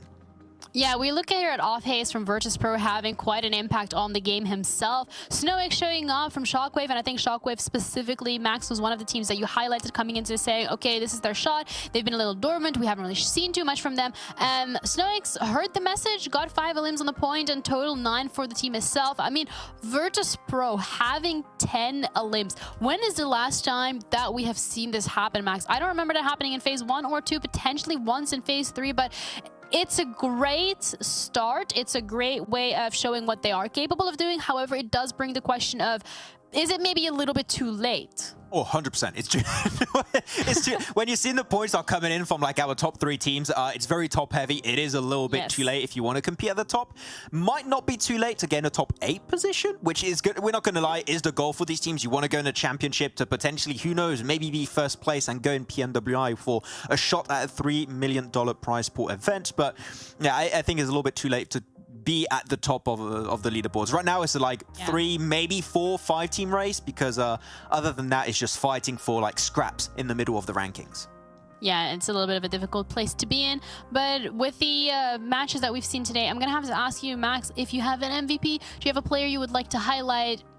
We know our usuals, so is it going to be... Effect? Is it Effect? Is it... I mean... He's had a really good game. When does he not have a really good game? When does he not have a really good game? I think 23 minutes. What do you mean? 14 limbs. Hello? He's just he can't die. This guy, he just can't kill him. Really, absolutely not. He really said these are the finals. These are the final few maps that we get to play. I'm going to give him my all, and that's exactly what he did. And it does... It's really impressive to see the consistency that we're seeing from Major Pride, but also from MADBULLS, and not just in terms of the consistency that we're seeing from the team, but the consistency we're seeing from individuals that are continuously making these MVP podiums. And it's so fun too, because before these finals, I know that Zerich and Effect were really close to like being MVP of the entire tournament. With the performance so far we've had from Effect, I think Effect is in a position where I would be genuinely surprised if Effect is not the MVP of the entire tournament.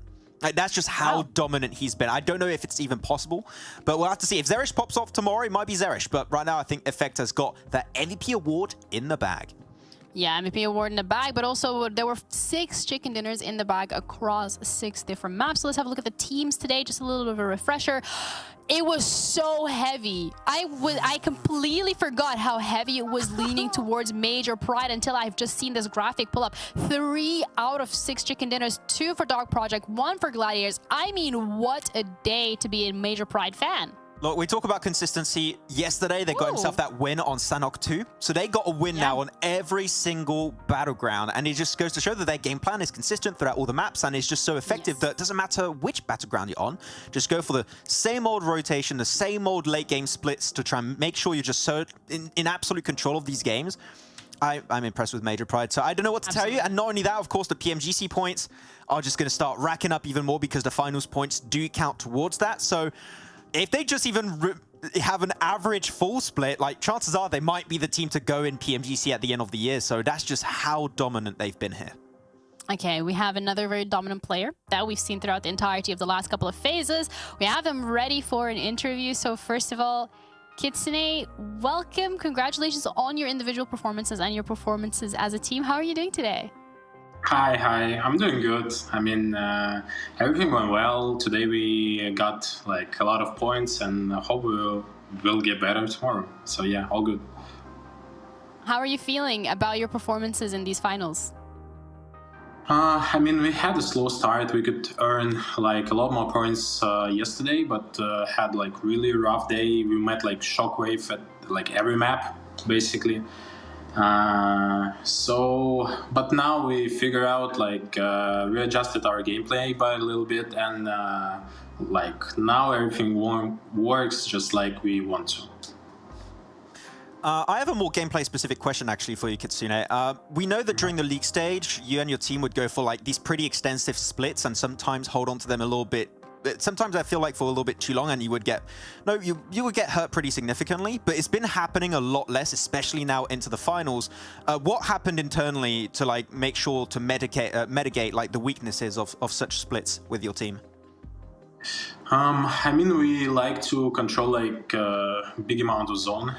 We don't want to like be in a position when like teams spread around us and like get us in their like hands basically. But lately it doesn't work since teams like are playing just like 4 and they just crash everything they see. So we had to readjust it a little bit, find like better positions we can play like as a 4 or maybe 2-2 splits. So yeah, now we play like more conservative, more like as a 4-man team, not like 2-2. Yeah.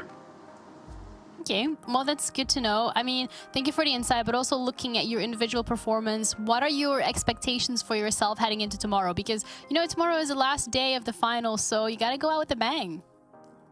I mean, at least like 10 frags in like a match. That's what I'm aiming at. And yeah, I hope it just will work, but I mean, somebody has to do it, and if it will be me, I'm okay with it. Okay, so I'm going to maybe bring back bad memories, but PMGC last year, finals, unfortunately barely missing out, but whole new year now, and you guys have been looking fantastic. What would be your goals for the entirety of this year for you and also for the entirety of Gladiators? I mean, this year we just have to get into the like grand finals of PMGC. I mean, ideally we want to win European Championship 5th time in a row, basically. So, and we just want to win like every tournament. That's just like a normal team wants to. And we will try our hardest, like as an individual and as a team as well. I think that's a good goal. I like that. Absolutely. Before we close out the interview, I want to ask you if you have any messages that you would like to share with the fans at home. I mean, guys, if you still support us through these rough days, we just want to tell you that we really love you, and we just want to show you the best gameplay we can. Like, tell you, like, we wanna be like a good example for you guys to always strive and prosper. Oh, awesome. Well, thank you so much. Very wholesome. I appreciate the time for the interview. Enjoy the rest of your day, and we're going to see you tomorrow. Thank you. See you. Thank you. Goodbye. See ya. Bye. Aw. Oh, look at that, Max. Wholesome. He's a role model. But also self-aware, and I think that's very important, being self-aware of the fact that it was a little bit of a rough patch coming into PMPL EU, and then having that ability to take a step back, look at what needs to be improved, and actually successfully implementing those changes is definitely something to be very proud of. Yeah, and I'm super happy that I got an in-depth answer on my question about their 2-2 splits, because they're like, okay, well, it wasn't working out. And one thing he mentioned in particular is that SHOCKWAVE was an issue for them. You see on that Sanhok game, they were made sure SHOCKWAVE was not going to be an issue at all. They were blocking Trifecta, the Western Bridge, even just a smaller part of the river to make sure they're not going to go for swim rotation. Like, they find an issue and they just completely obliterate the issue. In this case, it was Shockwave, but they were not a threat at all going into today. So it seemed like improvements have been made, and if they just maintain this going into tomorrow, he said 10 eliminations per match. If they get even just remotely close to that, wow, I want to see that. Please do it. Absolutely. I would love to see that too.